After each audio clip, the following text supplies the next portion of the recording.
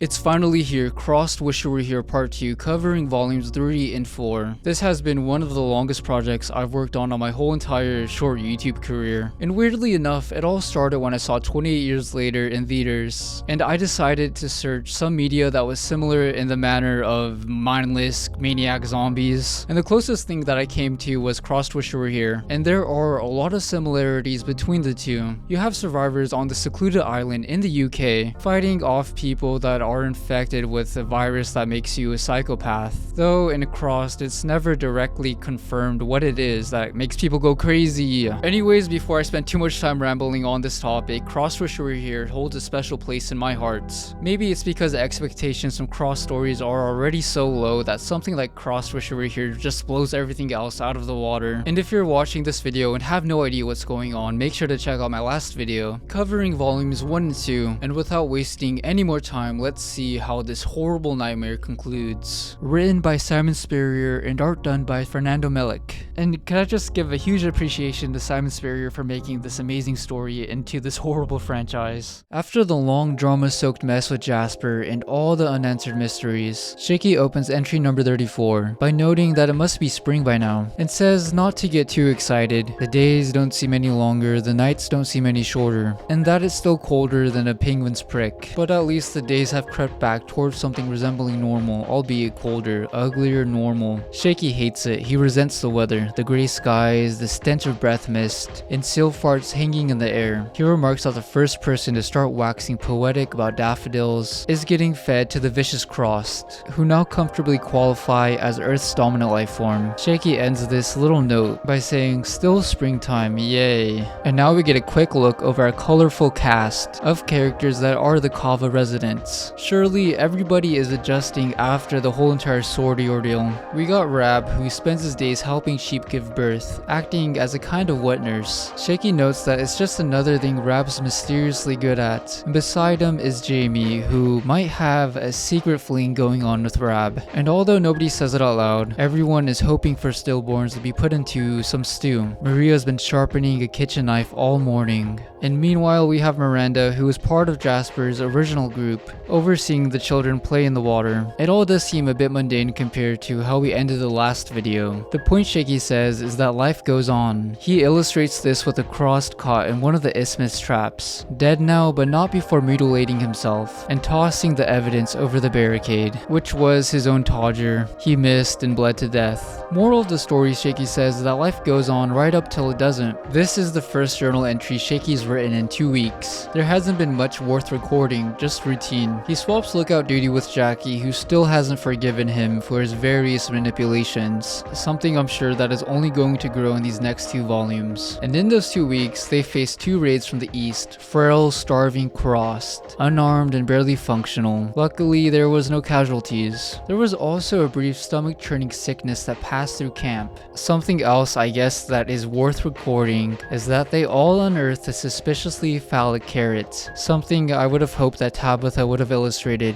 at least for the amusement of the reader. And finally, someone spotted a well offshore. There's not much entertainment that goes around Cava, and I'm pretty sure all those things are the closest we're gonna get to it. That was it, the same old, alongside the predictable continuation of the universal distrust and dislike directed towards yours truly, Shaky. But maybe not all that hatred was universal, because one of the bright spots for Shaky has been his late night visits with Tabitha, slipping into his dorm now that he wasn't exiled. Shaky admits he understands why people hate him. He did, after all, kill their exciting new leader, but that isn't the real reason for the tension. What truly unsettles them is the thing he brought back with him, the mystery they refused to name outright, the Crossed who didn't rush, the woman with the X carved on her face, instead of the typical cross-shaped rash, a new kind of threat, unpredictable, lingering, and worst of all, tied directly to Shaky, who is a snake in his own right, and who also refuses to explain any of it. Gossip spreads, barriers go up, and all Shaky can do is sit with his thoughts, circling old memories and unanswered questions. And if there is a worse crime in this brave new world, Shaky doesn't know what it is, just sitting alone, suffering with all those mysteries. And it is a bit ironic that Shaky did the whole entire manipulation of the story, going out to venture into the unknown, to cure that torturing boredom of mysteries, and now he has landed himself in the biggest one of them all. And it all circles back to Elin, and coincidentally, he drifts back to the night he shot the gamekeeper, and Elin writhing on the ground. She doesn't answer when he asks if she's okay. She's having a seizure. Shaky reveals she'd been epileptic all along. The stress, fear, and lack of medication finally catching up to her. And next to Elin is the gamekeeper's back, just wide open. Surely he doesn't survive this. All Shaky can think about in the middle of it is that the Holy Spirit has come upon Elin as he shoves a book between her teeth. He stays with her until her seizing passes, whispering that it's going to be okay. And just like how all cross stories are filled with misfortune, the gamekeeper somehow is still alive, groans nearby, because of course he is. Shaky stares at him in disbelief. Whatever comes next is something he refuses to write about, writing down in his journal not to think about it, that old perfectly formed battle cry, ordering himself to ignore it, to distract himself. Conveniently, distraction does arrive for Shaky. Jackie rings the lookout bell. Elisa shouts that 3 crossed are approaching. Then Jackie corrects her. They're not crossed. The shoreline fills fast with Cava lights. Des shoulders his rifle, guessing that it could be raiders. Tabitha, shaking from the weather, suggests that they might even be friendly. Elisa orders for the caches to be opened. No chances to be taken. Dawn snaps at Shaky, blaming him outright. God help us if they found your ridiculous little love letters. Rab, being the only one with a lick of sense, binoculars in hand, gets a better look. It's a rowboat with a woman in a white naval uniform waving down a white flag. She steps off the boat, removing her shoes, and walks barefoot onto the shore. Dawn moves to greet them, but Rab cuts in and goes first. Shaky and Elisa keeping rifles trained on the group. When Rab returns, his verdict is quite grim. It's worse than they thought. They're not raiders, they're not cannibals, they're bloody Americans. Continuing entry 34, Shaky writes that visitors were always a council talking point, back when he was still allowed to sit at the table anyway. Dawn's entire contribution to leadership was contingency. Every scenario, every outcome, layered plans stacked on top of plans. You just really gotta be ready for anything in this crossed world. When the Americans are brought into the kitchen for questioning, Shaky describes the Yanks as calm, well-fed, and aggressively friendly. Meanwhile, on the other hand, we have Dawn, who we already know at this point is really skeptical of anyone and anything. He rushes straight ahead into questioning without any formalities, saying, "What people? How many of you are there?" Rab does try to stop him, but Dawn continues, saying, "How many nearby? Where the fuck did you come from?" They talk openly about their people offshore, insisting that they're only here to trade. Shaky mocks one of them directly in his journal, writing, "Seriously, dude, we totally come in peace, because that's how we totally talk." Aside from the woman, the 2 other Americans are dressed in regular clothes, people you'd expect to see at a Chevron in the Midwest. After Dawn's aggressive tactic of questioning, the long-haired American smirks and asks why don't they just come and see for themselves. Rab buries his face in his hands, but Shaky notes that Dawn, as always, already has a secret plan. He cuts in and declares that the woman and the guy in the red hat will stay behind as insurance. If the others don't return in 2 hours, they'll start using it. Rab groans, asking who exactly is supposed to go. However, this time there's not any sort of planning, as Elisa, Shaky, and Des all raise their hands. At least that part was easy. I'm sure this whole entire thing is pretty exciting for them. Who knew that tourism still existed? As they walk with their guide, who introduces himself as Sean, Shaky tells him the insurance talk was just bluster, and to ignore Dawn. Des snaps at Shaky to shut up. Sean laughs it off. "All good, dude. No problemo." They row out in an aluminum boat, and just from the get-go, we can already tell that this is different from what we typically see, where the story was filled with wooden rowboats. Maybe the Americans have it better. As they make their way to the Americans group, Shaky mocks Sean's tone in his journal. Dude, like, we're all the bestest of buds, and pegs him as a walking cliche. Sean explains that he knew about Cava because a big bagpiping guy told them about it. Elisa mutters, "Bloody Jackson." Sean casually drops that their flotilla has been anchored for 3 days. "Wait, fucking flotilla," Des repeats. Shaky barely listens, he admits in his journal. He lets Sean pry, poke, and play at being a friendly spy. While Shaky seemingly went with the flow, what he was really doing was watching the hills, his thoughts drifting back to Elin in. Sean asks if he's okay, assuring him that they haven't seen any Crossed in months, and gestures ahead to a massive shadowy figure. That's when Shaky sees it. He writes that living on Cava makes you forget how beautiful the world used to be, but what reality steals his attention isn't the sea or the sky or the nearby hills, it's the flotilla. Sean proudly explains it houses over 388 people across 33 vessels. Cruise ships, cargo haulers, little fishing boats, any boat you can think about. Everything stitched together into what the Americans call the Drift Fleet, because it just has to have a cool sounding name. On my first read, this moment genuinely surprised me. Other cross stories show settlements and holdouts, and maybe they don't last that long, but they're nothing on this scale, because this is basically a floating fortress. Sean explains that the fleet mostly drifts with the currents, hence the name. Only rarely do they fire up the engines and go somewhere intentionally. Shaky asks whose call is that? Sean grins and points to the largest vessel looming above them. A man stands on deck,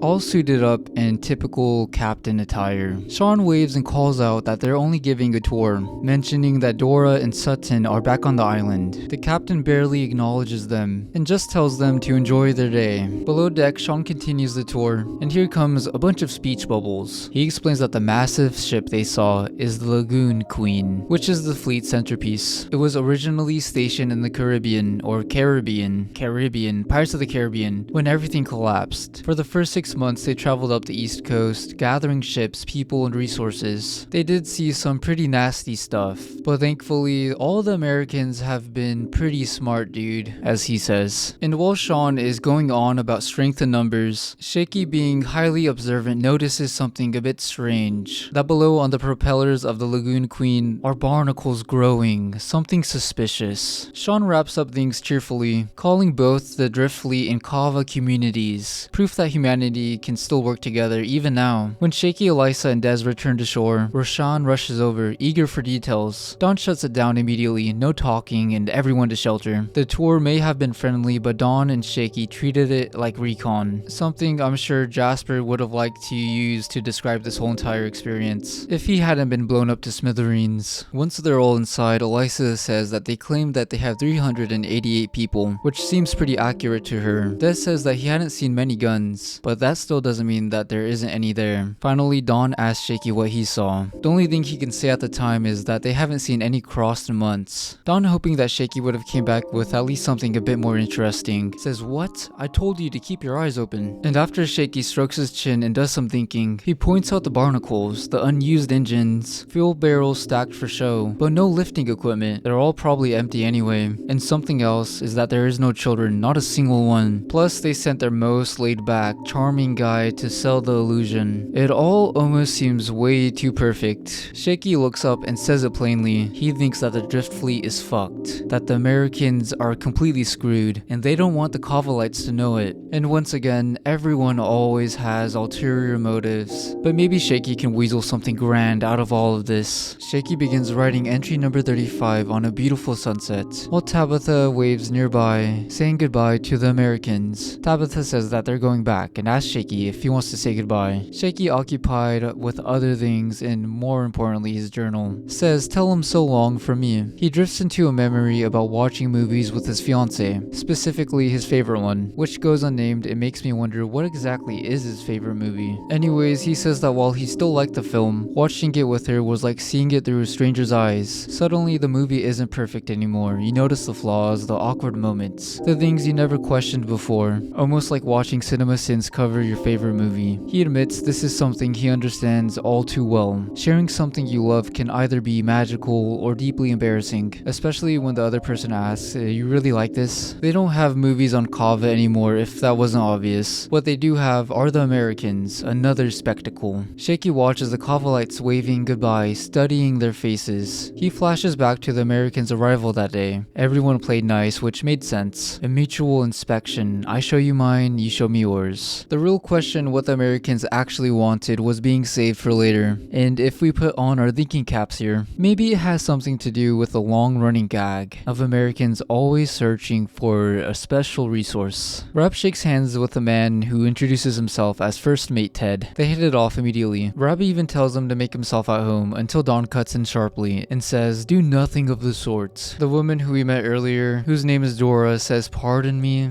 Dawn acts offended by the Americans simply existing. He says, "They will ask you questions, you will answer none of them." Rab does try to ease him up a bit, but Dawn continues anyway. Dawn lays down some pretty strict rules, like some foreigners are coming onto his server's region. He says no answering questions, no welcoming gestures, no friendships, and no trading. Dora rightfully disregards Dawn by saying, "Right." Meanwhile, everyone else is buzzing with questions. Roshan asks what it's like out there. Jamie says it's great to meet them. Skip asks them how many people they have. Mark announces proudly that he makes cheese, clearly the most important survival skill. Tabitha notices Dawn has wandered off. Shaky jokes that maybe an American killed his kitten, but in the distance, Rab and Dawn are arguing. Like how he previously did, Shaky compares the feeling to watching a favorite movie with someone, and realizing how awkward it suddenly feels. Watching Dawn and Rab fight makes him feel embarrassed. It makes Cava look weak. But like how you watch a movie with someone and you feel cringe, you don't feel responsible for the impression it gives off. That is, unless you secretly feel like you own it. The journal shifts to the past. After Elin recovers from her seizure, she wakes frightened. Shaky reassures her that everything is under control. More importantly, he reassures himself that he has everything under control. He remembers the look in her eyes, the moment when the memories came rushing back. Disgust, pain, then nothing. Like she shoved it all down a gutter and sealed it off. Shaky writes that Sister Teresa, Elin, had iron in her soul. When she gets up, Elin asks about a shoke. Shaky tells her that he's alive, recovering from the gamekeeper's attempt at suffocating him. However, he's still making a few unsettling noises. He admits he's more surprised that the gunshot didn't draw any cross.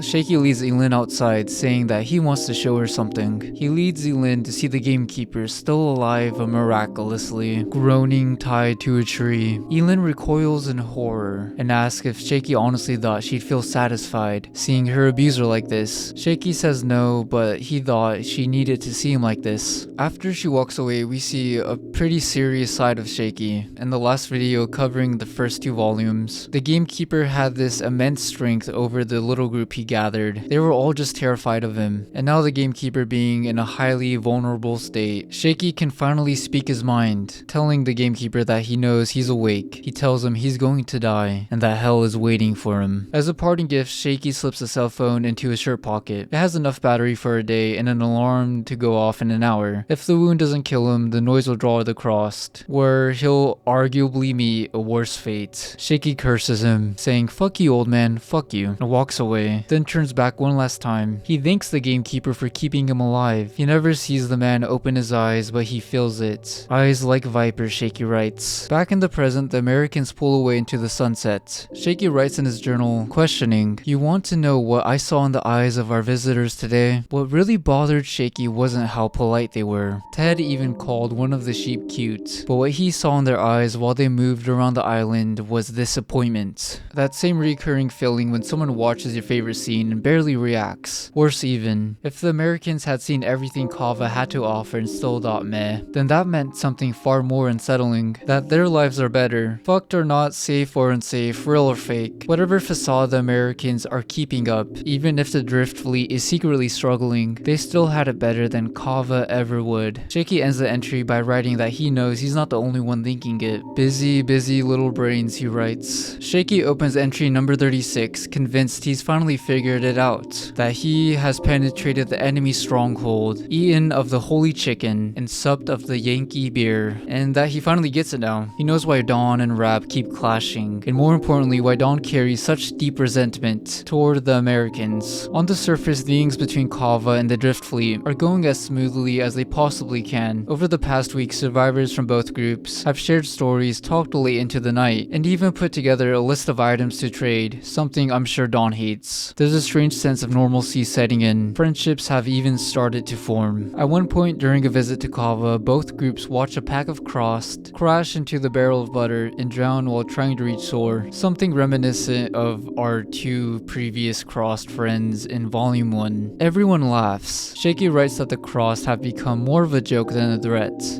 I wonder how long that sentiment will last. Things are finally beginning to feel hopeful, and yet Dawn and Rab remain deeply suspicious. During a council meeting, one Shaky actually sits in on, Dawn insists they keep their weapons cache hidden. He argues that the Americans need to be sent away as quickly as possible, and flatly refuses to allow any Cava Cava lights aboard the flotilla. Rab pushes back, saying Dawn doesn't get to control people's choices. If someone wants to go as a guest, that's their choice. Indy says so in his thick accent, saying Yanks invited guests. If we're wanna go see, they should be fucking allowed. Things get pretty tense and Dawn leaves the room. Edith says, how exactly do you intend to stop us going? Rashawn even argues, saying I want to see it, and Jamie flat out calls Dawn a fascist. In his journal, Shaky describes Dawn as a paranoid, socially manipulative, Napoleonic little fuck. He suspects Dawn's behavior is about power, about forcing Cava to confront an uncomfortable truth that the Americans are stronger, and if they wanted to turn violent, Cava couldn't stop them. That fear manifests itself in Wish You Were Here's most interesting panel, to say the least. In Shaky's imagination, the drift fleet colonizes Cava. The flotilla's captain plants a United States flag into the soil, as his fellow Americans slaughter and abduct the Cavalites. It's really just absurd and extreme, and it perfectly captures the questions Shaky believes are rattling in Dawn's head, which consists of, what if they abduct the guests we send them, weaken us even more? What if they're basically pirates waiting to steal our supplies? Shaky at that thought thinks paranoid bollocks. And just to add it, one of my favorite details in this panel is just an American firing off a gun into the air, capturing that perfect American stereotype. Shaky writes that Dawn won't allow anything to threaten his authority. Maybe others feel the same way, Dez, Elisa, even Rab, but it doesn't matter, because what finally changes Dawn's mind isn't reason or debate. It's a punch to the face. And while it's not that clear who threw that punch, I'm pretty sure it's Rab. Afterwards, Dawn wipes his face and says, fine, send a delegation to go aboard, send them and be screwed. Hands shoot up in excitement, but Dawn adds one condition. Whoever goes, Shaky goes too. Shaky looks back saying, huh? That question throws us back into the past when Shaky said, why me? Sharing that same sentiment. Shaky had asked Elin the same thing. She explains that a shoke is doing something indecent. Shaky reluctantly agrees to deal with it. It's the only thing keeping a shoke quiet. But what exactly is a shoke doing? He's masturbating, quietly laughing to himself. He's gone pretty bonkers after the incident with the gamekeeper. Hell, he's even gone full nude while doing it. You know, at least somebody here is having a good time. And while they walk the next day, Shaky explains in his journal that a shoke hasn't been the same. Shaky chalks it up to oxygen deprivation, PTSD, whatever explanation helps him move on. Then the shoke squats in the middle of the trail and takes a dump without a shred of shame. That's when Shaky pulls Elin aside and says it aloud. A shoke is becoming a liability. They might have to leave him behind. It's a vile thought. And as Shaky beats around the bush, Elin tells him no, that they are not leaving him. She goes to comfort Shoke, helping him take a potty. Shaky mutters that the gamekeeper would have left him. Elin just says Shaky, that's enough. He admits that she's right. He apologizes and goes to find some leaves. Just one of the few things that Shaky is good at, finding the perfect leaves for wiping. Back in the present, it's revealed that Skip, Jamie, and Shanice have joined Shaky, alongside with Dora and Sean, who act as their tour guides as they arrive at the flotilla. Shaky's instincts are on edge. He warns Dora about crossed activity in the area, alluding to Elin, but she brushes it off. In 18 months at sea, they've never encountered a cross group they couldn't handle. She assures them that at the top of these steps is the safest goddamn place on the planet. When Shaky does step onto the deck of the Lagoon Queen, he's stunned. Massive wooden planters stretch across the ship. It's almost a fantastical sight to the people in this world. For instance, take the people of Cava, who barely manage to keep up most of their livestock.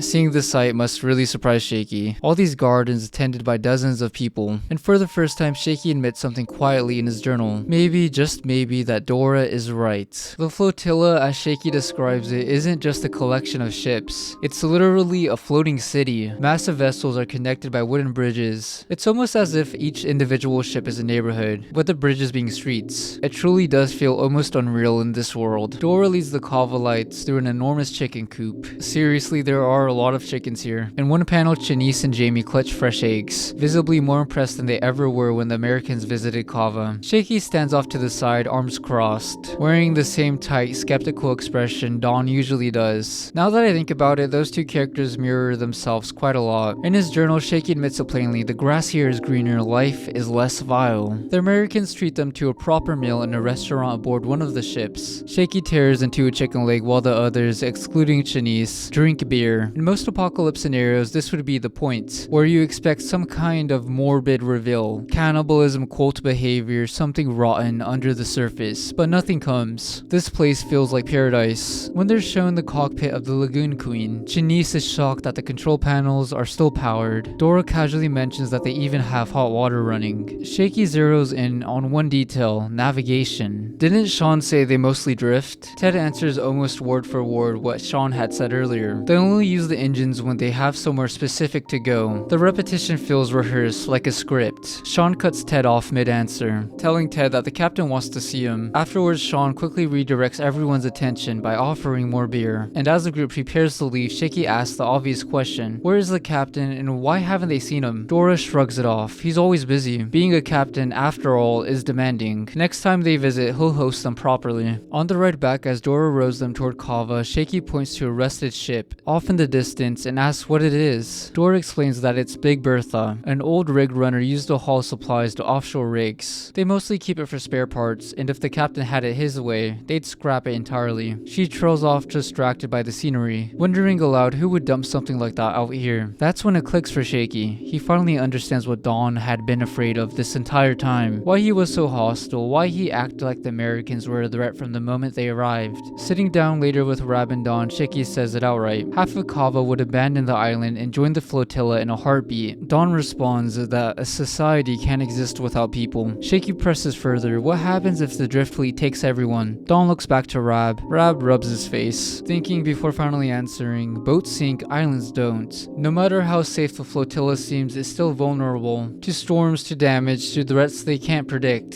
Something that is far too common now. Don, at Rab's realization, says apology accepted. Don knew he was right from the start, and walks away, declaring there will be no more visits. End of discussion. As Shaky turns to leave, Don stops him. There's something else he wanted to say. Shaky already knows what it is. Don sent him to the flotilla because he knows exactly what kind of a man Shaky is. He knew Shaky wouldn't be dazzled by chickens and beer. He knew that a snake like Shaky would fight just as hard to stay in his own garden as a weasel would. Shaky writes that Don sent him because he understands something no one else does, that he doesn't deserve anything better, that nowhere else would have him. So as things seem pretty clear and Shaky finishes writing up in his journal, Tabitha bursts into his room, tears streaming down her face. She can barely get the words out. She's missed her period for 2 months now, and as she kneels by Shaky and puts her head on him, Shaky says what she can't, that she's pregnant, and oh boy, I wonder how this is going to turn out. Because as we all know, that Shaky is the most qualified person to be a father.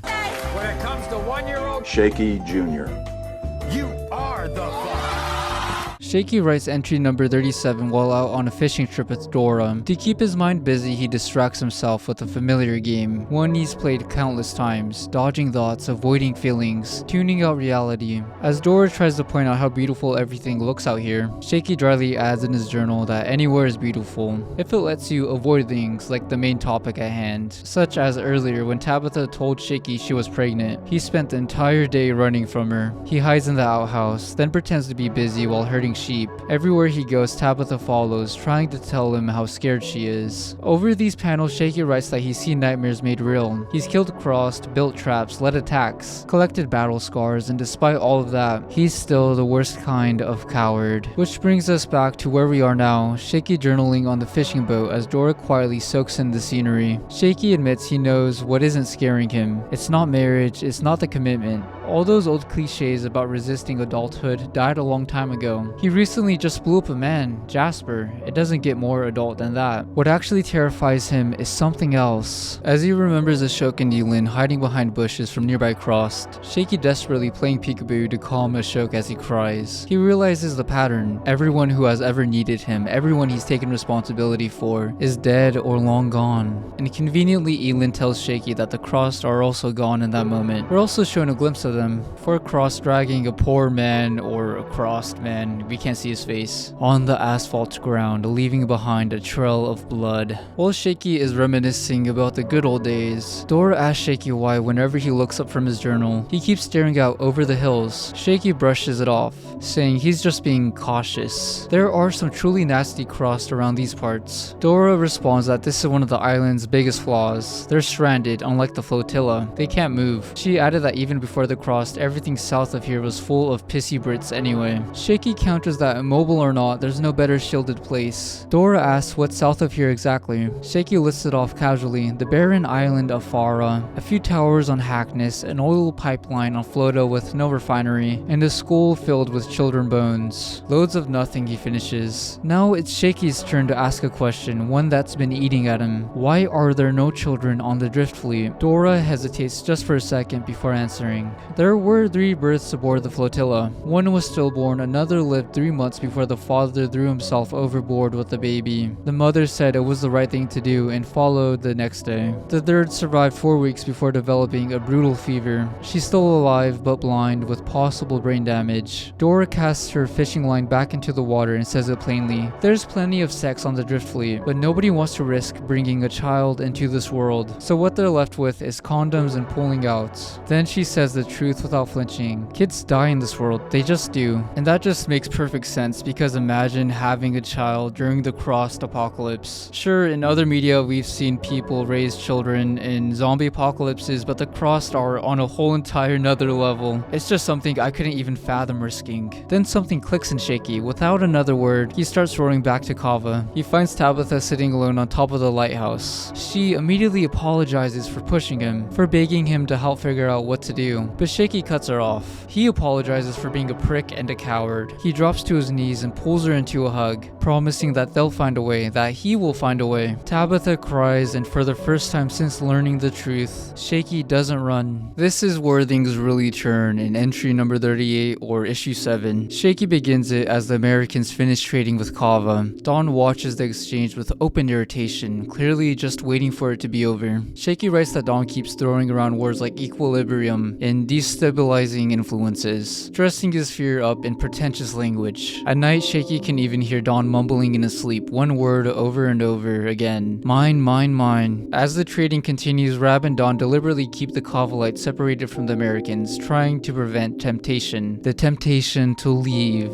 It doesn't really matter. Anyone who toured the flotilla already knows what paradise looks like now. Compared to Cava, it's quite primitive. Anyone who wanted to go with them is quietly wishing they were leaving today. Everyone except for Shaky. Not just because of Rab's suspicion that the drift fleet is one massive floating death trap, but because Shaky knows his place, or at least he thinks he does. He writes this as he sits nearby journaling while Tabitha works on a mud painting. Shaky writes weird. Something has changed in how Shaky feels about Tabitha. He remembers how in his earlier entries he was drawn to her pragmatism, how she made art simply because she made art, not for meaning, not for legacy, just because. Shaky tells Tabitha that nothing between them has changed, but something feels different. Tabitha tells him it's because the element of choice is gone. Romance, she says, never sits well with obligation. Shaky is impressed. He smiles and tells her that she's good. She shrugs and says that she's just observant. Shaky writes the phrase down in his journal: romance never sits well with obligation, and adds that maybe she's right. Maybe romance died along with the rest of the world. Still, he admits that what he has with Tabitha is something real, something worth holding on to, something positive. And yet, as the panel shows Shaky cuddling with Elin in the past, he clarifies that this isn't some love that conquers all cliche, not something from a story. Back then, Elin used to shift closer to him in her sleep. Shaky wonders while she slept, did she love him at night the way he loved her during the day? Before that thought can continue, a shoke suddenly jumps between them, yelling cuddles, startling Elin awake. Shaky laughs past the shoke and says, okay buddy. It's a small, tender moment. Unfortunately, none of those ever last for Shaky. Back in the present, Shaky writes that love, obligation, and romance are just words, ideas, and in this new world, there's always something waiting to turn ideas into questions. That something arrives to the sound of bagpipes. Elisa hears it first. Rab groans, "Aw, pish," as Jackson pulls up to Cava in a motorboat, supplies hidden beneath a massive tarp. Or what we assume are supplies at least. Jackson hops off, greets Rab, and casually announces that he's back with nothing but himself and his nipples. Before Dawn can ask where he's been, Jackson heads straight for Dora, shaking her hand and saying he figured he he'd find her here. It turns out that Jackson's been doing some reconnaissance for Dora, checking out Floda, the island with the oil pipeline. Things are starting to make a bit sense now. Dawn reacts immediately, demanding to know what the hell he's talking about. Brad presses too. Dora doesn't bother sugarcoating it. She tells them, no offense, but you guys are sorta dumb. With the massive ships, the eco-conscious branding, the American cliches. They really should have seen the bigger picture. It's always been about oil. Shaky points out that Floda is useless. It's just a terminal. The oil there isn't even refined. Jackson snaps at him to shut up. Shaky figures Jackson still remembers him then at the sortie. But Jackson pulls the tarp on the boat and says that isn't all he found on Floda. Curled beneath is Selen. She's alive, filthy traumatized, and barely responsive. Sitting in the fetal position, she mutters broken fragments of words. Clay, lone, X, time and place. And just like that, whatever fragile sense of stability Cava had left is gone, with the sense of dread surrounding the mystery of Selen's disappearance. What could she have possibly gone through? In the aftermath of Selen's arrival, she's placed in the lighthouse under Maria's care. She hasn't stopped murmuring the same words, repeating them like a broken rhyme over and over. Rab is the one who suggests the lighthouse. To care for her properly, he says, while Dawn says to contain her. Everyone gathers in the kitchen, Americans included. While Maria gives her assessment, Selen is obviously deeply traumatized. There's no sign of physical injury, no hidden explosives, no traps waiting to go off. Dawn presses the point anyway, clearly worried that Selen could be another trick, like the explosive cow from earlier, God rest its soul. Maria shuts down any assumptions about danger. There are no grenades inside of her. That leaves a question everyone's actually waiting on, which comes from Jackson as he says, "Hi diddle AD, you'll all listen to me." He says that while playing his bagpipes, he ran into the Americans off the coast near Durness, far southeast of Cava. He pointed them toward the island, told them about Cava, told them to bring their unicorns, the ships, with them. In return for a decent pair of shoes, he agreed to help scout Floda for oil. Floda, according to Jackson, was wrong from the moment he stepped ashore. Crossed or crucified along the coastline, arranged deliberately, echoing scenes from Houghton. Animal corpses were scattered everywhere. He didn't see the cross at first, not directly at least, but he heard them, laughter, screams, the sounds of pain and sex overlapping, echoing through the oil terminal buildings, like wolves circling out of sight, and that they were talking in a foreign language, and that there was more laughter than he ever heard. Jackson says the worst part wasn't the noise, it was the feeling of being watched. He insists the crossed were there hiding, observing him instead of attacking. He knows how it sounds, he knows everyone thinks he's mad, but he's certain that they were watching him, and that's a shite injecting level of scary, he says. What really perplexes Jackson is that crossed are simple. They'll follow the biggest and nastiest fucker among them, but there's no real thought behind it, it's just reaction. So when the crossed do use their brains and have a sense of self-control, it makes them all the more terrifying. Inside one of the buildings, surrounded by candles, he found Selen. She was alive and laid out as if she was some sort of peace offering. The scene was ritualistic enough that Jackson's only response was a stunned, half-whispered, "Fuck my balls." Truly just a proper reaction to that. Beside her, the only thing he found was an envelope, empty, unmarked. Shaky understands the implication immediately, that the crossed may not write or not know how to communicate properly, but this was the closest he was going to get, especially with the letters that he left for Elin. This is her way of saying, yeah, I read your messages. Dora basically just shoves that whole entire thing away. Maybe she secretly read Shaky's journal and just obtained that idea of to ignore mysteries, saying how tricksy the cross could be. Who would have thunk it, but supposes that it doesn't change anything and pivots back to business. Whatever Floda is, whatever lives there, it doesn't change the Drift Fleet's goal. If anything, it makes the oil more important and that they need Cava's help. Dawn refuses outright, Dora ignores him. Rab follows her outside, arguing that the oil on Floda is unrefined and useless. Dora doesn't answer him directly, instead she looks at Shaky, as if looking to him to explain it to the others. She says, "Mr. Shaky." It takes him a moment, then it clicks. Big Bertha isn't just scrap, it's a portable refinery. How Shaky didn't notice it earlier might be exactly why Dora had written everyone on the island off as stupid. Dora gathers the Cava lights outside and finally introduces herself properly. Captain Dora Notori of the Drift Fleet. Before she can even finish, Des cuts in, saying they should hold on a second, that the fat bastard Don isn't really someone the rest of them associate with, and that he thinks he's far more important than anyone aboard the flotilla. Des only stops himself when he notices Rab, Shaky, and Don stepping out of the building. Dora doesn't react, she doesn't argue, she just gets to the point. Everyone here already knows the truth. Life is safer on the drift fleet. It's bigger, better supplied, and better defended, and right now the drift fleet needs help. What she's proposing will be dangerous. She admits that the real reason they've stayed near Cava for so long wasn't goodwill or coincidence, it was evaluation. Cava has weapons, a lot of them. Entire caches Dora was deliberately kept away from. Meanwhile, the drift fleet has 5 guns total. Don tries to shut it down. Des steps toward him and tells him to shut up or he'll break his neck. And he looks like he could do it with one hand. Dora finishes without raising her voice. Anyone willing to donate a weapon and ammunition to the drift fleet gets to come along on the expedition and gets to stay aboard the post-apocalypse cruise ship. Shaky begins entry number 39 in the lighthouse. Selen is beside him, still under Maria's care, still being fed by mouth, and still repeating the same phrases over and over like a broken hymn. Time and place, Clay Lone X. Shaky tells us that in all honesty, it's all going directly to tits, and that today had been a really weird day. Earlier, the moment Dora finished speaking, the Americans left. They didn't linger, they didn't negotiate anything. They simply walked away, leaving the Cavalites behind with nothing but hunger and the weight of what they just heard. That offer of bringing their own guns with them to the drift fleet on their little voyage to steal some oil. Rab and Don were furious, but in different ways. Rab was insulted by how Dora had spoken to them, how easily she dismissed the island as idiots. Don, on the other hand, was angry that they'd let her leave at all. She could have been leverage, a bargaining chip, something. But the one thing they both agreed on is that they need to think very carefully about what to do next. Later, the council gathered around, Rab asking the question, any opinions on the topic at hand? But as this is going on, Shaky is writing in his journal. He writes that the island of Cava is doomed. It's unhealthy and broken. And if anyone around here does any thinking at all, it's with their mouths. Another abysmal honest fact that Shaky shares with us, that as a community, it's all dying, as an entity, as a functioning society, and yet most of them don't even realize it, especially when you're offered with a reality that is far more appealing than Cava, the drift fleet. Shaky goes on in his journal that it's something to do with leadership. It's like you don't get anywhere in this horrid world without common purpose, without unanimity, which is something the sortie taught him, that once one person openly considers leaving, others follow. It becomes a trend, then a slope, then a slide, and that unanimity, if you're super lucky, is something that comes naturally, something that evolves with the group, just like he and Elin had done it before. Flashing back to the past, we see them holed up in a room, overlooking a map and deciding where to go. Shaky points out that north or northwest maybe, while Elin points out named locations where she thinks they should go. Shaky adds that maybe they should get a boat, while Elin says that maybe they'll shelter up in the hills. But it's going to be tough navigating through all the crossed. At one point they even finished each other's sentences. It had felt effortless, organic, that unanimity. But as true as most things in this world, it never lasts, it always breaks. Sooner or later, there comes a point in every group where agreement can no longer develop on its own. When a group has existed too long, when pressure mounts, unanimity stops being something you reach and something you impose. As the council argues with Rab and Don over Dora's proposal, a strange kind of unanimity. God, am I using that word too much? Well, it emerges anyway. No one outright says, I want to go with the Americans, but the shouting, the interruptions, the overlap all point in the same direction. Shaker writes bitterly about Rab and Don, tyrants who can taste the death of their authority, like rot in the air, which is probably the main reason why they're all angry over this fiasco. They can't find a convincing argument to stop what's coming, so Shaky forces the issue. He imposes that unanimity. He grabs a chicken from the cage and snaps its neck.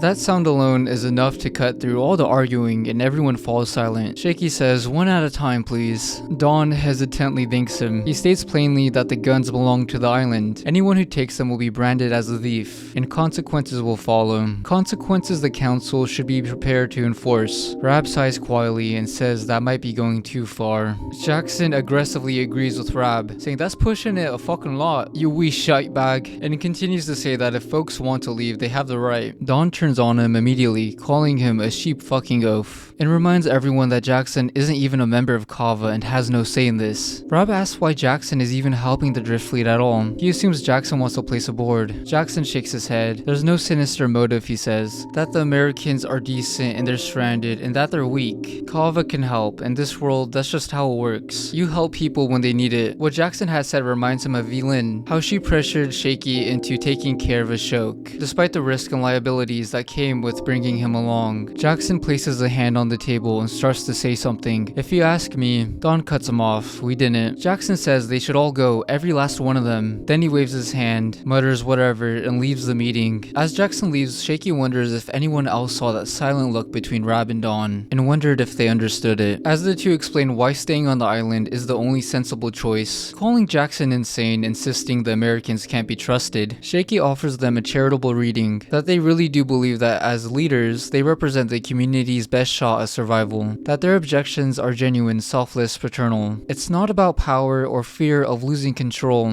which is something Shaky tells us that you can assume if you like. That it's not about desperately preserving the one sly, dirty little niche they found which validates them in this ugly world. As Shaky leaves the room, his journal reads that he has no such illusions. He writes that Cava is his home, he's fought for it, lied for it, killed for it. He won't give it up easily to chase safety aboard the drift fleet. What he really goes outside for is to catch up with Jackson, and attempt to speak with him. Jackson plainly tells him to fuck off and calls him a weasel. But there's something eating at Shaky, one question he can't let go. Did Selen say anything else when Jackson found her? Jackson ignores Shaky and keeps walking. Shaky puts his hand on his back, saying Jackson please, but then Jackson turns and punches him. I'm sure he still remembers what happened during the sortie. Shaky begins writing number entry 39, and it's become a common occurrence where he just starts journaling in the lighthouse near Selen. By now, it's not impossible to notice the damage that Jackson had left him with. One eye is swollen shut, darkened into an ugly bruise. It makes him look even more worn than usual. Maria asks if he's coming to the big meeting. Shaky tells her he will, just not yet. He says he wants to finish writing first, and tells them to start without him. It's a familiar excuse. Writing gives him a few more minutes to hide and to plot. I know it's going to sound a bit funny, but Shaky is like that one phrase. While they were playing checkers, he was playing chess, but winning for him usually has something to do with self-gain. Earlier, after Jackson knocked him to the ground, Shaky groaned and asked what that was for, but the truth is something he already knew. Jackson just said it out loud. Shaky deserved it. Jackson doesn't dance around it. He tells Shaky that everywhere he goes there's ambiguity, half-truths, tricks, that Shaky carries a closet full of skeletons and sooner or later they always come spilling out. He doesn't trust him, never really has. Then Jackson adds something worse. When he first found Selen, she was saying something over and over again, besides the Clay Lone X time and place thing, that everything she'd done, everything she'd endured, it was all for Shaky. Not Selen herself, but of course alluding to Elin. How sweet of her. As Jackson walks away, he leaves Shaky with some food for thought, telling him that he's poison, and that he'd kindly ask him to leave him the fuck alone. That thought sticks with Shaky, enough that he goes looking for Tabitha, maybe hoping she'll contradict it. It is a bit endearing to see Shaky have these self-conscious thoughts. He finds her working on a mud painting, and really focused. So focused that she doesn't even look up towards Shaky. He asks if she's okay. She says yes, as okay as someone can be while carrying his child. Out of all people in the world, she casually mentions the upcoming meeting, then glances at his face and tells him that his black eye looks like an anus. Shaky thanks her, dry as ever. They both know why he's there, why Shaky always goes to Tabitha. She cuts straight through him, telling him that he didn't come here for conversation. He came here for another therapy session, another attempt to hear something about redeeming himself. Shaky hesitates before finally asking the question he's been circling. Is there any hope for him? Tabitha doesn't soften her answer. She says Shaky is, at his core, an arsehole, pretending to be a nice guy. But she doesn't stop there. She adds that maybe, just maybe, he's also a nice guy pretending to be an arsehole, pretending to be a nice guy. Double camouflage. Layers of performance piled on top of each other, until he doesn't even know which one is real. Shaky doesn't argue, he just sits with it. A memory surfaces. A shoke in the middle of another episode, clinging to a football goal pole, refusing to let go as Elin tries to get him off of it. Shaky is about to say what everyone is thinking. Elin stops him, telling him not to say it, that his shoke was a liability. Now returning back to Tabitha, Shaky hopes that she is right. Which brings us to the present where Shaky is riding in the lighthouse. Selen still beside him, still repeating the same words like a looped recording. He kneels down in front of her, trying to pull her back into the moment. He touches her face gently and tells her that he knows she saw Elin, the crossed nun. That Elin even mentioned him by name. He asks where she's been, what happened, and all of a sudden something changes. Selen snaps out of it, just enough to answer. And the first thing she says is unexpected. She says that oddly enough she was treated surprisingly well. Her story comes out slowly and fragmented. From Fort George to the moment they lost her to Flota where she was eventually found. She talks about meeting the Black Watch captain at Fort George, about being introduced to his wife. The place was full of soldiers, there was even a child there. But then she starts describing things that don't sit right, things that struggle to hold. Up on the fort's defensive walls, soldiers were shouting shouting, pointing towards something moving within the horde, an absurd contraption that only Crossed are capable of thinking about. And it's quite insane what they do. The Crossed holding a sheet by all four corners, and there among them, the mysterious figure wrapped head to toe in duct tape.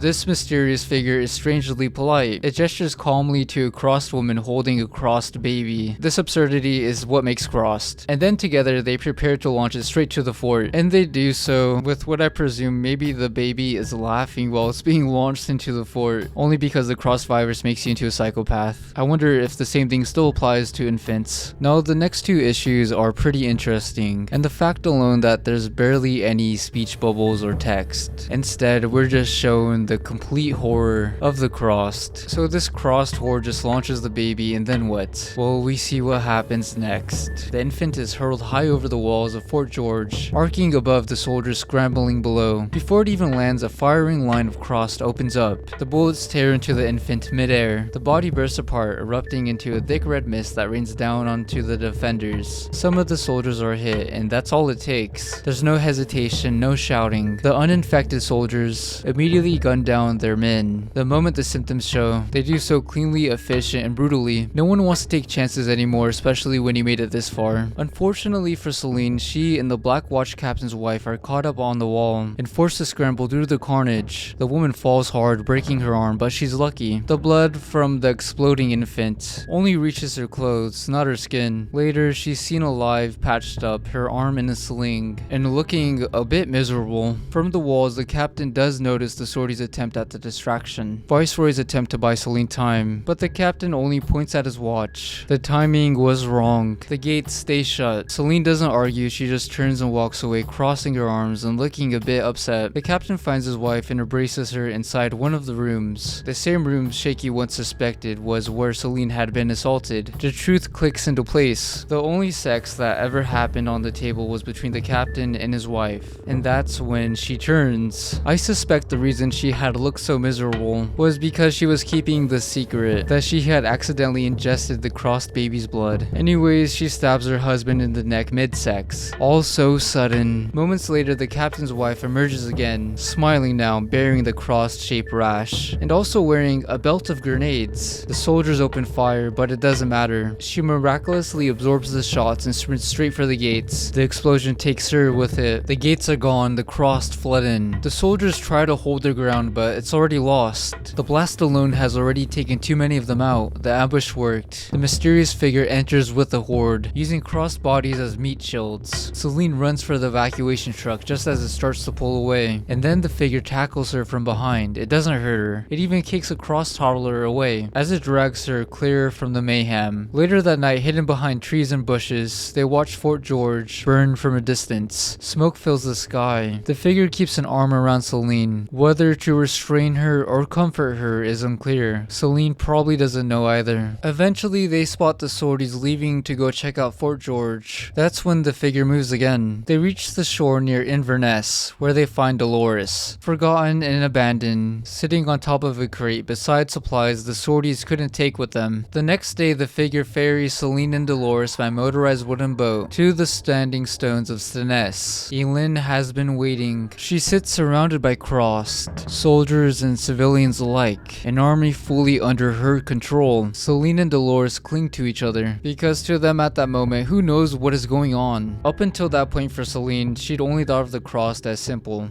and dumb. But now seeing the crossed be this organized must have been horrifying, especially when you're so powerless. Elin raises her arms in the shape of a crucifix, halting your crossed army as if they were misbehaving children, holding them back from the sight of two fresh humans waiting to be tortured. The figure hands Elin one of Shaky's letters, and while we're shown her glancing at it, I really do wonder if she could even read it. As a gesture of kindness, Elin kisses the top of its welding helmet in return. Then she removes one of the figure's boxing gloves and points at Dolores, as if giving a command to a dog. The figure attacks. It lunges at Dolores, beating her without any mercy. When it's done, Elin snaps her fingers. The cross descend on Dolores, and they all ravage through her body, pulling her apart. In an instant, there's nothing left to look away from. Already overwhelmed by the shock, a single push from Elin is enough to send Selen out cold. What follows isn't important because of the violence or depravity, something that is always expected within the crossed comics. What matters matters is control, brainwashing. Elin keeps Selen in front of her at all times, while her army roams freely, burning buildings, indulging in every impulse. And Selen is forced to watch, forced to listen. She repeats the words over and over, play alone, X, time and place. And we even see Elin taking part in some of that depravity. Remember how we saw that one crossed guy literally throw Elin a bone inside of her? From the first part of this video, it's insane. Well, we see it again. We even see Elin munching on an arm. She repeats those phrases until Selen repeats them back, until they stick. Elin cries while trying to speak in her limited cross capabilities, telling Selen to listen, to say all for him, to give all for Shaky, while leaving behind the empty envelope. She says that a boat is coming and now it's time for her to go. When Selen opens her eyes, Jackson is standing over her. Back in the present, Selen tells Shaky what she remembers. She struggles to speak. She says she dreamed of safety, of being back at home. Then something behind her eyes shuts off. Shaky's journal reads that the muscles of her face go tight, like someone switched them off.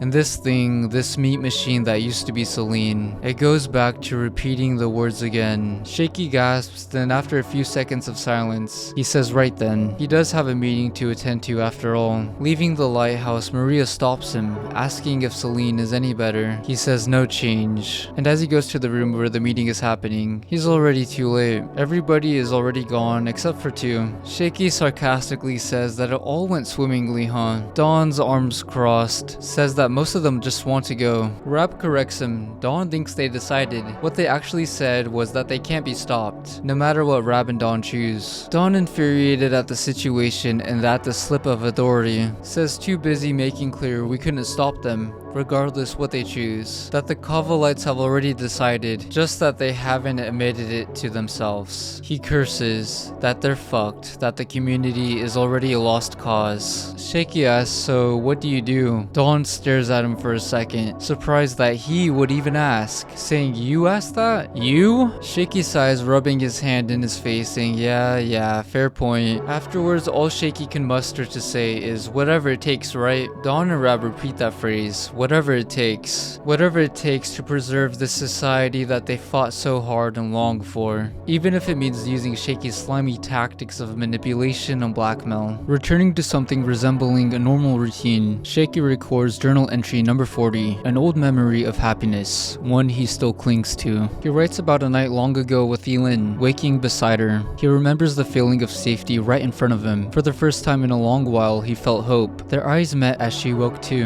and for a brief moment, Shaky could tell she felt it as well. He writes, in the fuzzy instants, you know, the ones, those precious moments when your brain's on, but all the conditioning and worries and bullshit haven't come online yet. In those moments, Elin was Shaky's. Then she blinked, reined herself in, turned away, and fell back asleep. And I'll throw you a little bone, just not in the crossed way. Elin had denied herself of any impulses. Maybe she's even doing so now. Shaky wakes a second time back in Cava, and reminds himself that daydreamers don't last long. The mantra that's been with us for a while now. Rashan bursts into his room, telling him gunshots have been heard and the bells are ringing. Shaky, perhaps a bit irritated and startled, says, I fucking heard. When he rushes outside to see what all the ruckus is, he mocks himself, saying a world with hope? Good one. Elisa fills him in. The Americans have got themselves in quite the pickle. Out on the water just off Cava's shore, 5 Americans are fleeing toward them. They'd been scouting Flota. Dez adds that the Americans gunned their engine the moment they spotted Crossed on their tail. Shaky mutters that they're not fast enough. As the Americans get overwhelmed, Crossed hurling spears at their boat, Rab and Dawn don't rush to help. Instead, they spectate. Rab strokes his chin, noting how poorly trained they are. Only 2 shooters are on board. Dawn agrees that the Americans lack any survival skills. Whoops, he says, spotting one of them falling into the water, saying he just went for a swim. They could honestly care less what happens to them. Shaky suggests they offer assistance, with just one word, help? What he later admits in his journal is that he meant something else entirely, that they should help the very people responsible for the inevitable collapse of Cava. His world, his community, his reality. Jackson immediately cuts in, saying of course we should bloody help, calling Shaky a shite hawk. Rab gives in against his instincts. Dawn, scanning the chaos through binoculars, agrees. If nothing else, there's a quid pro quo to be had. So Cava's heavy hitters head out. Dez, Elisa, Jackson, and Shaky. Well, maybe not Shaky. The Americans shout for their friend. hand, a pitchfork lodged in him as he struggles to stay afloat. Sean panics from the boat, while another American fires wildly, unable to hit anything. This just goes to show how incompetent the Drift Fleet's members are. It's just a complete shit show. You would expect people that survived this long to be a little more capable, but that's not the case here, and Shaky's solution to end this mess is a grenade out of all things. Elisa says, but the noise. Meanwhile, on the American's boat, Sean is frantic, saying that Rambo over here couldn't hit the ground if she was lying on it, and to make things a little bit more ironic, he states the obvious, that the crossed are on an inflatable. It just needs one pop and they're done for, and stresses that it's like Baghdad out here. Without even convening with the rest of his Cavalites, Shaky just lobs the grenade onto the crossed boat and lands perfectly, blowing the boat up and the crossed on it apart. Dave isn't as lucky. The guy in the water, a crossed with a knife, has him, and his American buddies call out to him, thinking that there's still a chance to save him. Shaky just shushes them, telling him that he's dead, and as Ted tries to say, but he's still in the... Shaky says he's dead once again. Something that the Americans haven't learned so far is to know when to cut a lost cause. Shaky later writes that it took poor old Dave a couple of minutes to realize prolonged underwater knife tip arse violating is in fact a terminal condition, and stop making horrible gurgling noises. He realized he wasn't going to get out of this and stopped fighting. The current around Cava takes both Dave and the crossed attacker under, and just like that they were gone. Sean breaks down afterward. He's really green to all of this, explaining that they were only meant to do reconnaissance around the oil terminal at Flota. They weren't expecting any action at all. Shaky notes how unprepared the Americans are, how their minds simply aren't built yet for the reality of the crossed, and how he envies their unnumbed minds, which once again is just surprising. Jackson steps off the Cavalite boat and onto the Americans, announcing he's going with them and taking his hippogriff along, something I had to search up, and it turns out it's a mythical creature. Shaky agrees aloud that it's probably wise. In his journal though, he tears into Jackson, calling him a traitor, a nutcase, a yank aiding Judas. He admits most of it is written out of spite, writing PS, doesn't like / trust / respect me. As Shaky, Elisa, and Des row back to Cava, Shaky tells us through his journal that he woke up again today, for the third time, being lucky. That maybe his world, his community, his reality, the inevitable disintegration, is a world with hope, and that he has a brilliant idea, that beyond the quid pro quo, Shaky gained something more valuable from the encounter. He now knows without a doubt that the Americans are woefully unprepared for crossed attacks, or really any attacks. Dora claimed they hadn't seen any crossed in months, and as he relays this to Des and Elisa, he starts to scheme. That old manipulative Shaky is finally back, and surely nothing good could follow. In the next issue, Rab and Dawn gather everyone for an announcement. Rab tells everyone that they're not going to like this. The idea though comes straight from Shaky, a secret, a fabrication, a story built to spread. Rab lays it out. While Jackson was here, he learned something troubling. According to him, the Americans are planning a raid on Cava. The plan had formed earlier that morning, right after Shaky watched the Americans nearly fall apart against a handful of crossed. Back on the boat with Elisa and Des, Shaky tells them to imagine this. The Americans claim they haven't seen crossed in months, and now suddenly they want Cavalites to come along with them. What they really want, Shaky implies, is access to Cava's weapons. In his journal, Shaky notes that Des and Elisa are always the first to step into danger. He wonders why. Some buried anger, maybe a hint of psychopathy, or just an instinctive urge to escape the ever-present numbness, just as he had done so, manipulating the whole entire sortie lottery. In the end, he decides it doesn't matter. They both have nothing. They're only thinking in binaries now, kill or don't kill. And so they listen to Shaky. Before Rab and Dawn are even looped in, Shaky writes that agreeing to go with the Americans would mean everything he's endured was for nothing. He won't let them steal his people. Neither will Rab, neither will Dawn. Rab continues spinning the story. He says the Americans have been watching Cava for some time now, playing friendly while quietly taking notes. According to the lie, once they get fuel from the Flota terminals, they'll come back for everything: guns, sheep, food. Rab adds that Jackson said they've done it before, dangerously pulling another contestant into the web. Dawn piles on. Jackson, he says, is only pretending to side with the Americans. Rab, continuing the lie, says, hey, he's a good friend. He's with us and he swears by it. The crowd murmurs, suspicion spreads. Shaky notes that normally no one would believe something like this coming from Dawn, and they'd trust Rab instead. But this is too big. Even so, the Cavalites hesitate. Des and Elisa help reinforce the lie, with Des saying they're right, and that he didn't want to believe it neither. Elisa says Jackson told us just this morning. Shaky writes that he trusts simple people more than clever ones, even when they're terrible liars. He writes, who do you trust in times like these? That question pulls Shaky back to a memory. Himself, Elin, and the shoke. Discovering a lone church out in the open. Elin calls it salvation. Inside, seated in the pews, she says it's beautiful. Shaky leans in close, returning the sentiment. For a moment, they almost kiss. That memory is cut short by the present. The group mutters among themselves. They wavered, they stared. Tabitha, Shaky writes, is the only one who sees through it. That she's always been better than this than the rest. She could see the corruption bubbling out of Shaky's eyes. He says it's some winky pseudo-psychic bullshit. Like she can feel his brain. Like they're connected. The panels flash back. Inside the church, Elin stops herself just before the kiss. Her gaze suddenly turns to a stained glass Virgin Mary. An X is cracked across her face, mirroring the same scar that the gamekeeper had left Elin with. The two of them stare at it in silence. Shaky writes in his journal, behold, holy moments. Now Tabitha speaks up, adding even more weight to the lie. This is going to be extremely messy. When whatever they're planning plays out, she says that they're telling the truth, that she didn't want to say it. She didn't want to break anybody's hearts. But it's true that Jackson told her last night while she was on watch the same thing, that the Americans are not their friends. Shaky admits privately that Jackson's psychoanalysis was right. He is a snake, a poison that spreads once introduced, and he himself admits he'll do anything to protect his crappy, tedious, doomed little garden, and the best way, or the easiest way, is to infect the whole entire place. And now the lie has physically manifested itself within the Cavalites. Skip curses, saying those bastards.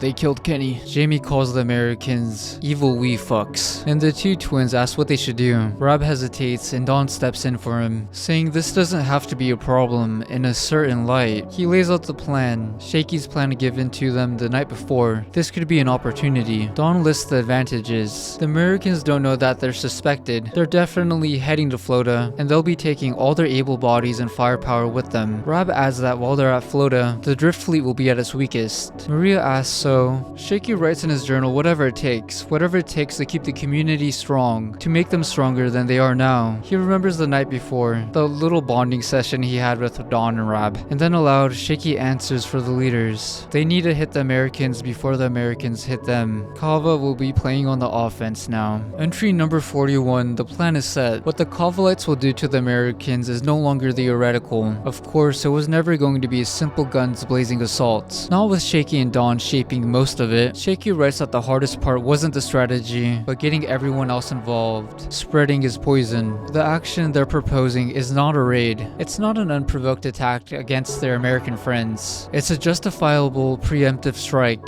Well, at least according to the lie. Who knew that propaganda would still find its way to survive, even after most of the world died? Others even chime in on the plan. Miranda is saying yes to get the Americans, and Jackie calling them double-crossing bastards. What was most important from the previous day was that everyone accepted the mindset. They prepared themselves for war. All that's left now is identifying weaknesses. That's why today Shaky, Elisa, and Des are heading to scout their American friends aboard the drift fleet. As they row, Shaky keeps glancing toward the hills, his own thoughts drifting back to Elin. Elisa notices and says, that's who you're always looking for out here. I seen you, eyes like headlights at the hills. That Shaky knows who she is. Even Des shows a bit of interest, saying who? Elisa says, the nun. Shaky, caught off guard, says, but blow it out your arse, that they've got a job to do, and she doesn't have the first huckleberry on what she's on about. The memory intrudes anyway. Moments after Elin pulls away from nearly kissing him, Shaky asks what's wrong. She looks up at the stained glass Virgin Mary and says she knows what Shaky is thinking and what she wanted to do. Guilt sets in and she continues crying. Shaky searches for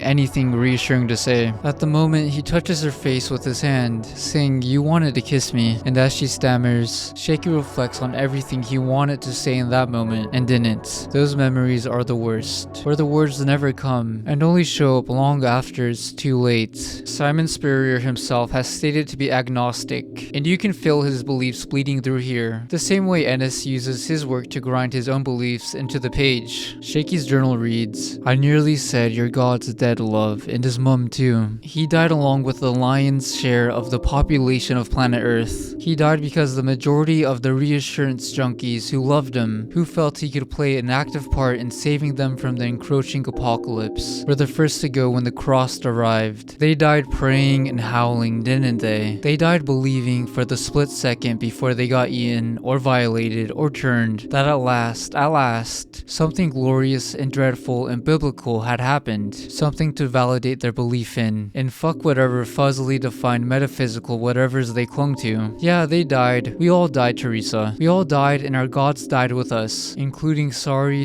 your pointless forgotten desert dwelling Roman bothering god on a stick and all the armies of guilt infectors who spread his word in the aftermath. That all of it should have died with them. The faith, the guilt, the cruelty wrapped in righteousness. He admits maybe it wouldn't have come out that way, but it's still better than what he actually said, saying, "You wanted to kiss me, so kiss me." He writes after that, coulda, woulda, shoulda. When he opens his eyes, Elin is standing there still crying, holding herself together by sheer force of will. She says no, best not. And just like that, she carries herself back to normal, shutting it all down again. Shaky calls it that old, wondrous, awful iron will. Back in the present, Shaky writes that they set their faces. 3 days ago, they had just lied to their own people and turned the Americans from friends in need into prey. Before boarding the drift fleet, Elisa tells them to look for weaknesses, to make a mental note of supply stores and gun spots. Shaky's journal is a bit crowded here. Panels of him wondering if Elisa and Des have started believing their own lies. He wonders if they tricked themselves into thinking about stopping the Cava lights into rushing off to a fleet-sized death trap. Rab's wars echo here. Ships sink, islands don't. Shaky calls it all bullshit. Everyone lies, everyone cheats, all to protect Cava, the one place where every person has a role, where they all have meaning, the only thing worth defending in this ruined world. They step onto deck of the Lagoon Queen and are met with immediate hostility. Jackson says, "What the fuck do yous want?" Shaky says they've come with an answer to Dora's offer. Apologetically, he tells them none of the islanders will be joining the drift fleet. As he lies through his teeth, all three quietly catalog weaknesses. Shaky notes the baby Dora mentioned, their prized possession, the fake captain now dressed as a civilian, the rope links between ships left exposed, gunmen checking ammo every 30 seconds. Weaknesses are everywhere. Dora asks if Shaky speaks for everyone on the island. He confirms it. Jackson cuts in, seeing straight through Shaky. How did he convince everyone to turn down a better life? How did he persuade them all?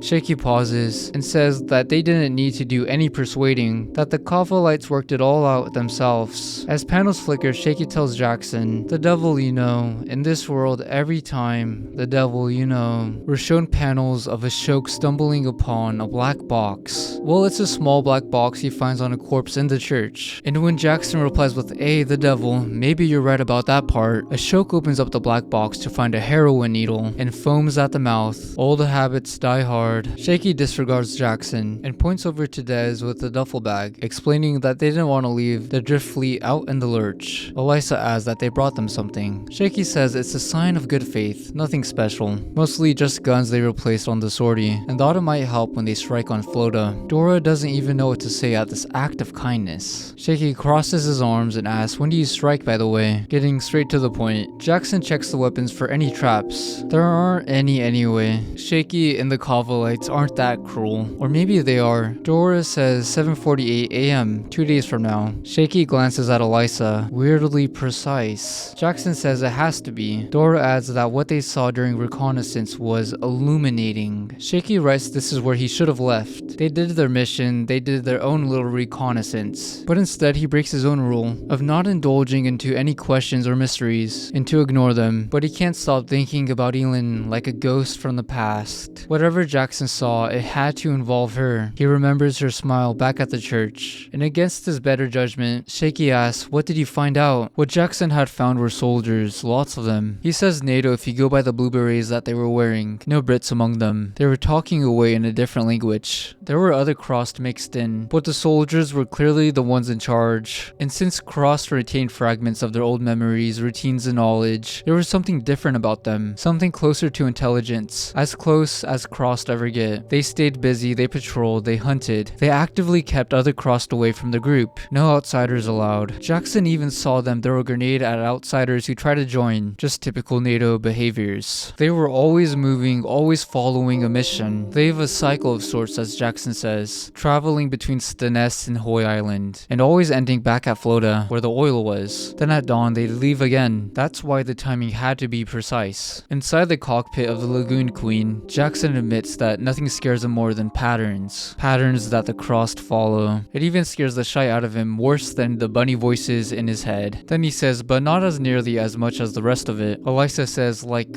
what? That the cross saw Jackson and didn't do nothing about it. Like the wee bits of art they left around, just as they had done so with poor Selen. Des, still not fully grasping what this means, calls it stupid. Crossed are simple, he says. They rush you, you shoot them, end of story. Jackson shuts that down immediately. Crossed aren't stupid, he explains. They're chaos, with just enough sense to follow whoever promises them the most fun. So Jackson asks the question that's been hanging in the air the whole time. Who promised them that chaos? Who organized them into something this precise? Shaky already knows that answer. His mind goes back to the church with Elin and the shoke. Elin had decided that she was staying there. Shaky tried to argue, saying, what? No. This place is dangerous. That they're going north, where it's safe. Elin cuts him off. God was here, she said. This was where she was meant to be. Shaky admits in his journal that he wasn't a man of faith, if that wasn't clear by now. And even now, in the state of the world, he found the whole thing ridiculous. So chances are, it wasn't God that day, telling poor Elin that regardless of her desires, he in fact didn't want her hanging about in his house. A shoke strung out on mind-altering substances, needle still stuck in his arm, was waving a gun around. He fired it, blasting a small crater into the church floor. Shaky doubts Elin appreciated that. He jokes bitterly that he'd once been dumped by text, and rejection via brain-damaged junkie had to feel worse. He immediately drops the shoke with a clean left hook, disarms him, and tells Elin to grab the bags, that they're leaving. 4 seconds later, they hear the screams. Shaky describes the sound as something rising out of the world itself, crawling up from the evening like a real religion. Ancient, venomous, soaked in history. The noise over the horizon is a mix of screams, barks, and laughter. Something primal and universal. It's been a few years since I read Blood Meridian, but the way Shaky describes the crossed horde arriving feels like something out of Cormac McCarthy's work. And then, as the screams get closer, it turns out that they're yelling about donuts and foreskins. Less profound than he first made it sound. Elin freezes. Shaky tries to snap her out of it. He tells her he can't move his shoke alone. He calls her Teresa, then Elin. He shouts that they're coming. Since they can't leave a shoke behind, that means they have no choice but to fight. Elin panics, repeating no over and over, realizing she has to abandon what she thought was her sanctuary. And to snap Elin out of her panic state, Shaky just straight up slaps her, then immediately looks guilty. He tells her to set her face. They fire from behind the church doors as cover. The crossed are unarmed, and it turns out that it wasn't a horde. There's only like 5 of them. Shaky says he doesn't think Elin hit anything. That's what he told her afterwards anyway, for her own sake. And just remember this key part of him telling her that she didn't hit anything for later. As they carry a shoke away, Elin says she hears engines. Looks like the cavalry has arrived. Reinforcements appear, crossed on mopeds. Shaky dives into the bushes. Elin drops beside him. No tears, no looking back at the church. Shaky writes that he loved her for that. Back in the present, Dora sums up what Jackson had said. So spooky, smart leadership uber cross running about in the local hills, right? That's about the size of it? While the panel cuts to the stained glass Virgin Mary one last time, referencing that it is all Elin's doing. Dora says it doesn't change anything. They need the oil. Filling the tankers will take 20 hours. Same again for the barrels. Sneaking in isn't an option. Instead, they'll ambush the crossed army as it sets out at dawn. While they're grouped together on the water, they'll be waiting. Gas on the surface, fire pipes, bottle bombs, every round of ammo they have, thanks to Cava's gift. The plan is to wipe out the crossed force in one strike. Shaky writes that one thing you can never call the Americans is unambitious. Dora says it's the safest way. Jackson, continuing, says it's the only way. Dora adds that it's overdue. No offense to Shaky and the Cavalites. With everything settled, they prepare to leave. Shaky waves the others on, and trying to pull Dora aside, but only manages a handshake. He thanks her, wishes her luck, and slips a letter into her hand. Another secret and another lie. The final panel lingers on the navigation screen of the Lagoon Queen, a marked point of interest near Claylone Street. Words Selen has been repeating over and over in her broken state, all of it still waiting to surface. This entry feels like that warning screen you get before the final level in a video game. The one that asks if you're sure you want to proceed, because once you do, there's no going back. Except this is only volume 3. The real ending is still a long way off, and that's what gives these following entries their own weight. Everything is about to go wrong, just not all at once. Shaky opens journal entry number 42 with his mantra for the day: protect what's important, a good one. He writes as far as bias excuse all sins manifest manifestos go. Today is the day of the preemptive strike on the Americans. To prepare, the Cava lights are woken 3 hours before dawn, though it hardly matters. Almost no one slept. In a world without caffeine, Shaky notes, adrenaline does the job just fine. As weapons are handed out and people ready themselves, Shaky reflects on how funny it is that this would be called the build-up in a story, the slow climb toward a climatic event, tension thickening with every step. In reality, he writes, this isn't a climb at all. It's a downward slope, a slide, always sliding toward horror. As dawn tells the preparing Cava lights that it's time, Shaky writes, protect what's important, in quotation marks now, is brilliant propaganda. Once that idea takes hold, you don't have to acknowledge what's actually happening. In this case, what's happening is a coordinated attack on the Americans, and the killing of anyone who gets in the way, the lies making it all justifiable. The night before Dawn delivered his speech, something he takes a surprising amount of pride in, given his past. The plan is simple, arrive just after dawn, when the drift fleet's muscle is off raiding Flota. Once aboard, cut the ropes, focus on the liner, and take everything worth taking. No guilt, no hesitation. Shaky admits he's no Bill Pullman. Independence Day speeches aren't his thing, but he does embrace one Hollywood cliche, leading the operation himself. He'll be there for the pillage, which says a lot about his confidence. This is a plan that puts them face to face with other people, armed and desperate, and yet Dawn is still going along. Shaky notes that there's no way that this little fascist would risk his own skin, if there were even a hint of real danger. Dawn reminds everyone of the one thing that could ruin everything, conscious guilt. He reinforces the lie, that this was all the Americans doing, that they are the aggressors. The Cava lights, Dawn insists, are only doing what they must. They're protecting what's important. As the able-bodied prepare to set out, Shaky writes that protect is a novel word for what's essentially a pirate raid. The rest of the island stays behind, Maria, Christine, the children, Selen, all under Rab's watchful eye. Rab Chief number 2. Rab was never one for proactivity. He avoids shooting, avoids killing, leaving today's preemptive violence in Dawn's hands. Dawn, who Shaky thinks is really only fit to cover their backs. And down the slide they go. As Shaky writes about that dreadful slide, the panels echo the past. How hard it was traveling with his shoke as his condition worsened, withdrawal setting in, his mind unraveling. The slide always begins, Shaky writes, with a sick idea disguised as necessity. By the time you're acting on it, you're already convinced it's the only rational choice. Tabitha asks just before they leave whether it's really safe for her to be going anywhere near flying bullets because of her current situation of being pregnant. Shaky reassures her as he writes into his journal, insisting there's no danger for her or the baby. Dawn is right about that, he says. In the panels, Tabitha searches Shaky's face, wondering if she should tell the others about a pregnancy. Intercut with this are moments of Ashok's deterioration, wandering with his pants down, collapsing into tears, becoming harder and harder to manage, until one night while Elin sleeps, Shaky wakes Ashok in secret. As dread thickens the air, Shaky admits that Dawn might be right about everything, or maybe he's wrong, or maybe he doesn't yet know how right he is. Not yet. Shaky writes down Dawn's words again. Guilt is the enemy. The moment you feel it, you've already lost. Words to live by in World 2.0. He ends the entry with Dawn's final line, written like a scripture. By doing what we're doing, our aim is perfect as it is simple, protecting what's important. That last thought repeating in Shaky's head as he closes the journal is that mantra, and as it loops, he wakes his shoke and tells him that they're going for a little walk, where they'll have a little talk about a rabbit farm. Shaky typically writes his entries at the end of events or sometimes in the middle of them, while they're still unfolding. This issue and the one that follows are written in the immediate aftermath of the assault on the drift fleet. He opens journal entry number 43, writing that it's done, it's over, and that he's not really sure how to write it all down, that it has been a long fucking day. As the first boat boards one of the drift fleet's smaller vessels and begins working its way upward, Shaky repeats the words, confidence and no guilt in his journal, over and over. At least at first there is no chaos, no blood. With all the drift fleet's heavy hitters off hunting on Flota, the takeover begins cleanly. Elisa pistol whips someone to the deck.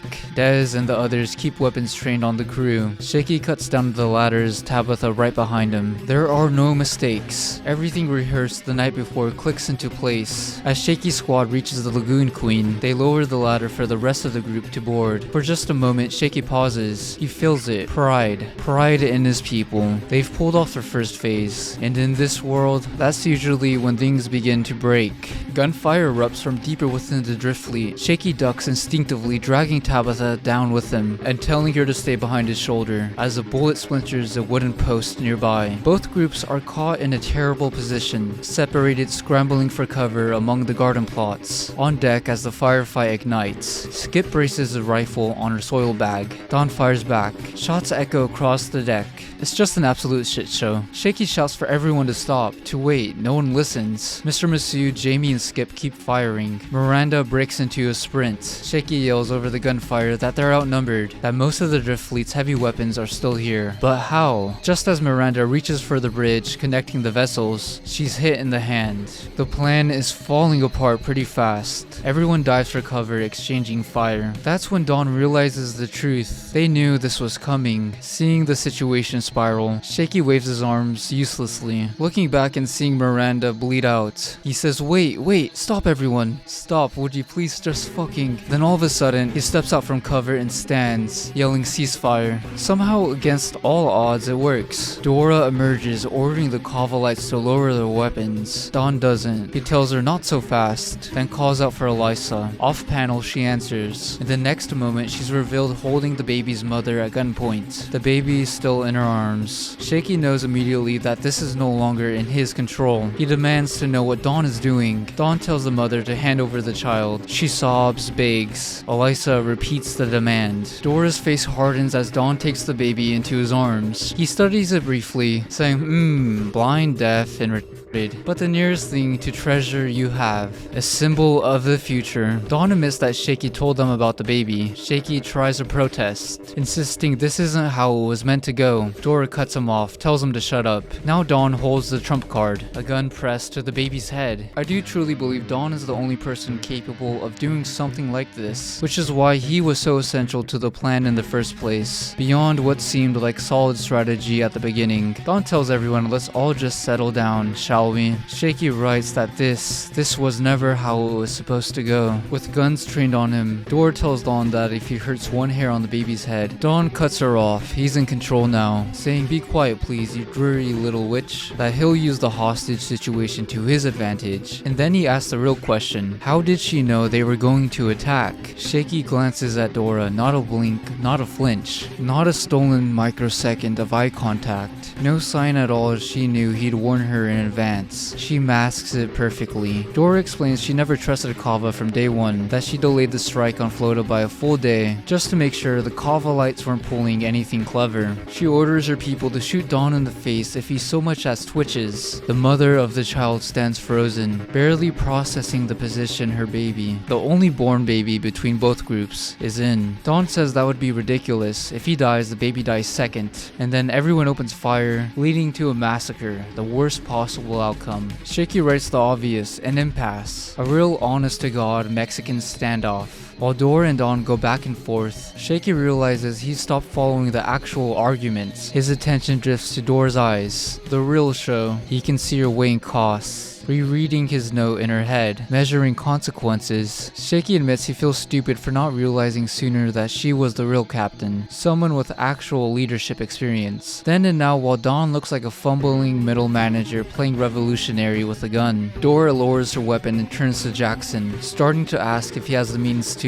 She never finishes. Jackson's knife leaves his hand and buries itself in Dawn's throat. Jackson confirms. Everything Shaky ever wrote about the slide into horror snaps into place all at once. He doesn't know where Jackson came from, how long he'd been there, or how he moved so fast. Dawn collapses, and in chaos the baby slips free, striking the deck hard. Shaky notes the only dramatic parts were the sound of a baby's skull crumpling on the deck, and the mother making a noise like lava hitting water. No one fires, no one moves. Silence pulls around the bodies. Their trump card is gone. The mother gurgles wordless nothings. Dawn lies twisted and dead. All initial initiative evaporates, with Jackson standing beside her, arms crossed. Dora orders the Cavalites to lower their weapons. They comply. Shaky finally manages to speak through the silence, saying this wasn't part of the plan. Dora tells him to shut up. She kicks Dawn's corpse aside and calls to Marcy, the baby's mother. Marcy can only scream to kill Elisa. Elisa tells her to wait. They're long past waiting. Dora immediately shoots Elisa in the head. This has been a total failure. Whether it traces back to Shaky's letter or the lies piled beneath it hardly matters now. The panel says enough. The lingering sight of Dawn dead, the baby broken beside him, Elisa falling, Miranda bleeding out from her wounded hand. Dora orders her people to strip the Cavalites of their weapons and to take a hostage. She doesn't hesitate. She points at Tabitha. Take that one. Shaky looks away. No shock.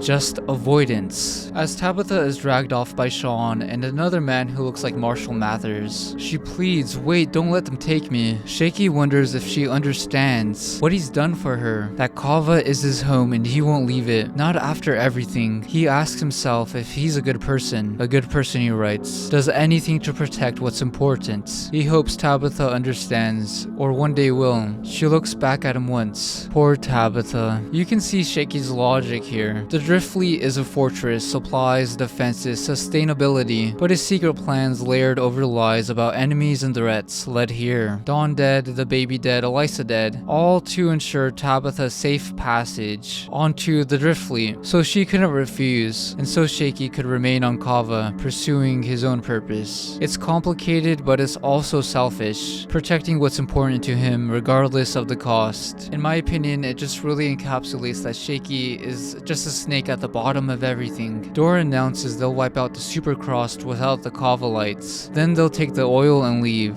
You know, just a classic American pastime. As a final warning, she says if she ever sees another Cavalite again, Tabitha dies. All of them die. Every last duplicitous, conniving, limey goddamn prick. She points to the ladder, saying, now get the fuck off my boat. And so the defeated Cavalites limp back home. Jackson overseeing the retreat, glaring at them like a disappointed schoolmaster. By now, we know endings are never clean. They're messy. They trail loose ends. Nothing like the story Shaky once wrote or wished for. The whole way back to Cava, Jackson keeps his eyes on Shaky. There's hatred there. Unmistakably so. But also something else. Respect, maybe. Jackson understood Shaky's motive beneath the lies. Despite the deaths, the Drift Fleet walked away with more weapons for the assault on Flota's oil terminals. Their odds of survival improved. All of it purchased at the knockdown price of securing the same for Tabitha and Shaky's child. Shaky likes to imagine Jackson thinking that a snake can't help being a snake, on behalf of protecting what's important. Wise words he notes bitterly from the now dead Dawn. That same mantra, protect what's important, carries us back to an earlier thread. The night Shaky woke a shoke to quietly remove him from the equation. To put it plainly, to get rid of him, before his noise or instability got Shaky and Elin killed. A shoke looks over to Elin still sleeping, saying, but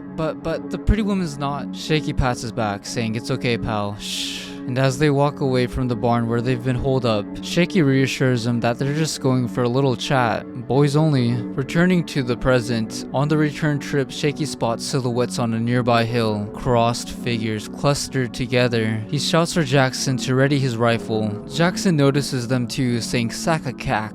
Even from the outline alone, Shaky knows one of them is Elin. As Jackson lines up the shot through his scope, Shaky asks if he can get her. Jackson tells him to shut up and fires. Memories cut against memory, past and present bleed together. Shaky tells the shoke alone in the wilderness, telling him to stay put while he takes a piss, promising he'll be back in a minute. Shame hangs on his face even then. Now anxiously repeating, Shaky asks if Jackson hit her. Jackson hesitates, saying something strange happened. Someone jumped in front of Elin and took the bullet meant for her. It was the figure, the one bound in black, wrapped tight in duct tape, now bleeding out in Elin's arms. The panels do the rest of the work.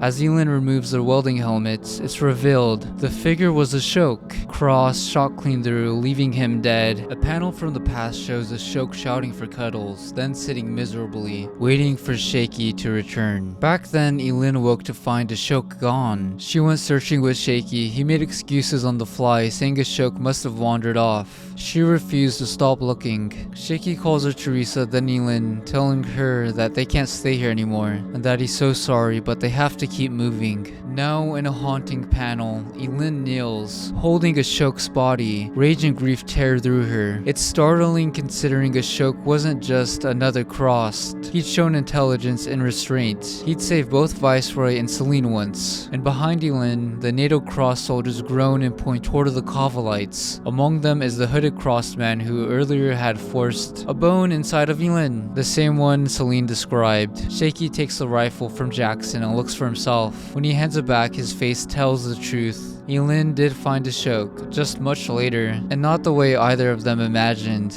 Shaky writes what he's written before: endings are never tidy, there's always a corollary, always something unresolved, and ends the entry writing, and never the slightest inkling is there if the downward slides actually stopped, or if there's always further to slip. With the Cavalites finally back home, Jackson decides there's some talking to do with his fists. He slams Rab barking, preemptive strike, straight into his face. Shaky opens journal entry number 44 by writing that this world is strange, then immediately corrects himself. No, it's grotesque, which we already knew, after surviving panel upon panel of ugliness and violence. But what he really means is that it's strange in the sense that the only remaining moral compass belongs to a sheep-loving sanity dodger from Glasgow, as Jackson calls Rab a treacherous prick.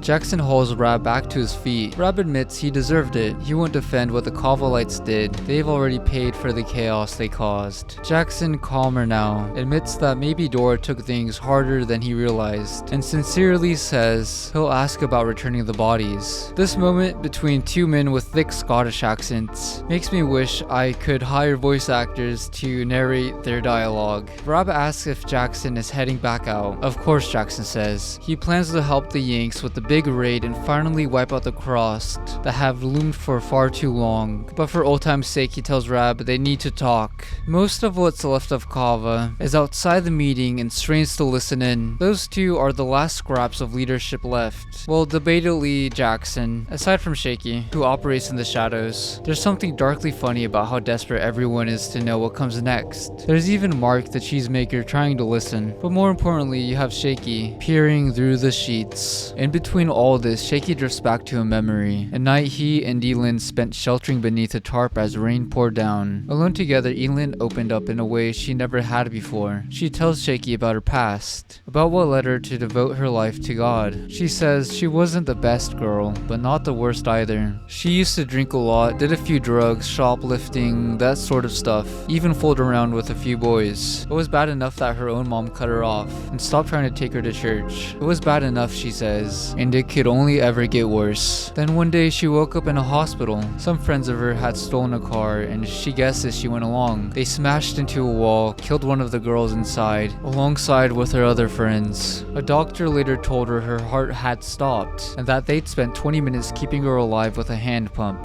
Elin says there were no lights, no tunnel, no divine visions, but she felt different. Lying there, she asked herself what she'd done with her life, and if she was going to be judged at the end of everything, she wanted something to be proud of. So she became a nun, careful not to offend her or undermine her decisions. Shaky asks, isn't that just blackmail? Doing good out of fear of punishment or for a reward? Elin laughs. She says she's heard it all before, that it's the oldest theological low blow in the book, joking that Shaky would have had the abbess foaming at the mouth. If you don't know what an abbess is, which is something I didn't know, it's basically a woman who is the head of a group of nuns. She tells them the why doesn't matter as much as the doing. What's wrong with trying to be the best person you can? Touching Shaky's arm, she says God is just a conscience, a way of judging yourself. Back in the present, Jackson tells Rab what they really need to talk about is Shaky. In his journal, Shaky wonders if Jackson is his judge. He's never liked him. Maybe Jackson is the only one who sees him clearly. Maybe he's Shaky's own bloody conscience. Peeking through the thin sheet of a door, Shaky braces himself, convinced the jig is up, that Jackson is about to confess everything about the letter that led to Elisa and Dawn's deaths.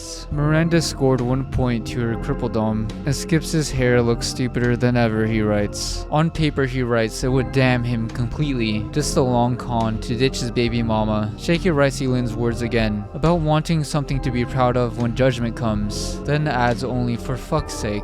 But Jackson doesn't mention the letter at all. Instead, he tells Rab that the crossed nun, the one with self-control leading the army, is here for Shaky. Rab is hesitant while he asks, "You think they would go away if you got rid of Shaky?" Jackson says could be, or could be that's exactly what she wants, and they would just invade Cava anyway. It's hard to say, but that's sort of the point, that you can't predict her. Jackson points with his thumb behind him, towards the sheets where Shaky had been eavesdropping, saying, "Now I've watched him, that sneaky wee rat listening at the door." Shaky just says, He continues saying it's clear that whatever happened between Elin and Shaky, he doesn't know her game either, so he's bollock all use here. Jackson lays it out plainly, treat her like any other guerrilla leader, worse, one who's just lost her lieutenant and is burning with anger. If the Americans fail, Rab or any Cavalite will kill her at any cost, cut off the head, and the body becomes easy prey. Shaky's memory returns to that rainy night. He tells Elin how he sees religion. He suspects her wanting to be good, but says so much of it feels pointless. He asks why her bloody lollipop lord would care about sins at all, such as swearing, smoking. Elin cuts him off before he says, even sex. Now in the present, apparently the walls are paper thin. Everyone reacts, Rab, Jackson, all of them, as Selen bursts out of the lighthouse to clarify some things, still wrapped in a blanket while Maria tries to shove her back inside. Selen insists Elin isn't really the leader. She's holding the crossed back, yes, but only because of Shaky. She explains how hard it is to control them, how angry it makes her, how sometimes she has to throw them a bone to prove she's another crossed, which is why she has the hooded figure shove one inside of her. As Selen talks, Shaky remembers that night under the tarp, him and Elin finally kissing. Selen adds my earlier points, hell, sometimes she's gotta throw herself one, recalling that she witnessed it firsthand. Rab presses for clarity, but Selen just points to the horizon, says no one noticed the sunset twice today. Beyond the hills, fire lights the sky. Rab swears, that's the fucking drift fleet. Shaky writes entry number 45 while hiding behind a rock.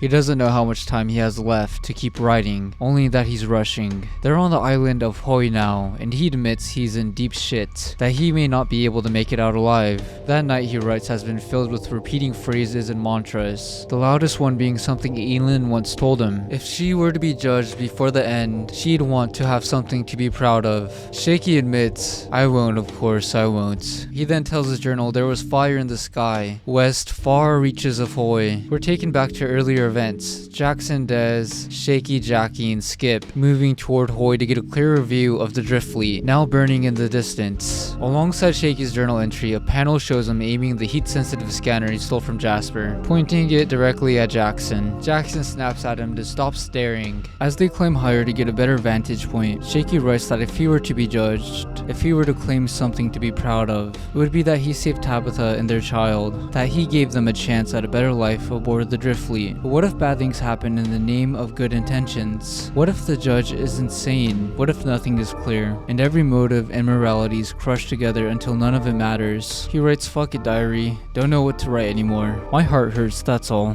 From the top of the cliff, they finally see the full scope of the disaster. Boats overturned, holes torn open, fires crawling across the decks. The drift fleet is dying. Rab had been right all along, it was never salvation, just a floating death trap. But Shaky can't stop thinking about Tabitha. She once told him she thought he was an arsehole pretending to be a nice guy. But that maybe, just maybe, he was a nice guy pretending to be an arsehole pretending to be a nice guy. He still wonders if Tabitha had been his judge all along, as he overlooks the carnage and the sinking of the drift fleet. He dumped her there in the middle of all that destruction. He left her behind because he couldn't face her, not with the shame of what he really is and what he's done, because he convinced himself the island still needed him, and as he writes that he left her to save her from the monsters, the same monsters who would later destroy the very place he thought was safest. Shaky tries to find some comfort in the situation, writing didn't see her Tabitha, suppose I'm pleased about that, and then writing repeatedly didn't see her while we see his imagination, what he believes happened to the people aboard the drift fleet, bodies being torn apart in typical crossed fashion. You just have people dying left and right here, a cross tightening a chain around someone's throat, another man using an oar to violate someone, and in the background, a girl who looks like Tabitha is shown moments from being stabbed. Jackson finally snaps him out of it, calling his name over and over until Shaky looks up. Jackson points toward the water. Elin has arrived, standing aboard her bone-decorated skull boat. Frost soldiers rope down from the decks of Lagoon Queen, dropping something wrapped in a black blanket onto Elin's boat. Jackson asks who the fuck is she? Shaky Shaky already knows the answer but doesn't share, something he takes a lot of shame in. That is until he thinks of a memory. Elin, the woman who always denies what she feels even after kissing him, even after pulling away in guilt, telling him she needs a moment before walking off alone. Now watching her amid the annihilation of the drift fleet, Shaky admits something that disgusts him. Beneath the fear, beneath the guilt, he feels envy. Envy of the crossed soldiers in her inner circle. Envy that they understand her mind better than he ever did.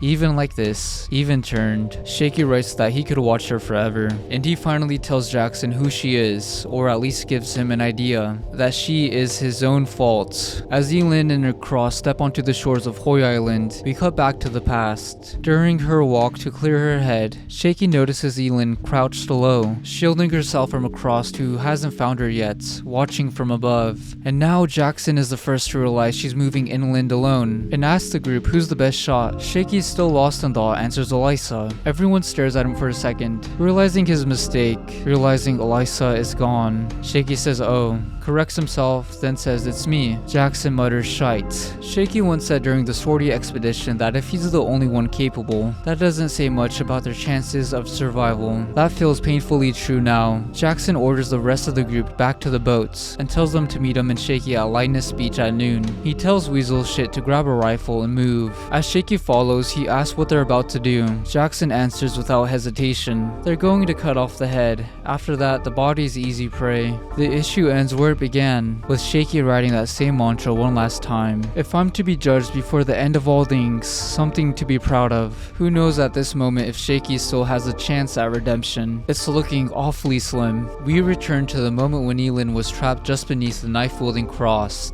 now playing a warped version of Marco Polo, calling out while listening for Elin sobbing. Shaky writes that when it came time to decide whether or not to take the shot, it felt like hours had passed. He watched, calculated, measured every risk. What if there were other cross nearby listening, waiting for the sound of a gunshot? In that moment, he wonders if the shot would save her or get the both of them killed. Busy little brain, he writes. And then Elin collapses into another seizure, another fit. He writes again that mantra about being judged before the end of all things, like it's burned into him. In the present, Jackson tracks Elin's path by studying the footprints she left behind, slowly piecing together her direction. Shaky tries to shift the blame, saying that this isn't his fault, and that Elin's outburst was Jackson's fault, that if Jackson hadn't shot a shoke, he stops himself. If Jackson hadn't shot that cross wrapped in black, none of this would have happened. Elin wouldn't be taking it out on everyone. Jackson turns and looks at him with pure disgust. Shaky, either trying to reassure himself or plead to the judge he thinks Jackson is, blurts out that he's not a cunt. In the past, Elin collapses mid-fit, just seconds before the cross lunges to stab her. Shaky fires. He doesn't think, he just shoots. He runs to her immediately, repeating to himself, please don't let there be others. He writes that you can't imagine it if you haven't lived it. The silence after a gunshot, the way it haunts the air. The terror is so thick it clogs your lungs, turns your hands into an earthquake, fills you with the certainty that you are not alone. He was right, other crossed were nearby. Voices carried through the dark, laughing, shouting, where? Closing in on Shaky and Elin. Back in the present, Jackson suddenly loses the trail. Shaky sweeps the heat-sensitive scanner across the rocks and catches a signature. A cross fires at them first. Shaky reacts without hesitation, firing from the hip. One shot clean. The bullet tears through the cross's neck. In the panel that follows, it's revealed the crossed man was shackled in place, chains binding his leg to a rock. Jackson stares and mutters, well, I'll be a badger's booby. He calls it the worst cliche imaginable. Only then does Shaky realize Jackson's been hit, the bullet lodged in his side, and that he can't feel his legs, as if things couldn't get any worse. Jackson groans, fuck, as Shaky panics, unsure what to do. Jackson tells him to look at the corpse. The cross had been kept there deliberately, hamstrung, fed, left alive as a sentry, just like the cross on the boat back in Houghton. Its job was to listen and warn the others, and that they'll be arriving any time now. Jackson tells Shaky bluntly that I can't walk, and you figured out, you wretched wee shite. We return to the past. Juxtaposed, Shaky holds Elin beneath a shallow cliff, hidden in a narrow crevice as hours crawl by. Above them, the cross stampede through the rain. Shaky doesn't know how they didn't find them. They were crashing, shouting, shitting, shrieking their nonsense, twisted voices, teenaged vocab. Shaky writes himself off as the lucky cunt. He never saw the crossed pass overhead. He just shivered and screamed in silence. While Elin slowly recovered recovered from her seizure in his arms. It's there holding her that Shaky finally gets it, that Elin was his judge and always will be. Not God, not Jackson and his sheeps, his slippers and his sneers, not Tabitha, not Rab, not even Cava itself, and definitely not the non-existent eyes that will never read these words, not even his own conscience. It's Elin who is the one that gets to decide what he is. And later, when the rain finally does stop, Elin mumbles something. Shaky is sure it was a thank you. Back in the present, the contrast is brutal. Jackson offers no thanks. Shaky raises his rifle anyway, not at the cross but at Jackson. He says he can't pull the trigger. He offers to drag him instead. Jackson tells him to listen. He talks about how he was a soldier at the Battle of Goose Green, about the Falklands War in 1982, about how he already lived through the apocalypse once. He's killed pirates, parasoldiers, and more cross than Shaky could ever imagine. He knows where the weapons are hidden on Cava. He knows where Cava is, how it runs, how it survives. Jackson groans in pain, saying fuck my bow, but that hurts. Before saying, more importantly, hadn't Shaky already noticed that he was pretty unsane already, and that he would do best not to have Jackson being turned. Truly a terrifying thought across Jackson. Jackson tells him to hand over the gun. Shaky hesitates before he does so. His journal notes that Jackson always saw through his games, through the lies. Jackson wasn't his judge, but he judged him anyway. And Shaky knows that Jackson hated him, right up to the very end. As Shaky hands over the rifle, he wonders what a man like Jackson, this broken, furious, insane hero, could still do as one last act, one final choice that might let him be proud at the end of everything. Sweat pours down Jackson's face as he keeps asking Shaky for the gun, demanding to know what he's doing. Shaky unloads the rifle until only a single bullet remains in the chamber and hands it over, saying one in the chamber and only one. Jackson takes it, calling Shaky a clever wee viper. He pauses before saying his final words. I do truly wish I'd been born on Jupiter, which I think is one of the coolest line deliveries in all of Wish You Were Here, despite the circumstances. And just like that, Jackson takes his own life, an anticlimactic death caused by the randomness of a single bullet from across. No heroics, no grand finale. Immediately, Shaky goes into hiding, waiting somewhere safe, waiting until noon, where the Cava lights will pick him up at shore. Alone with his thoughts in his journal, he writes in the end, just exhaustion that makes the changes. No flashy climax, not pursuit or combat. It's the end of the marathon, one filled with too much fear, inbuilt by horror. He thinks about everything he's witnessed. Sophia taking her own life, Selen's mind breaking, the baby's head hitting the deck, each moment as silent and unremarkable as breathing. Immediately following Jackson's death, Shaky looks over at his corpse, and then takes a moment before picking up the rifle that Jackson had once used on himself. His thoughts drift to Elin, to that night when she didn't pull away from his kiss, and things escalated into something far more intimate. He writes that the cycle of horror always returns, only slower now, as the adrenaline fades and the exhaustion sets in. The fear dulls with every breath.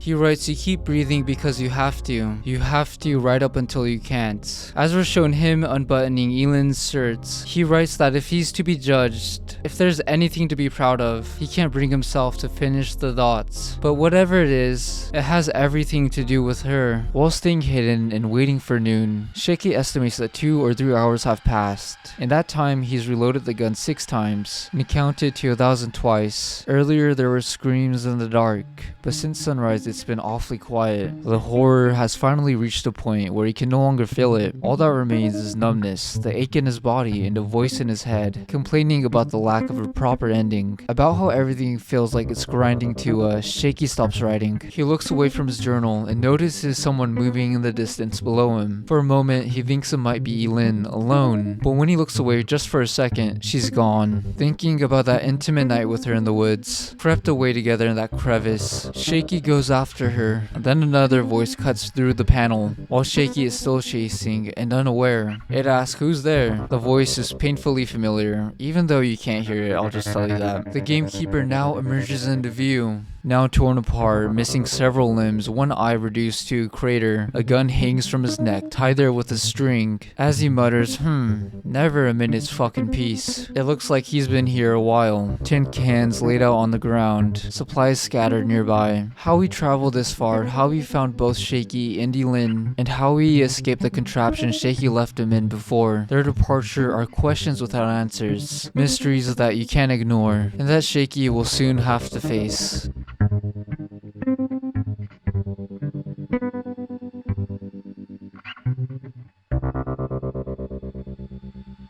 Picking up from where he left off, Shaky survived the night and reaches the shore at exactly noon. In his journal, he starts entry number 46, writing that today is about critical mass. For all the numbness, all the effort spent avoiding daydreams, sooner or later there's a final straw, the moment the camel's back snaps. As Shaky stumbles from exhaustion and quickly picks himself up, he doesn't notice a pen slipping off of him. The panel lingers on the gamekeeper, a quiet reminder that he's still out there. Critical mass, terminal velocity, sheer idiot cowardice, pick your term, Shaky writes. The point is that once you hit it, nothing else matters. Everything unravels. Thoughts lose their objections and calculations, and you're reduced to a mammal acting on instinct. It would take a miracle to interrupt that cascade, a mind of steel to beat the imperative. Something Elin had, self-restraint that still resolve. When Shaky and Elin were together in the forest, she told him to stop. Above them, a cross straggler was still hunting. Strangely enough, that was Shaky's own attempt of trying to reach critical mass, trying to nut. So far into it, he couldn't stop himself, while Elin's attention was fixed on the danger overhead. Even with horror close at hand, the dominoes had already fallen for Shaky. Instinct overruling reason, desire and selfishness refusing to yield, were shown Elin one more time, telling Shaky to stop it. And now when Shaky reaches line of speech as planned, a word he notes won't appear much in this journal anymore. Des and Skip ask what happened to Jackson. They read the answer on Shaky's face. Skip mutters, "Oh bugger." Des spits. Jackie buries her face in her hands. If someone like Jackson is gone, it doesn't say much for the odds of the rest of them. Jumping back and forth through the timeline, days later, rain pouring down, the panel returns to Shaky. He writes that he should come clean, that it's been several days since it all went down, and a lot has happened. Now there's only time to look back.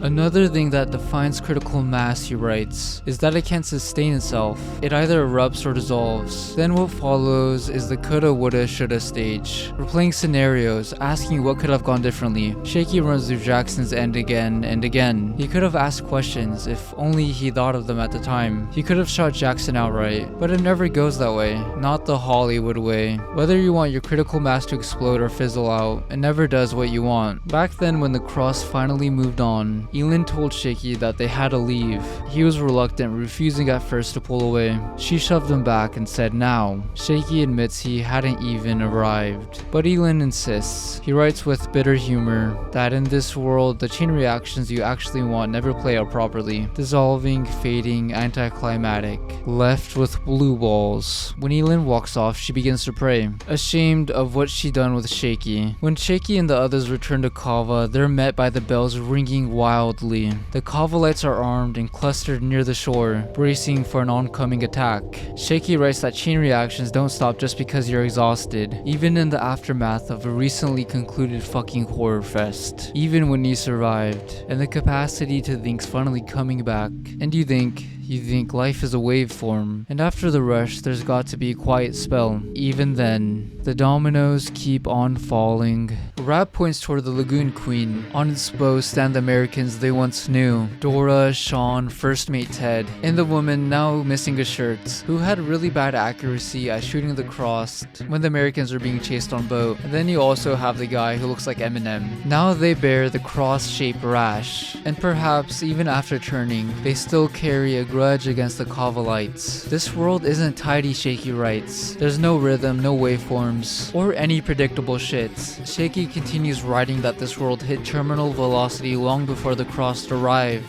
This world won't stop falling until it's pate on the fucking street. As the Lagoon Queen charges straight toward Cava, Shaky ends the entry with the thoughts that the world itself is critical mass, a never-ending explosion. The sight of the Lagoon Queen charging straight toward Cava, smoke and fire pouring from it, is pure hell. And it really does remind me of that one cutscene from Halo 3, I think right before the Floodgate mission, where the Covenant ship comes crashing down infested with flood. It's almost a similar situation here, and as the Lagoon Queen scrapes the shallows, the ship tilts hard, leaving the Cavalites no time to fall back on their usual routines. There's no careful positioning, no real preparation, just everyone bracing for the incoming storm of Frost. Thankfully, a few of them, Mark included, are already moving to use the gas pipes to flood the surrounding water. One of my favorite panels in this issue is just an overlook of all the Cavalites. Some are far beyond terrified, like Maria and Selen, while we even see one of the twins strapped with a gun and the other carrying jerry cans for the pipes. I just always like the shots of seeing the full cast, if not most. One of the cross leaps straight from the deck onto the shallow shore and immediately breaks his legs, a blunt reminder of just how reckless and stupid they are. Shaky writes that as the others get ready the gas pipes, it's lucky planning isn't the cross's strong suit either. They pour down the ladders, driven purely by excitement and adrenaline. Gas spreads across the water, and Rab gives the single order, burn. Skip hurls a Molotov into the shallows, igniting the first wave of crossed in flames. It isn't enough to stop them, but it buys the Cavalite something precious, a fighting chance. Dez orders everyone into range, guns firing into the mass, rushing toward them. While unloading his pistol, Jamie asks Rab if they can burn the ladders. Shaky answers by action, saying yes we can while throwing another Molotov toward one of them, but in a cruel twist of fate, it misses, splashing into the water right beside Dora, who lets out a little laugh. Now things are about to escalate pretty quickly. Everything happens all at once. Christine, one of the twins, is shot in the head. No one has any time to mourn. Meanwhile, the kids, Roshan and Lance, scramble to fill the bottles with gasoline. While in the middle of all the horrible action, Christine's sister, Edith, tries to call her name, but Rab says, "Get down, pet, get down." As the second wave of cross charges in full force, Shaky writes that he thinks he saw Captain Dora go down, but with the sheer number of bodies flooding the shore,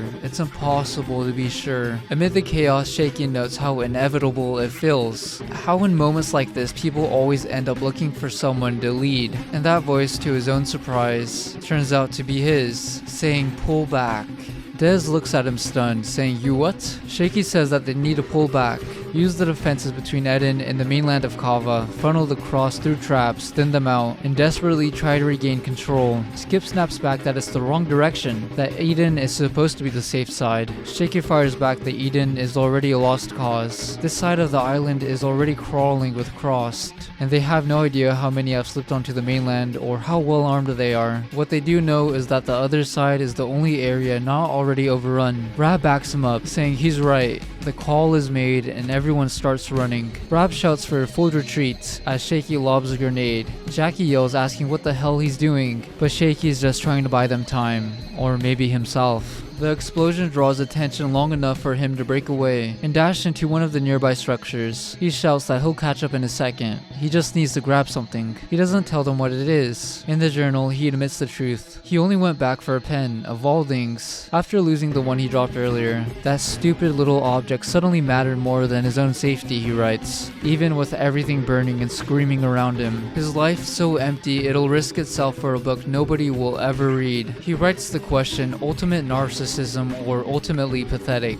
As Shaky pushes deeper into the building, the answer stops smattering. He freezes in horror. Tabitha is there, turned crossed, rummaging through the room, pawing at supplies as if she's searching for something she can't quite remember. Tabitha finds what she's been searching for, her mud painting of Shaky. She cradles it, staring at it, and tries to say his name, the way her favorite student once looked at the murals she painted back on campus. Shaky clamps a hand over his mouth, stunned by the sight. Then Tabitha turns her head and looks straight at him. Shaky writes that in that moment, he had no idea what to do. He was completely speechless and thoughtless. And then, as he puts it, stupidity hit critical mass too. In the end, the fucking Hollywood bullshit that sprung to mind was, asking Tabitha if the baby is still alive. In the past, after emerging from the woods, Shaky and Elin had passed through a town. When Elin suddenly froze, binoculars pressed to her face. She tells him that there's a baby in the middle of the road, an actual baby. Shaky thinks she's imagining it until she hands him the binoculars. He looks, and she isn't wrong, there really is a baby, alone and exposed. Shaky's reaction is as human as a reaction could get. He lowers his binoculars, saying, "Fuck me." Returning to the present, Tabitha struggles to speak, her body hijacked by the crossed infection. Trying to say, "You shit." She lurches forward, looking ready to attack. Shaky doesn't move, he just stands there frozen. Maybe because he's already grown used to seeing people he once loved turned crossed. Before she can do anything else, Mark, the cheesemaker, bursts in and shoots Tabitha dead, cutting off whatever answer she might have given. Whether it's panic or rage, I'm betting on rage. Shaky reacts instantly, shooting Mark straight through the head. It's a moment that finally tips him over the edge. There had been times before where Shaky hovered between being a deeply flawed man and an outright monster, but this really cements it. He just killed someone who was trying to save him. Shaky barely reacts afterward. He shows a flicker of shame, then hardens, straining himself as he remembers why he came inside in the first place. A pen. He ends up finding one. When Shaky exits the building, at first he looks hollowed out, like a shell of a person, as crosshair through the area behind him. Mr. Masood's wife runs toward him, desperate to escape, but Shaky can't bring himself to turn back. He only glances over his shoulders as she's swarmed and torn apart. He keeps walking toward the mainland, carrying the weight of his own selfishness, passing through the defenses while Mr. Masood screams his wife's name, Amina. All Shaky can manage to do is to tell the others to get in range and finish off the remaining crossed beyond the defenses. He sits down, drowning in shame. He writes that it took a while, but eventually the defenses and the gunfire did their work. Bullets, bullets, bullets. They all did their bit. They had, in quotations, won. But it isn't over. Rab curses, shite. Shaky writes, and then we didn't. 3 more massive vessels appear on the horizon, engulfed in smoke and fires, heading straight for Cava, reinforcements from hell. As Rab stands there rubbing his head, trying to think, Shaky reflects that critical mass always leads to decisions, ugly ones that have to be made, imperatives masquerading as choices. And when you come down to it, in times like these, the only choice is who says it first, the leader or the chieftain. Rab finally exhales and gives the order, get to the boats. Des, near his daughter Chanice, says,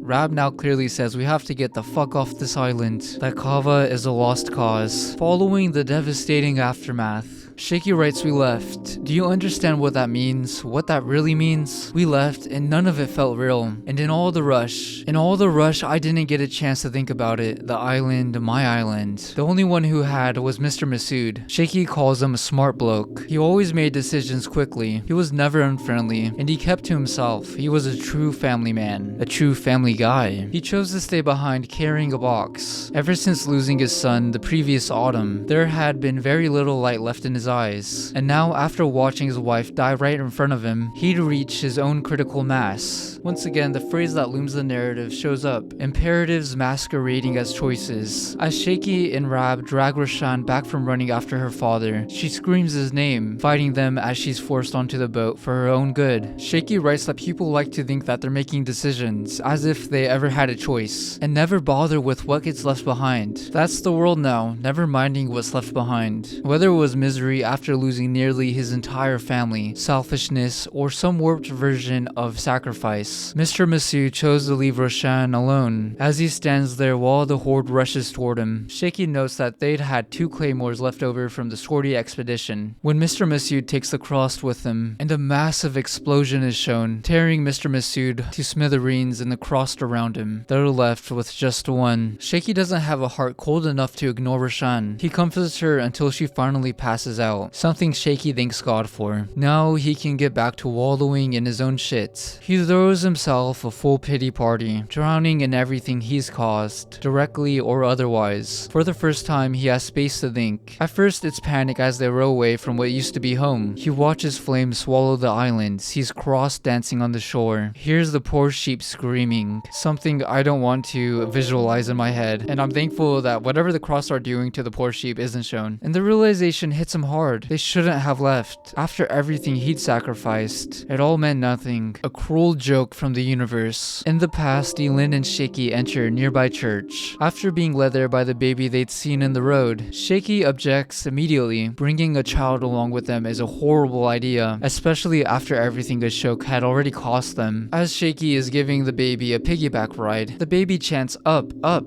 Shaky tells Elin that they should at least try to keep it quiet. Elin snaps back, correcting him, her. As they climb the stairs, Shaky insists that this is a mistake, but Elin tells him she couldn't just leave a child behind, and that he'd never ask her to. Fair point, Shaky admits. Then Elin hushes him. At the top of the stairs beyond a trapdoor, she can hear someone praying. Before we open that horrible can of worms, we go back to the present. After escaping Cava, Edith prays, with Maria and Selen joining in. Well, at least Selen whenever her brain wasn't spinning. Shaky, being the pessimist and atheist he is, mocks the act, calling it a fucking hand-holding circle jerk to mark the exodus, the land of Nod. While Roshan cried in her sleep and Miranda wondered where Mark went. And Skip said, oh fuck.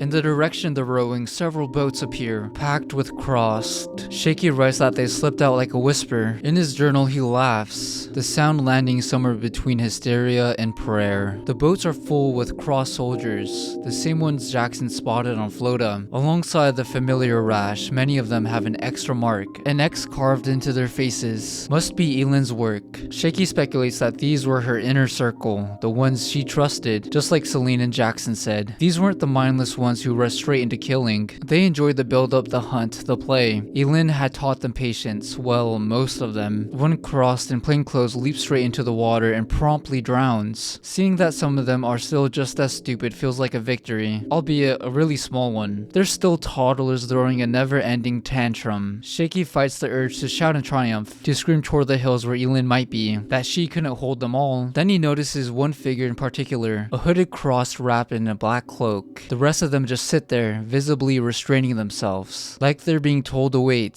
fighting every urge. The figure pulls back his hood and Shaky hears a voice he hasn't heard in a long time. An X is carved into the man's chest as he shouts, praise. It's the priest from the church, the one praying behind the trapdoors upstairs. In the past, when Shaky and Elin entered that room, the priest had greeted them warmly, a heavy contrast to how he is now. Praise Jesus, he found Carmel. He'd sheltered them, blessed them. He'd been watching over a group of children. How Carmel escaped isn't explained right now, and just imagining a baby making it that far outside is unreal, and quite terrifying considering that there might be crossed around. And now as a cross, the priest points at the Cavalites, ordering them through broken jumbled speech to go back and wait. If they don't, they'll meet their end sooner. Everyone stares frozen. Shaky stammers, repeating "we" over and over, until Rab, scratching his nose, finishes it for him, saying, hey, I know, that they have to go back. Shaky ends the entry by writing that the cross didn't chase them, and that's worse than if they had. Now the Cavalites are trapped, surrounded, bound to the island, hemmed in by bloodthirsty monsters, waiting patiently for their turn of torture, before the Cavalites return to what's left of their home, now crawling with crossed. Rab asks Shaky if he's ready. Both of them grip their weapons and Shaky answers simply, be ready. As the boat creeps toward the island, the group opens fire on the crossed along the shore. Shaky later writes that most of the details barely mattered.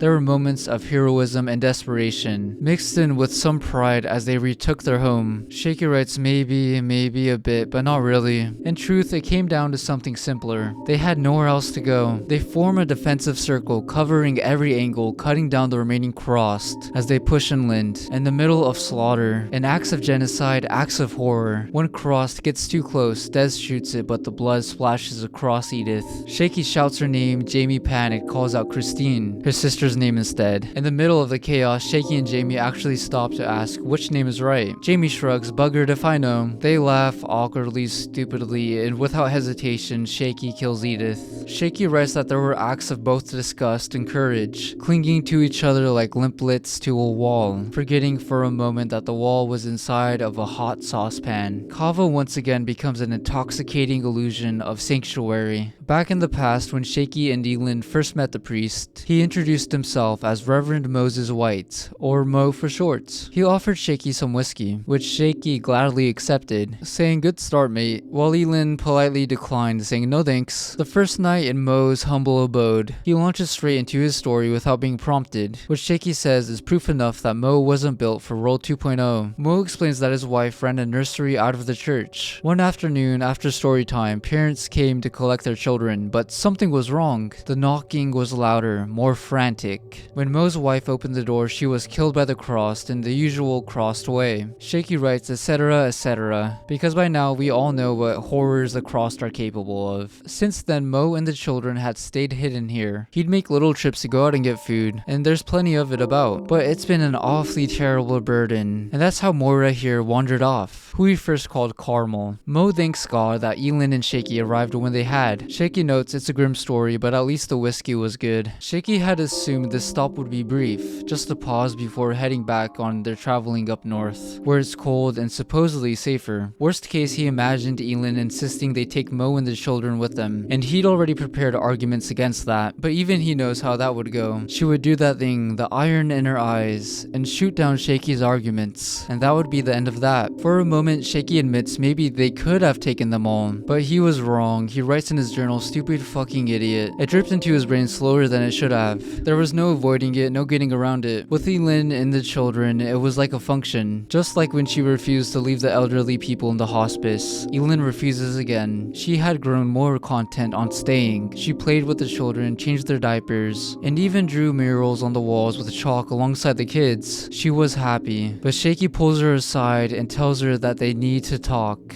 Now in the present, with every crossed on the island dead, there's a strange silence in the afterglow. While the others clean up, Shaky writes in his journal. He takes out the empty envelope found on Selen back on Flota. Suddenly, it clicks for him. Elin had been trying to communicate. The words Selen kept repeating weren't nonsense. They were directions, a meeting point. Claylone was a street, that little whisper from his lost love. Time and place, X. And he presumes that X is for him, for fuck's sakes, he writes. Time and place, of course, meant that she wants to talk. Shaky says aloud, balls to that.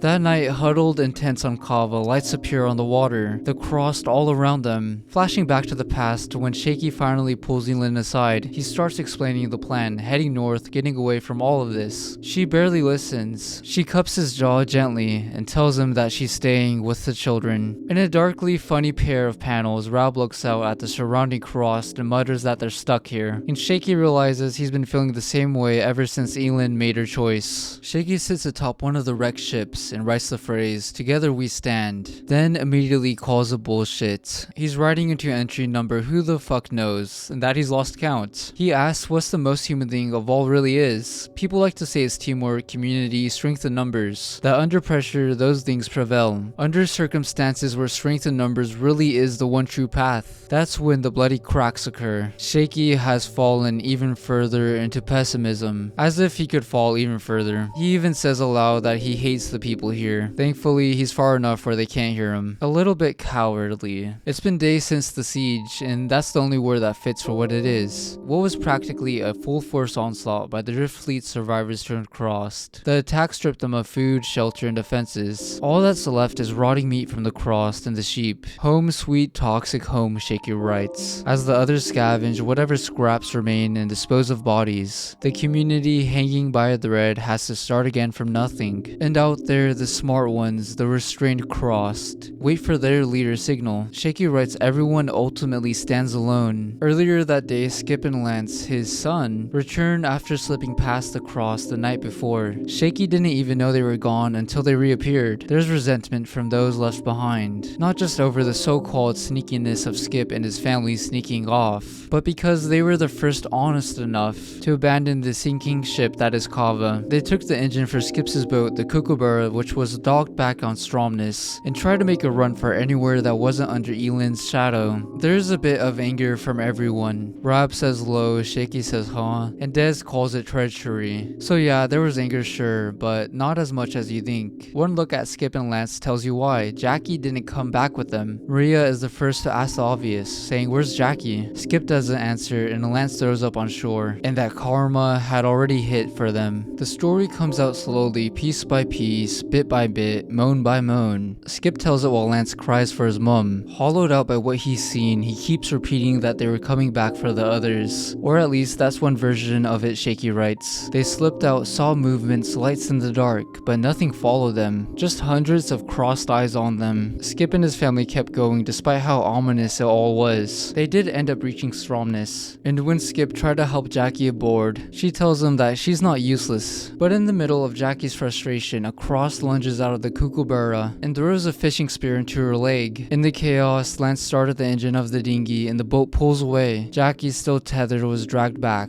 pulled into the water as the dinghy sped off. When Skip finishes, he looks straight at Shaky, searching for someone to redirect his anger, and asks what the hell his nun is going to do to Jackie now. Shaky raises his hands to his chest, saying, "How should I know?" Selen steps in, saying quietly that things like that aren't up to her. The way she says it chills the room. Skip asks, what is that supposed to mean? Jamie interrupts, saying there's something they all need to see outside. Outside, they're met with a scene that defines Cross for what it is, a big old orgy of debauchery. Jackie is there turned, surrounded by Cross soldiers atop of the kookaburra. Now the Crossed NATO soldiers are all pleasuring themselves, while in the middle of their little bukkake is Reverend Mo, who is violating Jackie. It's an obscene spectacle of defilement, bodies pressed together, noise and movement that refuse meaning or really any explaining. Jackie speaks, bragging and debasing herself, saying, and I phrase, "Do me better than any fucking Aussie maggot prick. Tear me up inside, do me," while laughing. Skip and poor Lance stand frozen, being only able to watch. Shaky watches them instead of the scene, because as he writes, "What can you say? What can you fucking say, diary?" Mo looks over at Shaky mid-act, and for a moment it drags Shaky back to that first night, the whiskey, the stories, before Mo turned into something horrible. Skip turns away from the group and says to shoot him. Rob says they can't. We antagonize them and they'll come down on us. Miranda repeats Skip's sentence, saying, "So fucking shoot her," offering to take Jackie out of her own misery, while Shaky tries to reassure Lance, telling him not to watch. I'm pretty sure any reassurance is far too late. And then Jackie screams a lot of profanities. This is probably the only speech bubble that has this many words in Wish You Were Here, and it's full of crossed speech. Shaky, continuing with Lance, says, "And don't listen," while covering his eyes. When it's over, thank God, Mo sets the boat alight with a Molotov. Jackie is still chained as the flames take it. She says that she's coming while she burns. And there is a bit of dark comedy once again. Lance goes to Skip for comfort. Skip doesn't move. And finally, after Lance says "Dad" repeatedly, Skip tells him something that even surprises Shaky. He says, "I met your bloody mom when you were 2. Your dad was a junkie called Trevor. You get the fuck away from me." Shaky's journal mocks the moment with its earlier lie. Together we stand. Skip walks off, leaving Lance sobbing on the shore. Shaky steps in, hands Rab the envelope Elin left behind, and tells him they need to talk. In the next issue, we're immediately thrown into the past. Mo looks out the window and casually remarks that he hasn't seen any of the poor things in days. Maybe it's time to head out and fetch more food. The panel sharply contrasts where everyone is now. Mo is calm and domestic, not turned. Elin is playing with the children, like none of the crossed exist. Shaky writes that this has been enough. He's once again forgotten what journal entry he's on, and at this point he's done caring. The waiting can't last forever. There's no reason, no build-up. When Mo starts talking about the shop where he scavenges whiskey, Elin suddenly collapses into another seizure. Shaky writes simply enough that this is critical mass made physical, something breaking over and over again. Now returning to the present, it's revealed what Rav and Shaky had talked about. It had to do in regards with the letter with Elin. Dez and Shaky prepare to take the letter. Shaky writes that someone has to do something or nothing will ever change. And now, instead of someone, it feels like it can only be him. Everything keeps circling back to him and Elin. Shaky asks Dez if he's really sure he wants to come along. Given Shaky's shaky track record, there's a strong chance of an Admiral Akbar moment, a trap. Dez, blissfully unaware of Star Wars references, replies with a confused, "You what?"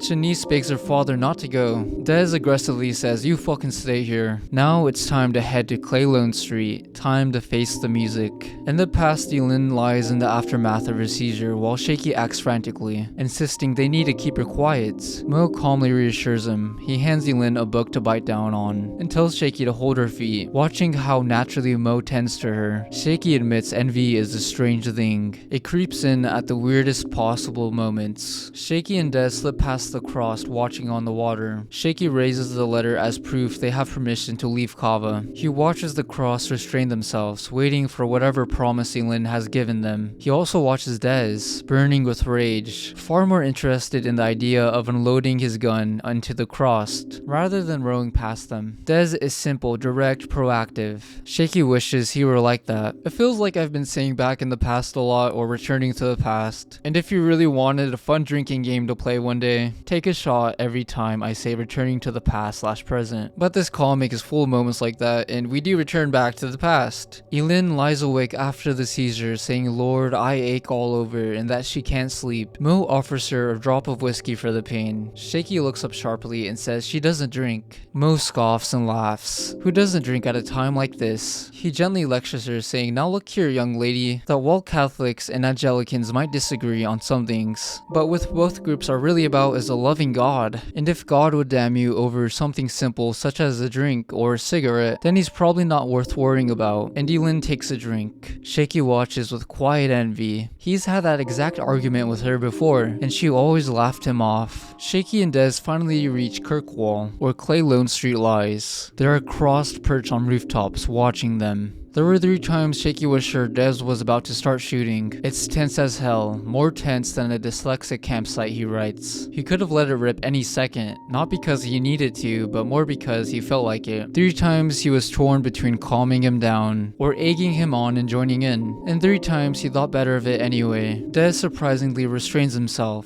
just as the cross are doing now. As they continue walking, they find the meaning of the X Selene kept repeating, and it had nothing to do with Shaky. Instead, it was a house marked with a blood red X sprayed across the roof. Des says it aloud, X. Inside, there's another message scrawled in blood. "Standing stones of Steness win. Time and place," Shaky says. Shaky tears a page from his journal. Des says what everyone is thinking. This is effing weird. Shaky guesses they know what they need to do, and writes that they'll meet at the stones tomorrow at noon. Des insists on licking the envelope shut. Shaky, visibly uncomfortable, says, "So what do? We just leave it here?" Des finishes and remarks that it tastes oddly salty. Then something hits him. He starts sweating, saying, "Shaky, listen, I lost my son in the first days of all of this, that he left him behind and he ran. His poor Isaac," he says. Des collapses to the floor, enraged, and removes his helmet. He says the hate is overwhelming. Shaky asks what's wrong. Des explains that everyone else is driven by fear and survival. That noise drowns everything out. For him, it was hate. Hate for losing one child and hate toward the other one who survived. Living with hate was easier than thinking. That's how Des survived World 2.0. Then Shaky realizes too late the Admiral Akbar moment finally arrives. Des turns crossed mid-confession, saying truth is fuck, that he's looking forward to this. Rage carved into his face, laughing through the crossed voice, fighting it between spasms. Des grabs his rifle. He tells Shaky between broken laughter to tell his daughter that he loves her. Shaky shoots Des before Des can fire, the bullet striking him cleanly in the forehead. As Des collapses, tears stream down his face. Writing later in his journal, Shaky notes that Des's final words, asking him to tell his daughter that he loves her, aren't the worst he's ever heard. He writes that these very words written in his journal could be his very own. Shaky leaves Kirkwall alone, already used to all the shock and horror. He walks without emotion. When he first leaves the house, the cross simply watch him, standing at a distance, eerily calm, offering no violence. When Shaky returns to Cava, he's completely silent, just numb from it all.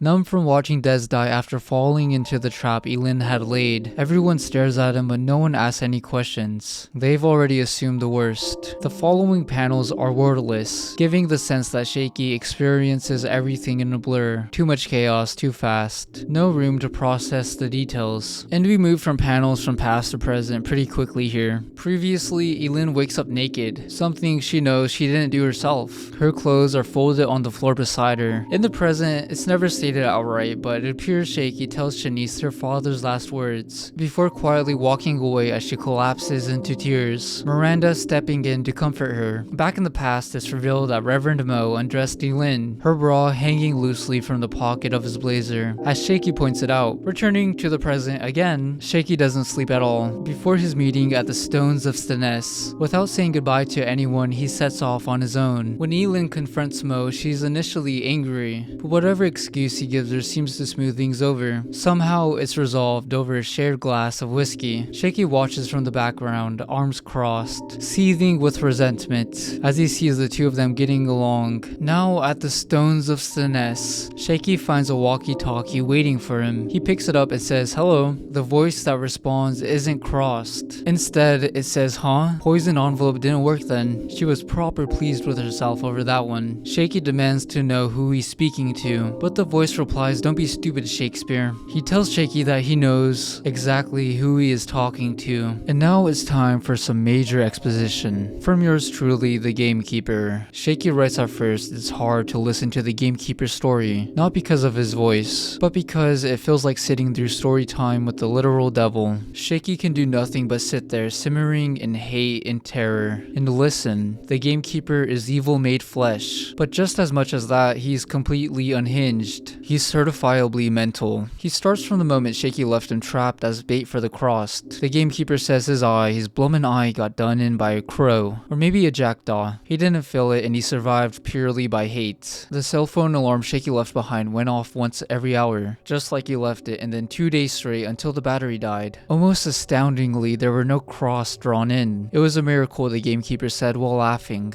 What finally did save the Gamekeeper was a shoke, after Shaky abandoned him. A shoke must have wandered alone for days before stumbling onto the Gamekeeper. Absurdly enough, given a shoke's fractured mind, it took him hours to cut the Gamekeeper free. Shaky writes that listening to all of this without interrupting is torture in its own right. He tries to skip ahead, asking how the Gamekeeper even found Elin, but the man just scoffs.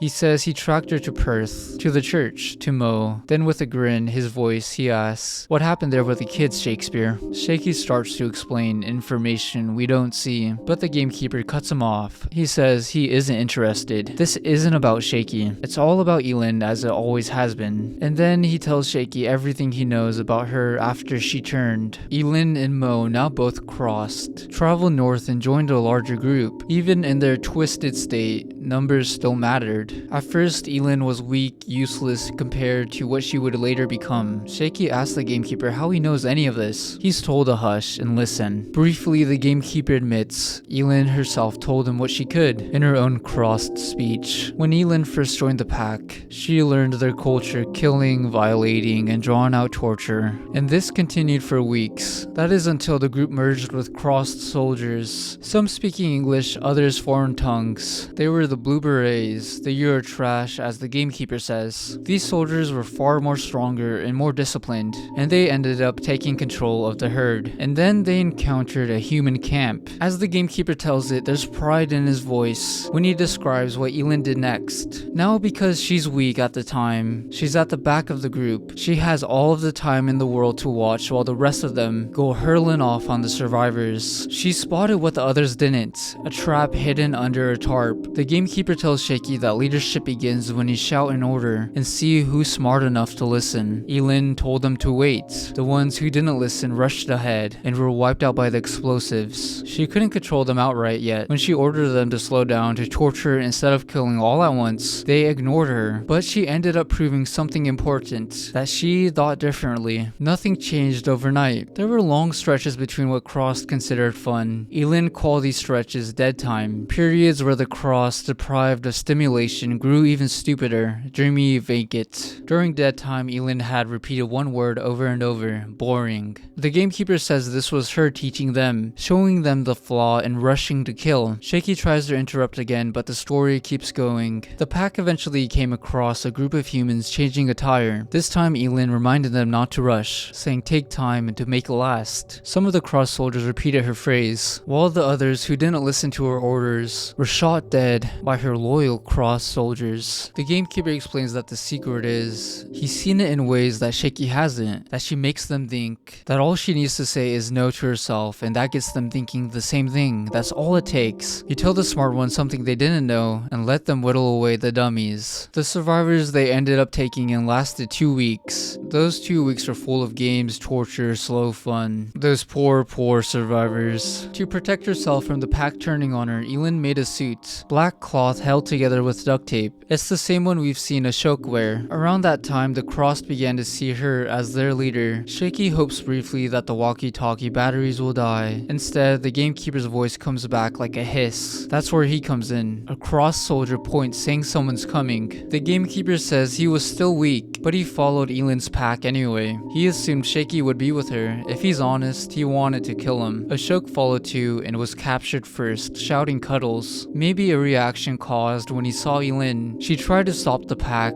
but they were already too worked up. Reverend Mo reached the gamekeeper first, and before the gamekeeper could get a shot off, Mo bites him right in the leg, and Elin did not like that one bit. Elin shoved Mo aside and hacked off the bitten part to stop the infection, something that surprisingly works, maybe a trick taken from The Walking Dead. The gamekeeper says with his leg off, blood squirting everywhere, but it's Elin saying stop. That's most of what he remembers anyway. And so she picks up the leg and she hits Mo on the face, and the rest of her pack are standing there watching and howling. The gamekeeper asks Shaky, you know what she does right then and there? She decided to prove herself to the Crossed. She told Mo to use her, to make her come, removing her suit as she says this. The pack went silent. It was the first time the gamekeeper had ever seen that. He passed out shortly after. While this is happening, we see poor Shoke held together by 2 soldiers and garnishing the cross-shaped rash on his face. The gamekeeper says Mo's holiness didn't manage much at all. After throwing herself a bone, the gamekeeper says Elin put him in the classic black suit and bounded up his leg herself. It was a strange time. Memories were blurred together. He was carried some of the way and then hobbled the rest. All of the Crossed eyed him up. The only thing stopping the Crossed from attacking and violating him was Elin. A shoke, now Crossed, obeyed Elin like a pet. Mo, who had initially refused her, fell out of favor, stripped of his clothes, and made to walk with a metal collar around his neck, like a humiliation ritual. After all of that, Elin's destination was clear. She says aloud like a mantra, Cava. The gamekeeper claims he had no idea how she even knew where Shaky was. Shaky explains that back in Perth, while holed up in the church with Mo, he'd step outside for a smoke and spotted John, Maria, and the boy from much earlier, already running their own sortie. It's strange how far back that feels now, seeing them all alive. With Maria being the only survivor, Shaky tells the gamekeeper he couldn't just leave without Elin, who was dead set on staying in the church with the kids. The gamekeeper cuts him off, saying, boy, do you really think I gives a shit? He just doesn't care. Shaky notes bitterly that of course he doesn't. By then, the gamekeeper had learned everything he needed. For all Shaky knows, he'd already set everything in motion, leaving the mysteries untouched. For months in the hills, Elin's pack watched Cava from afar, studying reactions more than attacking. The Cross grew used to the slow approach, the slow burn, the appetizers before the feast. To keep them from rushing the Cavalites outright, Elin had the weaker Crossed punished, mutilated, and left behind as warnings. Sculptures like the crucified cross Shaky had seen on Houghton. She also tested the Cavalites' cleverness, sending traps to the island to gauge how an eventual assault might go. The cow with the hidden grenade was one of those tests. The gamekeeper admits it wasn't all strategy. Elin had just wanted to see the look on Shaky's face at times. How romantic. As we see the pack camped on Flota near the oil terminals, the gamekeeper explains that Elin now had every cross wrapped around her finger. She promised them something big, something involving the survivors on Cava. She never explained what it was, but the promise alone was enough to keep them in line, dragging them toward a final long-awaited climax, like the one Shaky had sought after during the sortie expedition. During that waiting, she kept repeating one name. The gamekeeper draws it out slowly. Shakes. Spear. Shaky snaps back with an F you. The gamekeeper laughs, savoring his hate. It wasn't all smooth sailing for Elin. There had been a snake in the grass from the start. And no, it wasn't Shaky, it was Reverend Mo. The gamekeeper wouldn't call it a rebellion at first, but resentment had been brewing, especially among the Crossed who hated being restrained from tearing him apart. Elin was ready with her most loyal soldiers. She crushed any spark of defiance as it surfaced. And while we're being shown this, she pleasures herself,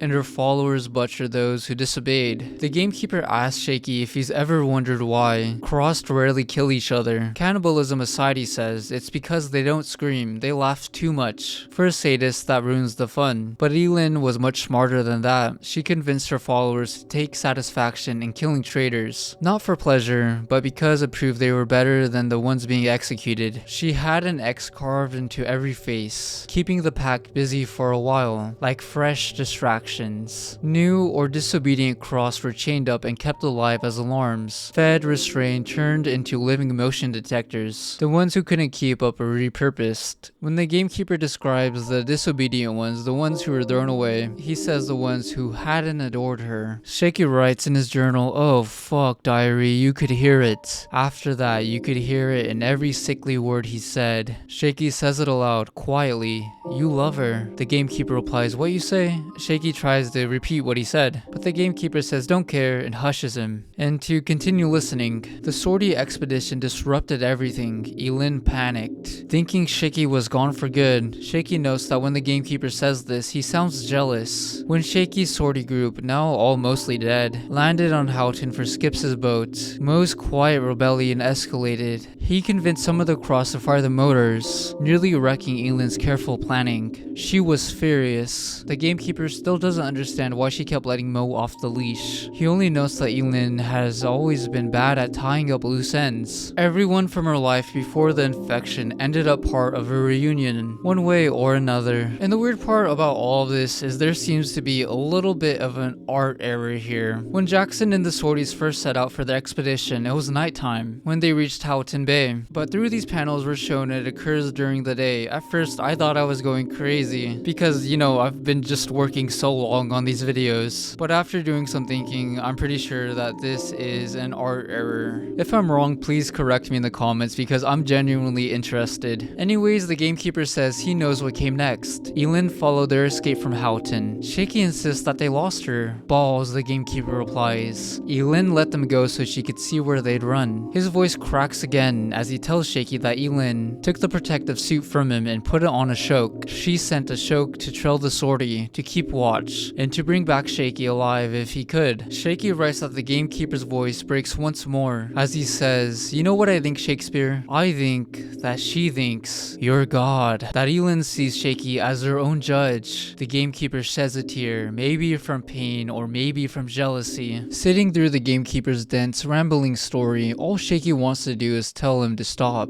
to throw the radio down, run home, and sleep forever. But there is no home anymore. There is no sleep. All that's left is survival. In clinging to that old splendid mantra, mysteries, mysteries, mysteries, and to ignore them as always. And yet, Shaky's curious little brain betrays him. He asks the question anyway. What did the gamekeeper mean when he said Elin saw Shaky as a god? The gamekeeper hushes him again, saying his story, no questions, and the batteries won't last forever. While the shoke, his so-called guard, was off tracking the sortie group, there were two notable episodes of what the gamekeeper cheerfully calls shitbaggery. The first involved Reverend Mo. At some point in the past, Mo had lunged at the gamekeeper with a knife, trying to take him out. Chained at the feet, the gamekeeper could only react so fast, knocking Mo down with a single punch. Mo still managed to bite him, not wanting to turn just yet. The gamekeeper stopped the infection the only way he knew how, by cutting his own hand off. Considering Elin had already taken his leg, it was pain he was apparently prepared to endure. Afterward, he carved an X into Mo's chest. He admits he doesn't really know why, only that he'd seen Elin do the same to the Cross who disobeyed her. Quietly, he wonders if that act was what truly made him hers. Whatever the reason, Elin later made it clear to the pack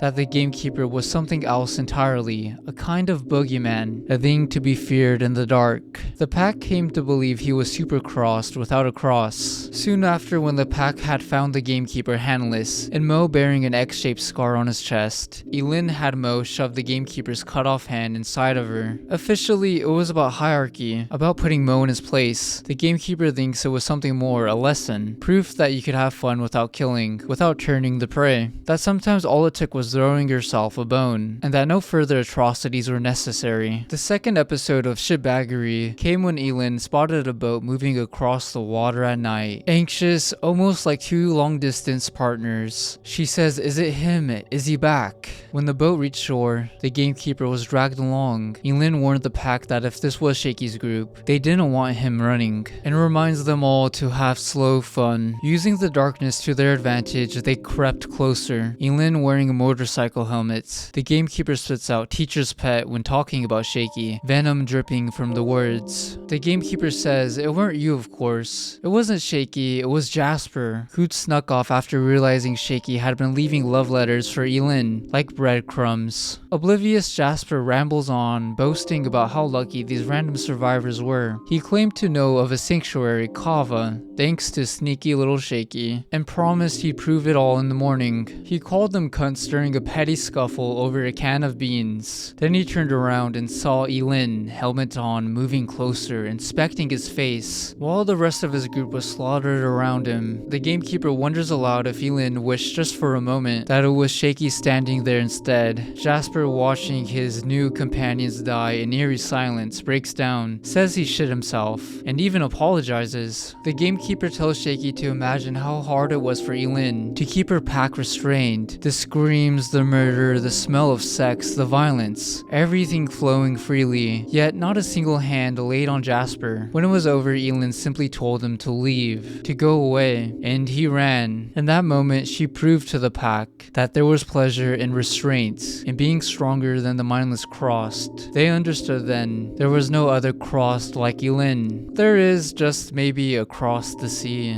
And in this separate story that I may or may not cover one day, the fires Shaky, Richie, and Viceroy later saw at the Stones of Steness were part of a twisted coronation. Elin was being crowned. Members of her pack carved X's into their own faces, symbols once reserved for defeated enemies and living traps, now marks of devotion. The gamekeeper was sealed away in a small cave for his own protection, where Elin would occasionally visit, sharing fragments of her story. Shaky realizes he's whispering into the radio without meaning to, whispering so quiet he wasn't sure if the gamekeeper had heard him. And then he asks, "What's she like?" The gamekeeper just laughs and carries on. After the sortie expedition ended and Shaky returned to Cava, a shoke came back to Elin carrying Shaky's letters, and a prisoner, Selen. He also brought a box of ammunition, the same one that would eventually lead to Viceroy's death. In an almost surreal moment, Elin turned to the gamekeeper and asked what she should do. Shaky asked what he told her. The gamekeeper says he asked her what she wanted. Her answer, the end. So he told her to stop dancing around the middle and do something about it. Privately, he admits he hoped the end meant him, his death. Something to make note of. That same day, inspired by Shaky's letters, Elin devised a way to communicate. She broke Selen, made her repeat the instructions. The gamekeeper mockingly says, "Bully and the fat yank, breaking her mind, instructions, clay loan, all that," and left the ammo box on the beach full of crossed feces for the Cavalites to find. Reverend Mo, of course, is later seen defiling the bullets. Still testing Shaky, Elin watched him on the night. Richie and Viceroy died, as Shaky sat with the bodies and Jasper lay unconscious. From the explosion that took his hand, Shaky scanned the hills with the heat sensor and saw her, Elin, holding up one of the letters. From her side, we see Mo laughing at the gunfire, a shoke chirping cuddles. When Mo asks if they should get Shaky, Elin lifts the letter and says no, not hurt, then softly says thank God. The next day, after Shaky and Jasper's little face-to-face, after Jasper was left to die and exploded on the barrel of butter, Elin warned her pack that anyone who harmed that man would be excluded from the grand finale she promised them. They obeyed, but the gamekeeper says you could see the resentment on their faces. Hearing this, Shaky rubs his face, embarrassed by how ridiculous it all sounds spoken aloud. Elin's weakness for Shaky became a problem. The pack whispered they questioned her devotion to the fun, wondered if she'd gone soft or sick. She responded by carving more X's into dissenters, preaching patience, promising wonders beyond imagining, no more boring. The gamekeeper claims he never saw her praying once. He laughs at that, then adds that whatever came next was proof enough that the Almighty had turned away, because soon after the drift fleet arrived, and as the gamekeeper says, she got what she blummin' wanted. As the gamekeeper continues, Shaky later writes that the man's voice begins to crack, almost like a sob trying to force its way out. The day itself feels wrong. The sun sinks low, dragging the world with it, like everything is dying all over again. The gamekeeper rushes through what comes next, brushing past it as if it barely matters. The Americans on their boats, the envelope scheme, handing Selen off to Jackson, the madman. Rest in peace. He admits he didn't even know the envelope strip had been soaked in crossed piss until long after it was gone. When he calls Elin a sneaky bitch for that plan, he immediately apologizes for it. Shaky asks why does he keep apologizing whenever he calls her a beat. The gamekeeper responds with a mocking buzzer sound. Eep. Wrong question. Shaky tries again, this time asking the real one. What does Elin actually want from him? To turn him? To kill him? The gamekeeper perks up. Now that's more like it. He says he hopes she wants Shaky turned. That's the end waiting for him. Not some easy death, but something far worse. From there, the gamekeeper speeds up, skimming over long stretches of waiting, the dual empty gaps between attacks and slaughter. Nothing had really changed. The crossed watched their prey, twitching with anticipation, stuck in another dead time. The difference now was that Elin had once been the one railing against boredom, drilling it into the pack that killing too fast only led to more emptiness. At first, they followed her orders not to attack, clinging to the promise of a grand finale, but Elin grew desperate, trying to restrain them. Her fixation on Shaky became too obvious, and that obsession weakened her grip on her army. Reverend Mo sensed it immediately. He began probing for cracks in her authority. The gamekeeper says Elin didn't have it in her to put Mo down the way he deserved. Maybe Shaky knows why, because the gamekeeper still doesn't. Elin did manage, as long as the shoke remained at her side, acting as her iron fist. The balance shattered when Jackson, the gamekeeper, mistakes him for Shaky, and Shaky says, wait, diary, it wasn't me. Shot a shoke. A shoke took the bullet for Elin and died. Shaky admits to himself that he shares some of the blame. He was the one who pointed out Elin to Jackson. In the chaos and rage that followed, Reverend Mo seized his chance. He ordered the cross to attack the drift fleet. Elin didn't stop him. She even waved them on. The gamekeeper shrugs it off with a bitter truth. No matter how special someone is, and all the restraint, everyone has a breaking point. When we see the slaughter from Elin's side, the crossed Modar, the drift fleet from the shore, covering one another as they storm the decks, the gamekeeper describes it as madness, but disciplined madness. The crossed may be stupid, but they were still soldiers. Memories of tactics and assaults intact.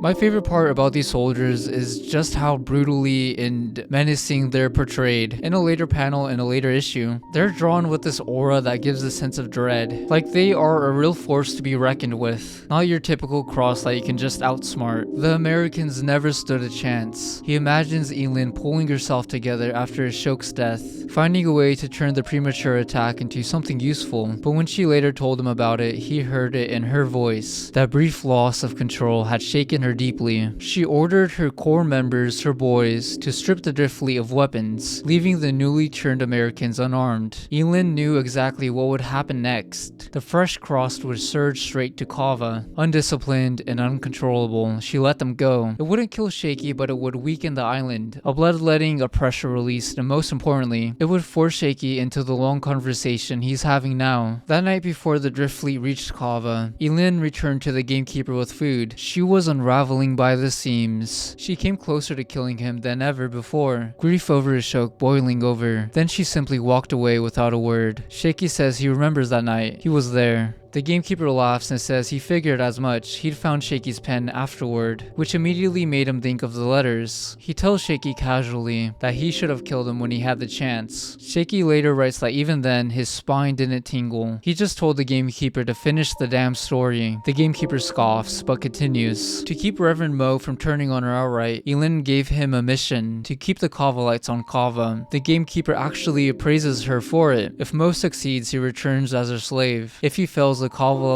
likely kill him. Either way, Elin wins. The gamekeeper says he bets Mo came close to losing control, shown when the Cava first tried to flee and Mo warned them back.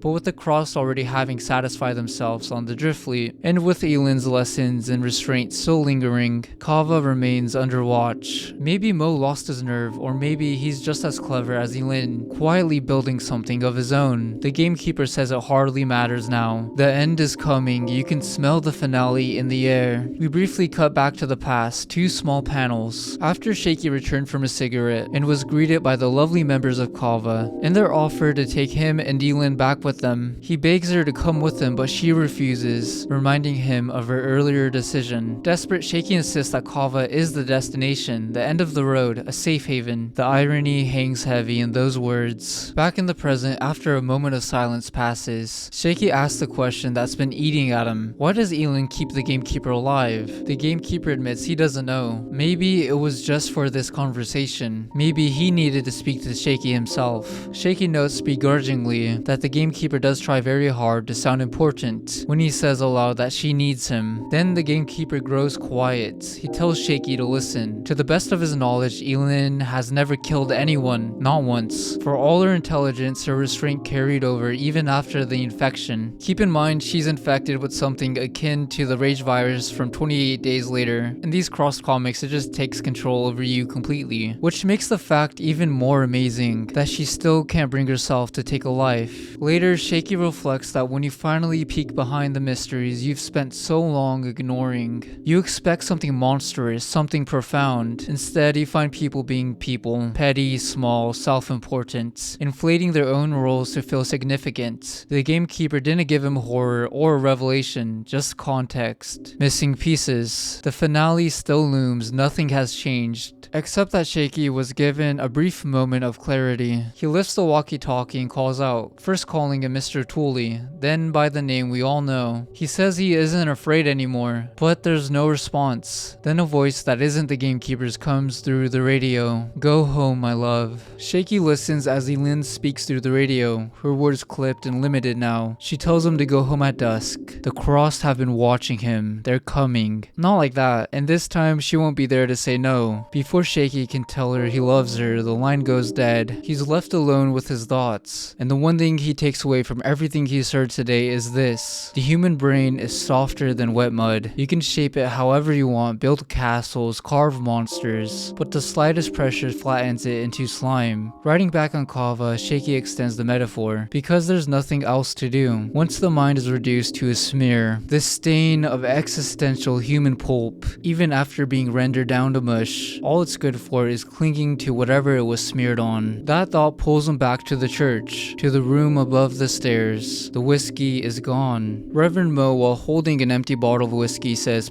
how'd you like that? It's all gone. I'll nip down to the shop. Shaky asks if he wants him to come. Reverend Mo responds with, don't be silly, it's only downstairs. Just watch the kids. And Mo deliberately leaves Shaky and Elin alone, joking that married men can always tell when two people need space. The two sit there awkwardly, knowing the real argument is still unresolved. Leave for Cava or stay. Shaky notes bitterly that they had no idea that this would be their last hour together, and he wasted it. And in present times, at dusk, Elin's pack arrives. They chase Shaky, and he runs. As he does, his journal overlaps the panels. Humans are flawed by default. Feet of clay. The brain is an overworked splatter of thought paint, charging in one direction, slamming on the brakes, arguing with itself, screaming to a halt. The Crossed could have torn him apart instantly, but they didn't. He hears them fighting among themselves. The more restrained ones are holding the others back, honoring Elin's orders. This moment of Elin's influence being displayed is grotesque and almost sweet, in a deeply wrong way. As if she told the Cross, no, don't hurt my precious Shaky. Shaky wonders if they recognize him, or if they're torn between the Cross and control. More mysteries to ignore. Only one Crossed keeps chasing him. Shaky thinks he can outrun just one, and reflects back in that very moment. It's not that we've got a feet of clay, it's that we've got shit for brains. And Shaky trips over a rock, as the one Cross that's been chasing him turns out to be Reverend Mo, seconds away from hitting Shaky with a pickaxe. Shaky's journal reads, even at our finest, at our most clear and certain, even when the mind's been filed free of all the fucking vestigial mold joints, when it's left pure and perfect, when it's the thing of aim and reward, without the slightest crumb of complexity to get in the way. Still, it's still formidable. Shaky, now on the ground, looks up just as Mo is about to hit him. Shaky tells him anxiously that he isn't supposed to hurt him, that Elin said so, and just like that, as if a spell has been cast, Mo throws the pickaxe away, physically restraining himself from disobeying, telling Shaky to leave, make her come. Shaky writes through the moment, the mind is reshapeable, twistable, corruptible. We cut back again to the church. Mo has gone for alcohol. The kids want to go downstairs. Elin hesitates, suggesting they keep them upstairs. Shaky waves it off, smug and drunk, assuring her that the front doors are locked, that they'll be just fine. Cheers, he says, lifting his glass. He writes in his journal, brains, what a mess, diary, what a bloody mess. Now alone, intoxicated, Shaky and Elin finally try to talk, and fail. They interrupt each other, apologize, talk over themselves. Elin tells him to listen. Shaky keeps cutting in. With every drink, the iron wall of Elin's mind fractures further. Like Shaky said previously, reshapeable, twistable, corruptible. Now returning to where Shaky is at currently, he finally reaches Cava, the panels drawing him closer and closer to Elin's face and memory. Shaky writes, here's the secret. You can use that, the knowledge of that flaw, that mess, to nudge, to steer, to manipulate, to change the goals, to corrupt. And it is corruption, isn't it? In this world, of course it is. We corrupt and we infect until all that really matters is smeared over. Selfish, sick, snaky brain shite. And of course, the funny part is, you can't stop the same thing happening to you. The way you think, the way you see things changed forever. Like the urge to endlessly ask why. Like pretending love's still a thing. Like making excuses for intoxicating a beautiful mind. Like sitting here for hours writing up a day's worth of mind-crushingly horrible events in a diary nobody will ever read. Pointless. And all the real stuff, all the important stuff, that gets missed in the rush. Like how right now Shaky is writing in his journal and looks up and says, wait. The tents around him are all empty. He says, where the hell is everyone? Shaky, now remembering which journal entry he's on, starts entry 48 with what might be the biggest understatement imaginable. The end of the world is a lonely place. He searched the entire island for the Cavalites. What few of them were left anyway, but there's no sign of anyone. Shaky does admit he did have a little cry. He's not entirely sure why. He calls it an overload, or some bollocks like that. He doesn't think you would call it misery, because we're far past anything like that now. Anything recognizable. What he does know is that they left him behind. The Cavalites gambled on the idea that the cross guarding the island would stay focused on Shaky when he left, and in his own words, they were probably right. He even laughs at that thought, calling them those clever little fucks. For a moment, it almost feels like we're watching Shaky finally crack,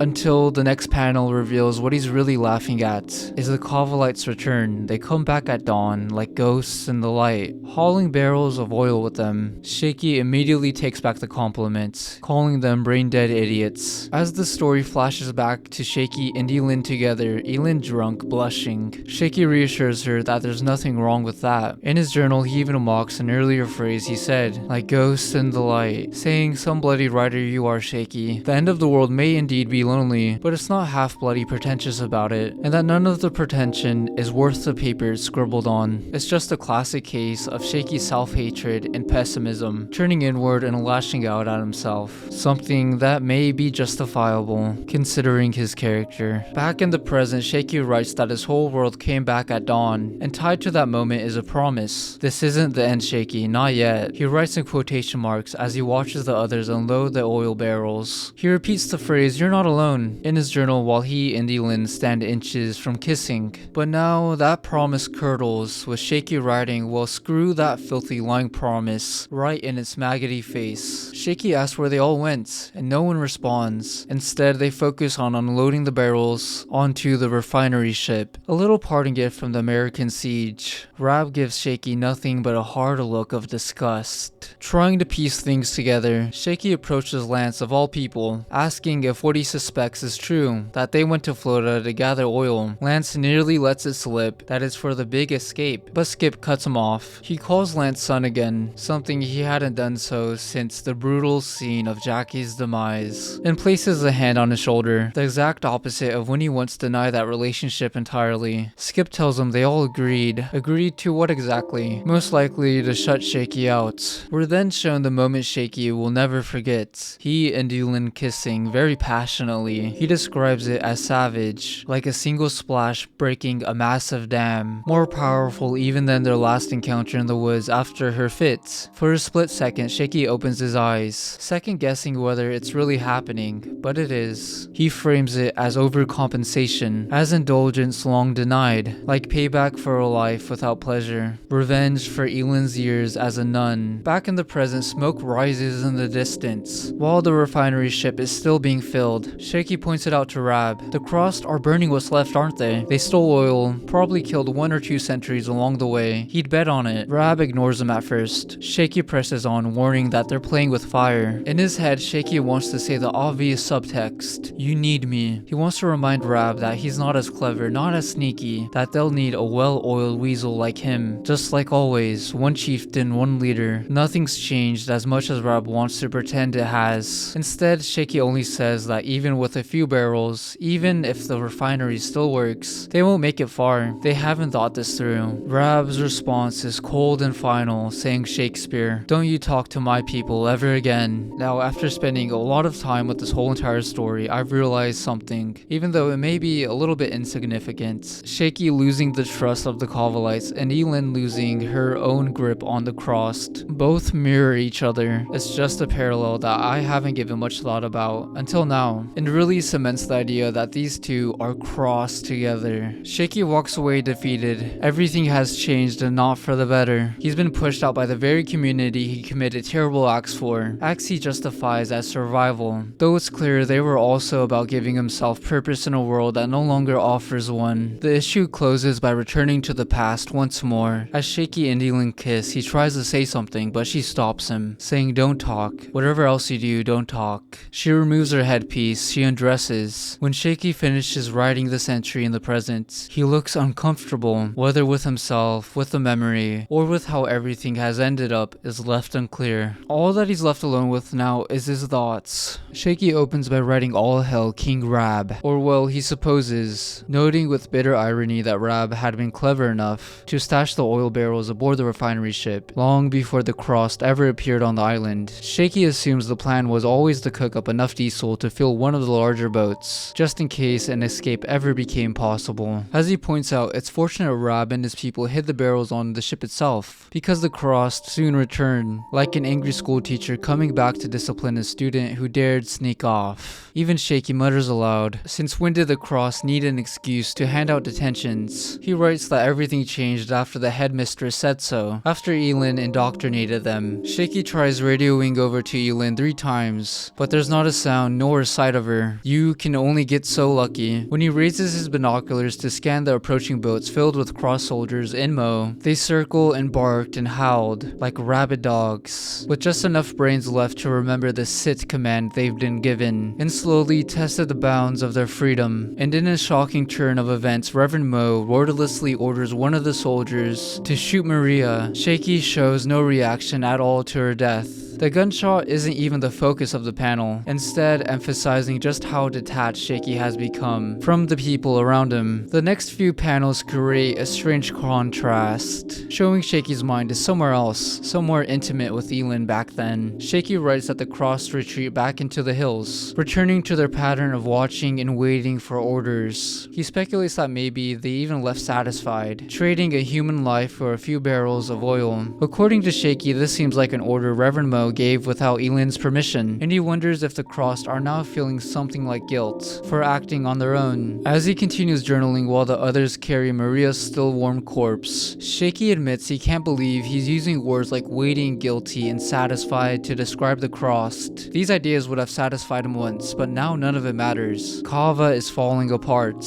and all he can do is wait for fate to take the wheel. Rab interrupts Shaky, asking for a word, while looming over him menacingly. He eventually eventually sits beside him. Shaky asks if the refinery is even working anymore. He hasn't heard a sound from it. Reup tells him it is, but then leans in and delivers something far more serious. Long overdue one-on-one criticism that cuts straight to the core of Shaky's character. Reup tells Shaky that after everything, he at least deserves an explanation before they all set out, something Shaky can carry with him on his own journey. Then Reup says it plainly. Shaky is a crawling, manipulative snake who trusts no one, and in turn has lost the trust of everyone else. Shaky tries to speak, but Reup keeps going. It's not that Shaky is selfish exactly. He acts entirely from the perspective of self, unable to empathize with others or even imagine a world that continues without him in it. Trying to sound almost kind, Reup reminds Shaky that he once claimed everything he did was in the island's best interest. Reup says he hopes that's true, because it will make what comes next easier to understand. Then he states the simple truth everyone has been thinking the entire time. Folks around Shaky die a wee bit too much. As Reup holds Shaky's attention, Jamie and Skip approach from behind, carrying a crowbar. The story cuts back and forth between past and present. In the flashback, a drunken moment between Elin and Shaky has escalated far beyond a kiss. Shaky tries to say something important, but Elin hushes him. The panels alternate between intimacy and betrayal.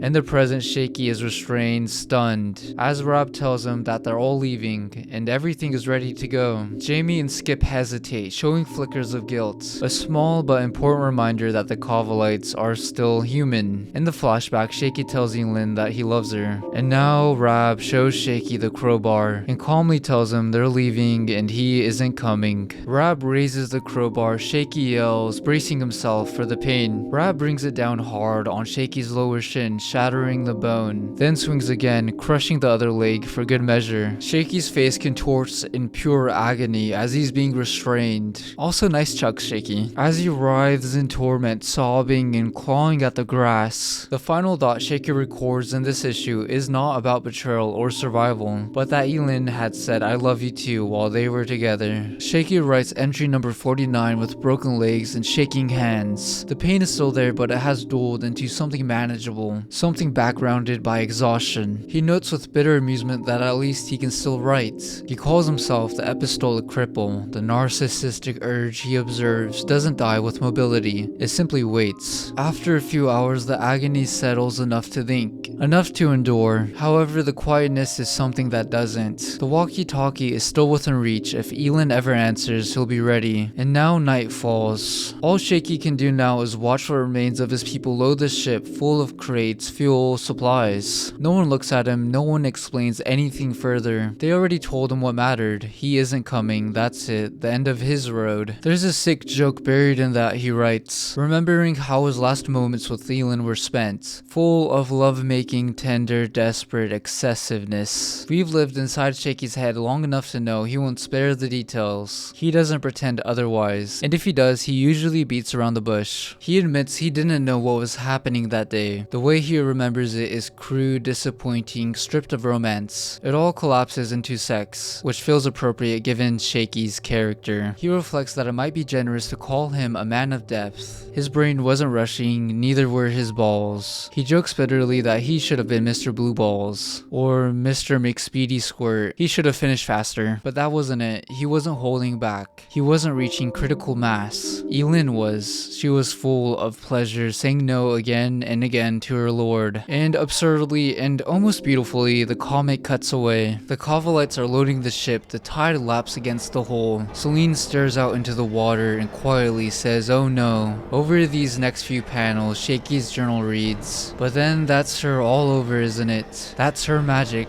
All along you think she's fierce, indomitable, steely-eyed. All along you think she's in charge, but she's not. Not really. All she does, all she's good at, is this, holding back passion, and even then, never for long. The panel is devastating. Elin's army stands in full force at last. Every compromise, every restraint, every rule she imposed on herself and them has led here. Reverend Mo is there too, naked, humiliated, reduced, punished not by death but by exposure, the consequence for killing Maria without permission. Shaky's analogy lands hard here. Elin holding back passion, Elin holding back her army, Elin holding herself on the brink, and then she doesn't. moment. And the next panel's returning to the past in Shaky and Elin's very intimate moment. She reaches it. She tells Shaky it's the first time she ever has. She asks him gently, innocently, if he did it yet. She never says the word, and she doesn't have to. Shaky looks away, shame flickers across his face. He says, nearly there. In his journal, he tears the idea of storytelling apart.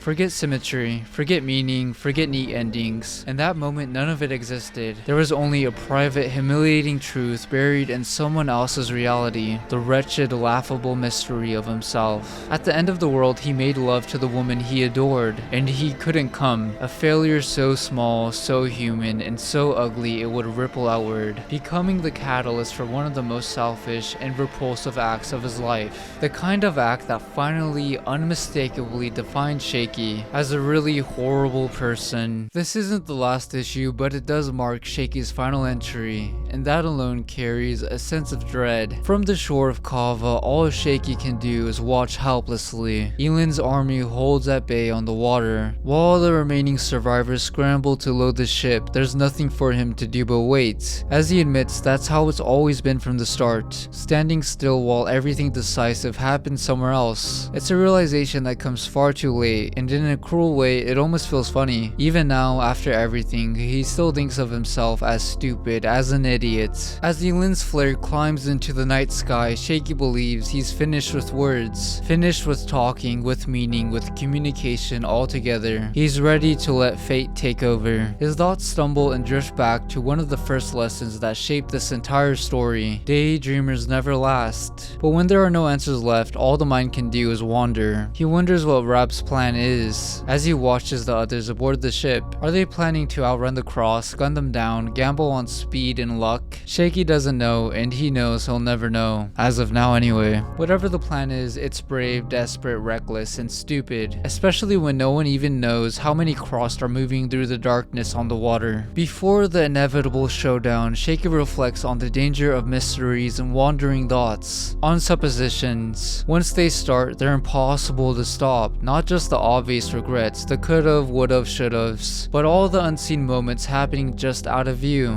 He wonders if, while he and Elin were lost in each other, Reverend Mo, out scavenging for booze, might have heard the children screaming in the church below them. He wonders if Mo's final words, "They're out there," were spoken too late, drowned out by Shaky's distraction. So suppositions, Shaky writes. The two crossed who ended everything weren't important figures from their journey. They weren't poetic returns or meaningful bookends. They were nearby but not too close, wandering aimlessly when Mo left them behind. The timing was wrong, another cruel joke from the universe. Had they been closer, they would have found the church sooner. Instead, it was the noise, the excessive moaning from Elin that drew them in, setting off the chain of events that would lead to both her and Reverend Mo turning crossed. Shaky admits it would have been easier to mythologize it all, to pretend those crossed were someone significant, returning like bad pennies to close the loop. But real life never works that way. It's all randomness, random horror. Meaning doesn't arrive neatly, and stories don't stay tidy. The realization bleeds into everything else Shaky believes, like the idea that Elin traveled all the way to Cava because of him, or that she's been holding the cross back through sheer control. He wants to believe that her authority is the thin barrier preventing total annihilation, that control is her defining trait, and that it's enough. But when the suppositions fall apart and the facts are laid bare, the truth is obvious. The crossed around her cringe and scowl, packed together in bitter resentment, desperate to be unleashed.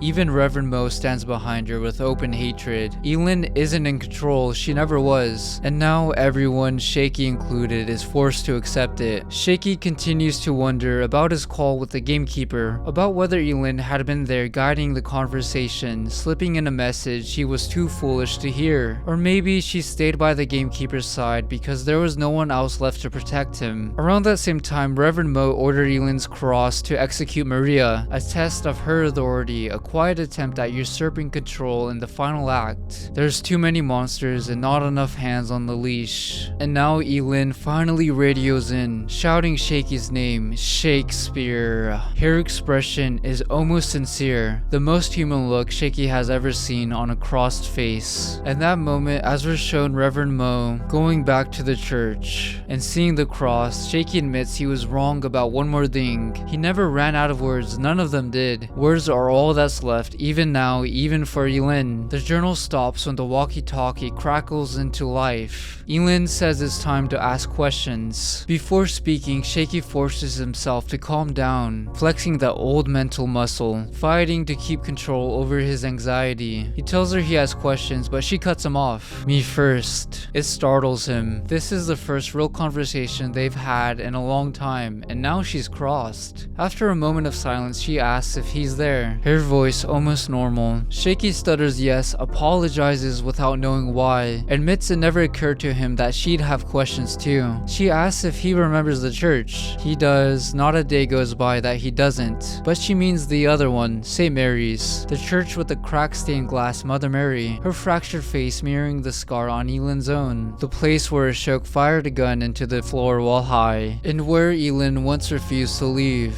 In the present, Reverend Mo watches her with anger, realizing she's growing sentimental, losing her grip on the horde. As Shaky begins dragging himself toward a rowing boat, Elin cries over the radio, her limited speech faltering. She tells him they fought the cross there. She needs to know. Before she finishes the question, Shaky writes that he can hear it in her voice and see it clearly in his mind. Elin standing there before her army, unraveling at the seams. The only thing separating the Cavalites from meeting their end was Elin, who turned out to be made of paper all along. And now, through tears, she asks if she killed anyone that day when the cross rushed the Mother Mary church. Shaky wonders in his journal whether Elin even managed to kill any of the cross that day. He honestly doesn't know. He can't tell if this moment is insignificant in the grand scheme of things, or if it's something enormous that he dismissed as trivial. But he remembers what the gamekeeper once said, that he believed Elin had never killed anyone, crossed or not,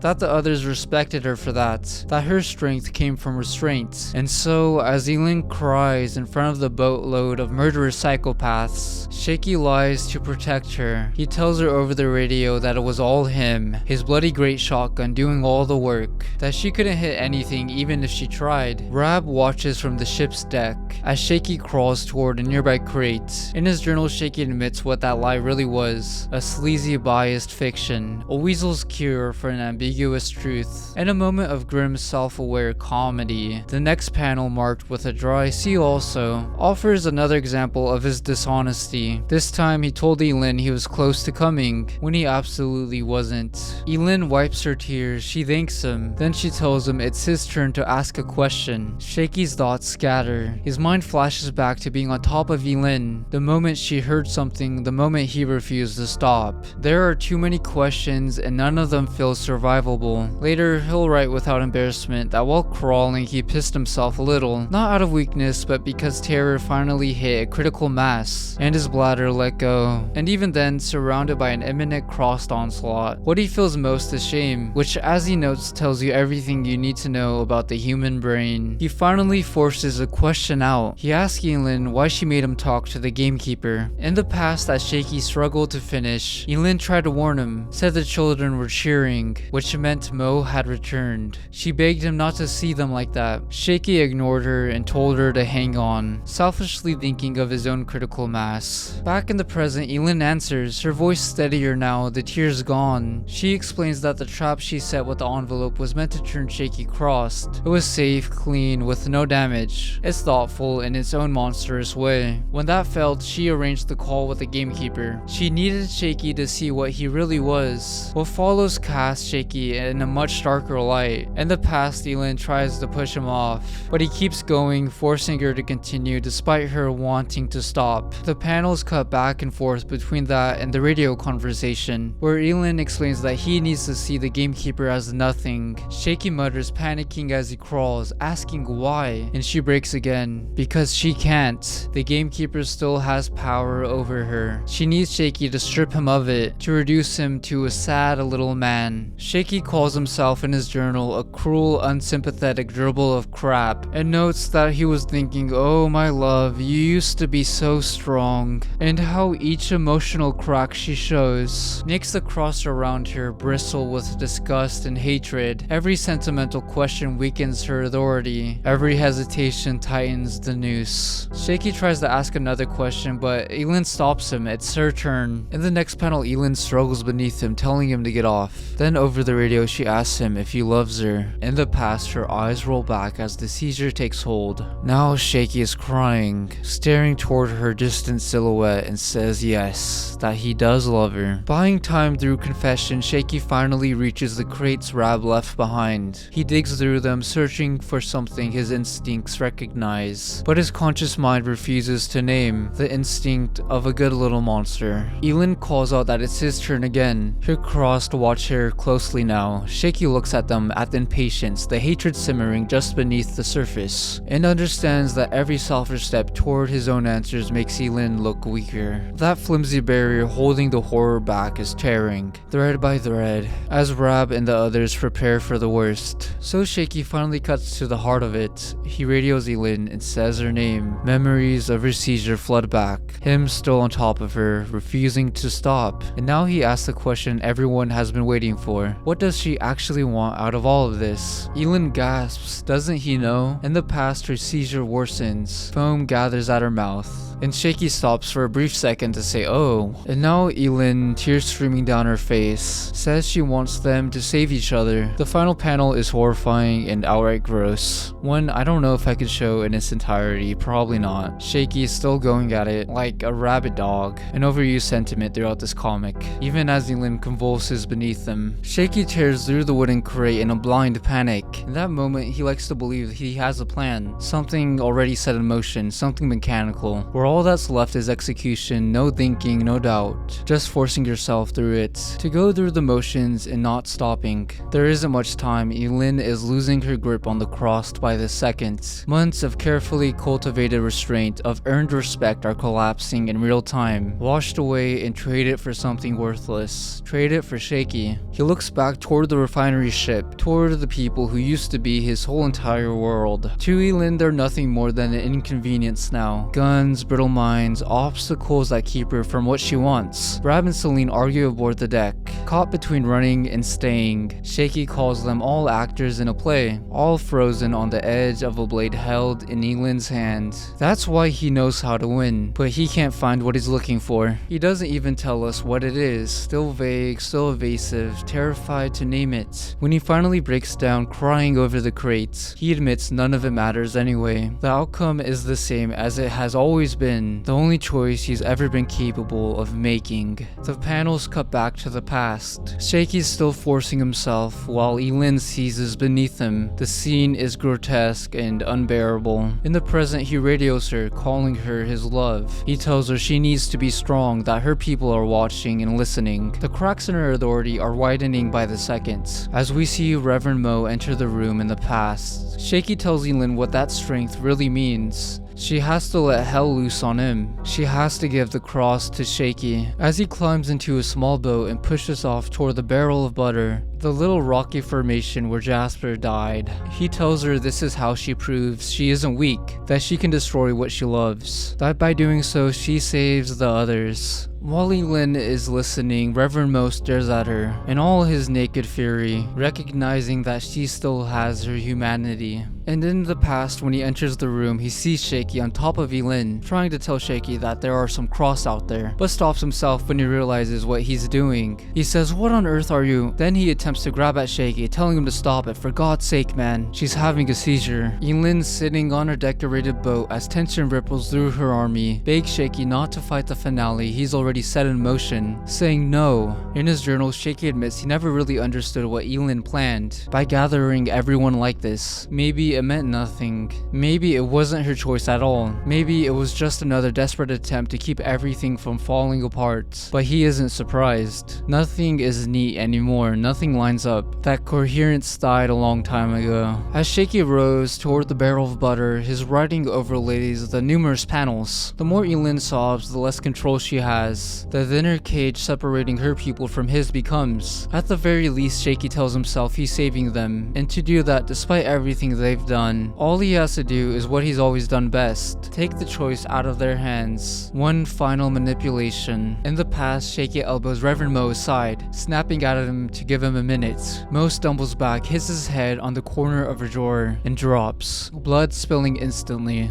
In the present, Shaky's boat slams into the rocks of the barrel of butter, still scattering in outrage, one even doing a flip. Brab watches from the ship as Shaky crashes ashore. Shaky writes that he hopes they can see him, that they understand what he's doing, opening a window, drawing all the horror onto himself, stilling the hate. A thin, pitiful slice of heroism at the end of everything. Using an oar, Shaky drags himself upright. In one narrow panel, the seals flee. In another, Elin's seizure worsens, finally forcing Shaky to pull away in the past. Shaky declares the barrel of butter his sacrificial altar. And then he finally tells us what he'd been searching for. No more mystery, no more games, it was the Claymore, the last landmine from Inverness, left over from the sortie expedition. He admits it isn't particularly poetic, not exactly a glorious plan. He even writes Bruce Cunting Willis in the margins, mocking himself. He'd hoped for something cleaner, but he couldn't even find the landmine he wanted. He wasn't even sure he would have had the bollocks to do it himself.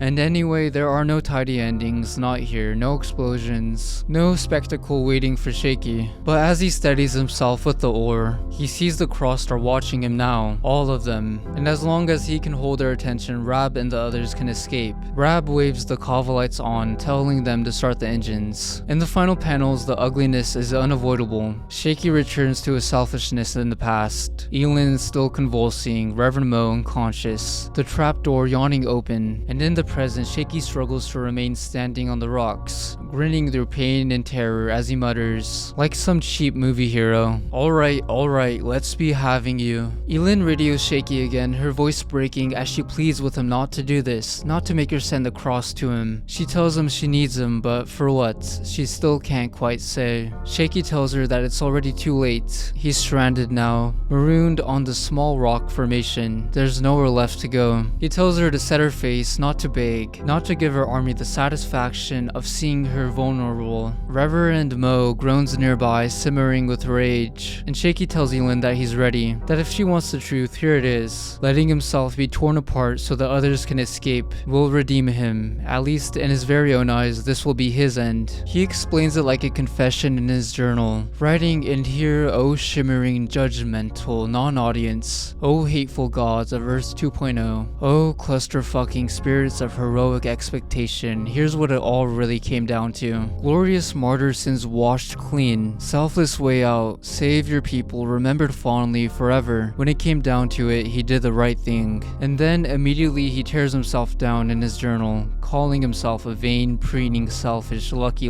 cunt, admitting he hates himself for even thinking this way. Writing, "God, I hate you, Shakespeare." Elin tells him that it's too easy, that this isn't fair. This isn't how it was supposed to go. Shaky tells her to do it for him. She exhales defeated, tears run down her face as she finally turns to her army and shouts that Shaky is nothing, that they're to get him, that floppy-haired cunt writer. Shaky writes that in the end, Elin did it for love. The cross surge forward, weapons raised, torches flickering, and as they move, Rab and the others disappear into the dark. Gone. Then Reverend Mo speaks, just one word, the first trick they ever learned. Wait. The cross frees instantly, all looking at him. Reverend Mo steps forward and drives a sharpened bone straight into Elin's chest, sneering, boring, the same way she once ordered them around. As Shaky watches in panic, clutching his head, his journal reframes the story with cruel clarity. Everyone thought about Supercrossed. Everyone assumed Elin was the mystery at the center of it all. They guessed wrong. Reverend Mo was the Supercrossed. He had waited, he had learned patience, he had endured restraint, biding his time for the exact moment to move against her. Elin's true power wasn't control, it was denial. She kept him caged. She programmed him to kneel, and even now, when he finally breaks free, he can't quite bring himself to finish her. He hesitates, and he doesn't stab again. The panels cut back to the two crossed who wandered into the church, drawn by the sounds of sex. Shaky reflects that it never really mattered what the crossed are. What matters is what they do. They don't think, they act. That's what Elin defeated. She didn't need brilliance or strategy. She only needed to say no. But saying no only works so many times. Now Reverend Mo casts her away, sending her boat drifting into the dark, screaming profanities as she disappears, saying, "Go fuck off, bitch."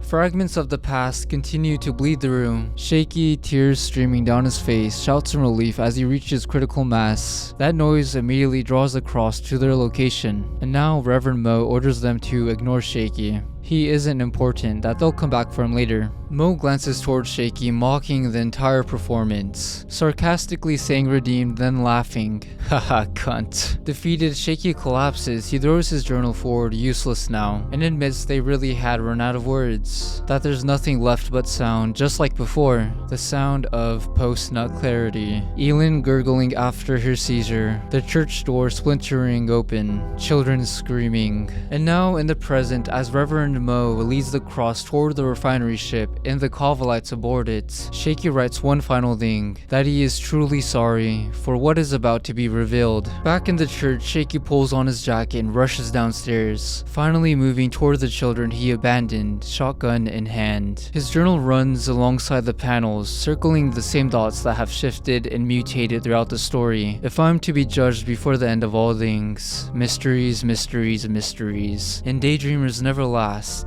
He writes that they're all the same stories in the end, doomed people inventing doomed ways to deny what's coming, trying to trap the chaos, trying to name it, trying to throw it out of focus. And no matter how hard they try, the chaos always builds. The illusion of order, of structure, of narrative, of some Hollywood arc Shaky forced himself to believe in, was never really there. Eventually the illusion collapses. Words stop working. The story hits critical mass and breaks into open violence. All for it to repeat its cycle, happening again and again. Panels cut between this realization and the cross swarming up the refinery ship, while Shaky sits helpless, reduced to nothing more than a spectator. And then the words disappear entirely. Silent panels take over, mirroring Shaky's own inability to process what he's done. All he can do is absorb it, the blood, the torn bodies, the horror. The children downstairs are already dead, ripped apart, while the two crossed revel in the violence, taking pleasure in the brutality. Like always, Shaky can only watch, knowing the same fate is barreling toward his very own people now. In the past, he does manage to kill the two crossed quickly, but it's far too late. What he didn't know then, what he couldn't have known, is that three of the children who have already turned, they slipped past him, creeping up the stairs unnoticed. And now, in the present, the crossed army floods onto the ship, weapons raised, starving for the violence they were promised for so long. Back then, Shaky stands amid the slaughter, forced to confront the consequences of his neglect. Dead children, the worst possible ending, and all of it landing on him. On the ship, Reverend Mo and the cross blast through a locked door, the horde stacking up outside ready to pour in. But before the story can show us the deaths of the people we followed for so long, it cuts back again. Shaky counts the children's bodies, pointing, naming them, until he realizes that 3 are missing. Then he sees the blood leading to the stairs. He heard someone laughing. He remembers thinking it sounded like a bird. Then the door slammed, the trap door high above. 3 children gone, and to make it worse, his shotgun only had 2 shells left. The rest of the ammo is upstairs. As Reverend Mo and his cross finally enter the ship's interior, Shaky writes that you'd think by now he'd be used to that sinking feeling, that plunge, that gut-lurching certainty that something irreversible is happening. But even now, imagining what's unfolding above him, it feels just as raw, just as crushing. Boundaries always fell, whether the chaos arrives quietly or screaming, it always wins. Shaky admits he was a fool for pretending otherwise, for thinking thinking he could box it up with words, tame it by writing it all down. There was never a way to make sense of it. There was never a way to win. It'll beat you and beat you, and you can't win against the world. And then Selen, of all people, she's in the interior, in the cockpit. As Reverend Mo and the Crossed enter the room, Shaky writes that sometimes the only way to win is by losing. The Horde pauses just outside the door, restrained for a heartbeat too long. Selen is holding the landmine Shaky had been desperately searching for earlier. She clicks the detonator. Reverend Mo begins, "Hallowed be thy." The explosion cuts him off, and everything ends all at once. And now the refinery ship burns, lighting up the night. In the aftermath of the explosion, the Crossed army is engulfed in fire, their screams swallowed by flame. Whatever didn't ignite from the blast catches moments later. Fed by the oil, Rab left coating the decks. Clever old Rab, Shaky writes. The Crossed panic, flailing and throwing themselves into the water, but it makes no difference. By then their skin is already burned raw, crisping as they thrash and sink. As the ship tilts and the fire spreads, Shaky writes that Rab and the others never truly needed the refinery. They only needed enough diesel to make it look like an escape, to sell the illusion, just enough motion to lure the Crossed in, just enough to open a mouth for the chaos and let it eat itself. The ship lists further, flames roaring higher, becoming its own executioner. As was shown in the past when Shaky runs upstairs, he has a little bit of reflection, thinking back then it was too late, that maybe Rab had always understood something the rest of them hadn't, something Jackson knew instinctively, something Dawn could never grasp, something the gamekeeper had always been certain of. You can't stop the Crossed, you can't beat chaos. You either run from it forever or you feed it something disposable and pray it chokes on it. Shaky stops, his hand hovers over the trapdoor and he can't force himself to open it. Rab and the others are already gone, slipping away into the dark with lowered voices and bowed heads. As they row out, they watch Selen's sacrifice burn across the water, oil blazing on the surface like a funeral pyre. As the Cava lights disappear into the distance, both literally and symbolically, Shaky notes that Rab leaves him behind with what's left, and maybe he supposes it's fair to allow himself the smallest shred of satisfaction, that Rab learned to be sneaky like Shaky himself, who was always the best at that. Rab takes one final look back at the barrel of butter, spotting Shaky stranded there through the heat scanner. Clinging to the word bastard, Shaky repeats it in his journal like a mantra. He forces himself not to open the trapdoor. From below, he hears movement, running feet, frantic noise. And for a split second, he imagines children playing, but he knows better. What he's really hearing are the children now Crossed. The clattering, the violence, Elin's body convulsing, and another fit. The chaos eating itself whole. Shaky writes that sometimes you wait for the critical mass to come, for the desperation to overcome its bounds, for the inertia to shatter and your courage to finally kick in and move your fucking feet. Sometimes you wait for the critical mass and it just won't come. And now as Shaky is riding on the barrel of butter, the sun begins to rise. In the past we see Shaky rationalizing out loud, telling himself he has no bullets, telling himself to help her. He writes that he never pretended to be anything other than a weasel and a coward. He recalls something Elin once said, "If I'm to be judged before the end of all things, I'd like to have something to be proud of." He admits he never expected to play such a central role in what he frames even now as a story, something that I guess could be considered a dark romance between Elin and himself. An extremely dark one. Even here, even now, at the end of all things, Shaky can't stop filtering reality through the language of literature, frozen at the trapdoor telling himself everything he can't do. He writes that he spent his whole life manipulating others instead of making decisions, waiting instead of acting, wasting his story in hesitation. And yet, Elin is better than him. Shaky writes, kinder, more merciful. In spite of the chaos, in spite of the wounds I've dealt her, in spite of all the effort it must have cost her to come. She diary, bless her hearts. She does not keep me waiting for long.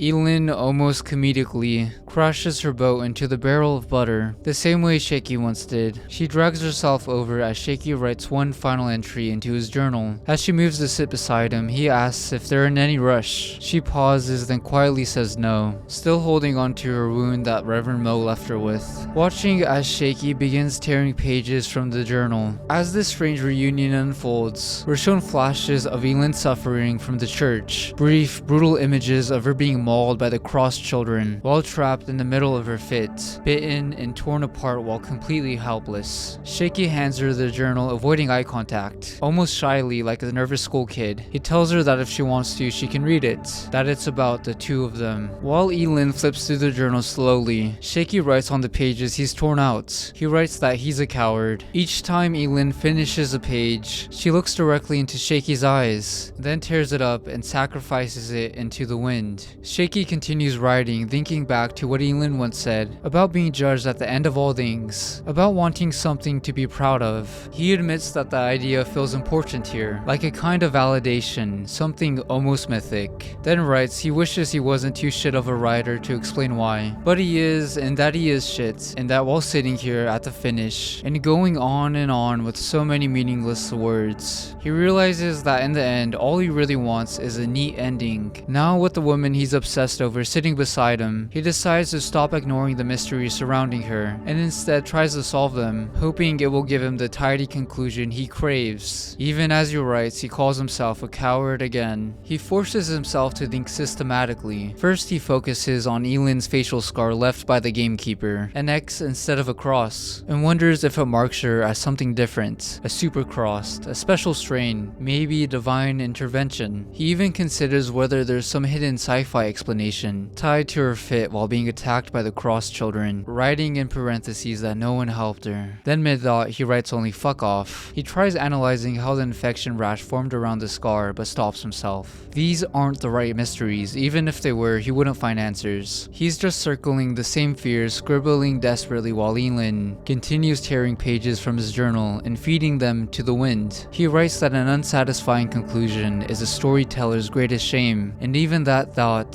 feels mythic in its own hollow way. Just as Shaky prepares to write his final conclusion, he hears something groaning inside Elin's boat. He glances over and realizing where she's been drifting away the previous night. He doesn't question it, but Elin answers anyway. She says that this is the end for all three of them, that it has to be the right ending. She explains that everything she's done has been to give Shaky the conclusion he wants. She raises a flare gun, revealing her intent to end the story properly by killing the monster that followed them all this time, the gamekeeper. Shaky immediately recognizes how perfectly the ending has been placed in his hands. On one final torn page, it's revealed what he's been writing. Let me put on my reading glasses. And this is what it comes to, diary. At last, we're the same, me and her. We have the same craving, the same smoldering soul fucking hunger for the story to make sense before it stops. That's all any of us has left now. I think the illusion of meaning. If I'm to be judged before the end of all things, oh my poor love, she's been fighting all this time. I understand that now, trying to hold it all together. It breaks my heart just to think of her out there for all these months, alone with the monsters, like always, delaying them, diverting them, distracting them, always holding out in the hopes that somehow the chaos would eat itself, and aching all along, aching for me, waiting for me to help her get the right end. Diary,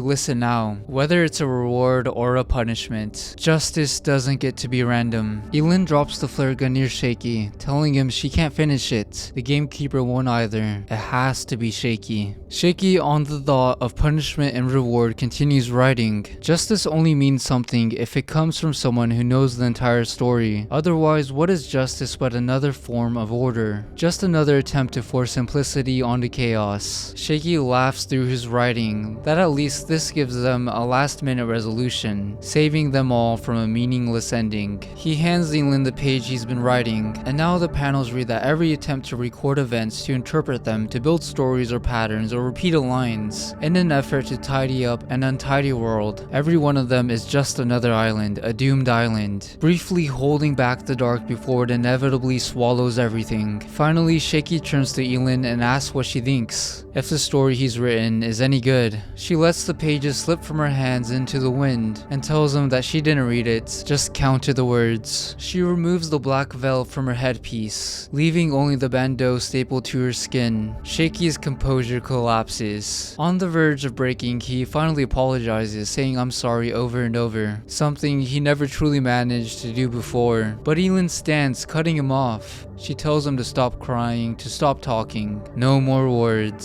Standing over him nearly naked except for her cape, she extends her hand toward him. She tells him to be the judge, her love. Every punishment, every reward, every consequence of his choices, it's all his responsibility now. His duty, his ending to decide. Shaky reaches for the flare gun, preparing to conclude the story with the long overdue killing of the gamekeeper, the monstrous antagonist who has haunted him throughout the entire narrative, one way or another, shaping him as the person we've all come to know. Elin's dialogue extends into the black border as she says, "Give us all an end." And let's see how this nightmare concludes. Interestingly, we don't witness the ending through Shaky, Elin, or even the gamekeeper's perspective. Instead, the story shifts to the remaining survivors from Cava, or what's left of them. We see Skip, Jamie, and Miranda in the background, while the focus falls on Rab alongside Rashawn, Chanice, and Lance, all watching Shaky's final moments from a distance. It makes sense considering by this point Shaky isn't writing in his journal anymore, his story is finished.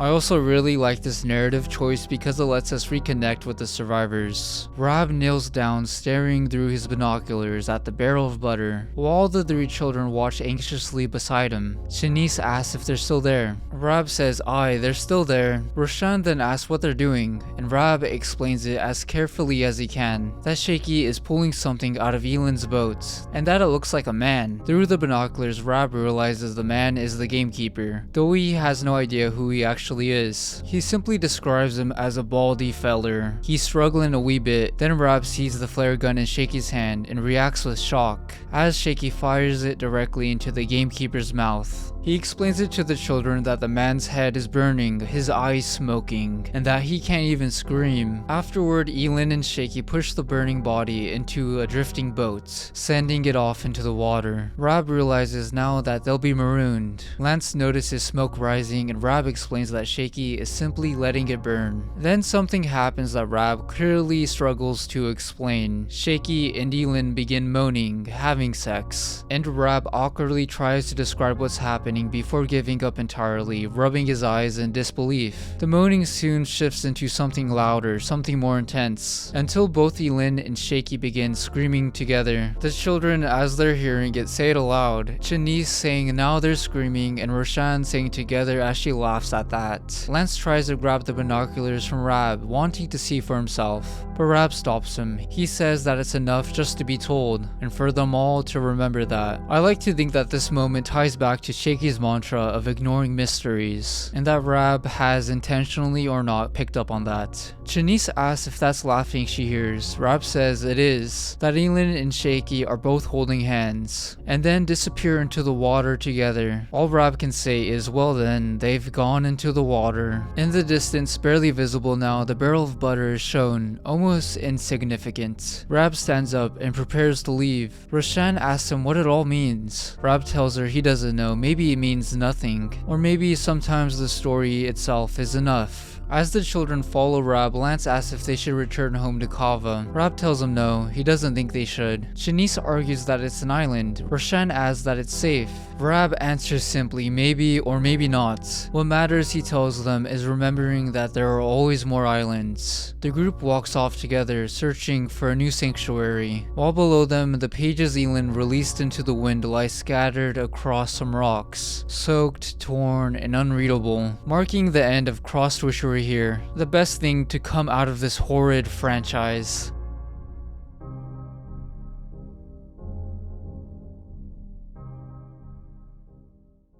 So that was Crossed Wishery here, that whole entire horrible nightmare, and it leaves us with just one question, which is, was that a good story? In terms of crossed stories, obviously yes. I like the concept of having a different conflict other than other survivors, and crossed, which is your own mind, which is something Shaky is constantly battling throughout this series. I'm pretty sure there are some issues where the crossed aren't even present. There is one thing that we do have to get out of the way before we talk about Shaky, and that's what he did to Elin in the church. And my light just cut out, fuck. Okay, so cutting back a bit, this whole entire story is about ego and control. The human need to shape chaos into something that makes sense. In Shaky's perspective, through his journal and just throughout the whole entire story, is the perfect vehicle to convey all of that, and all of its ugliness. Without a doubt, he is the most selfish person in the story. You could throw the gamekeeper into that conversation too. Someone who is built on cruelty and assault. But Shaky's selfishness is different. It creeps up on you, it's quieter, it's rationalized, and it portrays itself as intellectual. You know, just a classic case of narcissism. Everything he does is to feed the writer inside of him. He manipulates the sortie lottery to chase an adventure, to kill the boredom. He leaves the letters for Elin knowing full well that she has a crossed army at her disposal. He abandons Tabitha and his child to the drift fleet, and we all know how that turned out. And then he reframes it in his journal like it was something tragic, like a necessity instead of self-preservation. And then there's the church addict, which just destroys Shaky as any sort of hero if there was a chance of that. Where Elin tells him no multiple times and he ignores it, chasing what he calls his critical mass, a phrase that matters, because critical mass isn't just physical, it's narrative, it's culmination, it's the breaking point where everything builds into something final, a conclusion that Shaky is hoping that justifies his existence. He justifies his worst impulses, he writes them down, reframes them, convincing the reader or himself that if he can structure events correctly, then they weren't random horror, they were part of something larger, a meaningful story, and that part in particular feels real. People do this all the time. We narrativize our mistakes, we soften our selfishness, we justify the decisions that protected us, even when they hurt someone else. Well, not everyone, some people turn chaos into a story because it's easier than admitting we acted out of fear or desire or insecurity. Shaky is written with that kind of uncomfortable realism, at least without prior knowledge of what Shaky did to Elin in the church. He's not a hero, he's not a mastermind, he's not even consistently brave. He's insecure and he just wants to matter. He wants to be the one who understands what's happening all the time. He wants to leave something behind that proves he was important, that he existed. And in a world like Crossed, where chaos is constant and meaningless, a desire other than having anything than surviving becomes dangerous. And I really like how in the final issue, the perspective from the story changes from Shaky's to Rab and the children's, the last few survivors of Cava. People who don't know the full story and never will. Shaky, who tried so hard to preserve narration, loses it to reach his own conclusion, which he does with Elin and the gamekeeper. I do think that part was wounded up pretty nicely at the end. And almost ironically, instead of leaving behind a clean mythic ending to Rab and the other survivors, what he leaves behind is interpretation, fragments, pieces that other people will try to understand in their own way like the children did. And Rab just told them all it's better just to leave some mysteries as mysteries, which I like to think is something he picked up on from Shaky, because not everything in life needs to make sense. Real life just goes on whether you know what's happening behind the closed curtains or not. And maybe that's what Wish We Were Here does better than most entries in this franchise. It doesn't excuse its characters, it doesn't glorify them. They're almost like real people placed into the crossed world. It shows them through all their selfishness, flaws, desperate for meaning, in a world that doesn't promise any. And before all of this ends, I do have to say Elin was my favorite character. Seeing her travel as she was crossed and gather her crossed army was a pretty cool touch. And it's kind of tragic that her and Tabitha were both victims of Shaky's selfishness. I don't know if it was obvious or not, but that conclusion was written last minute. I really just want to get this video out there because I know there have been a few select people who have been waiting for part 2 and are waiting for more uploads. And I really want to thank everyone who's been around for this really wild ride. This whole entire YouTube channel thing has been insanely crazy to me. You know, I started out reading just internet stories, then I made some gaming videos on Aneurysm 4, something I do want to return to, and then all of a sudden, boom, I just made a Crossed video with not the best narration. Something I really do want to work on is my writing skills on writing scripts and getting more comfortable talking to the camera, which amplifies my thanks to all of those people who are still watching my content. Because if we're being honest, my videos are very amateurish. I'm still learning editing, I'm still getting better at writing stuff and talking. And without getting too sentimental, this has been Keen or Keenies. Make sure to like and subscribe, and I'll see you all later.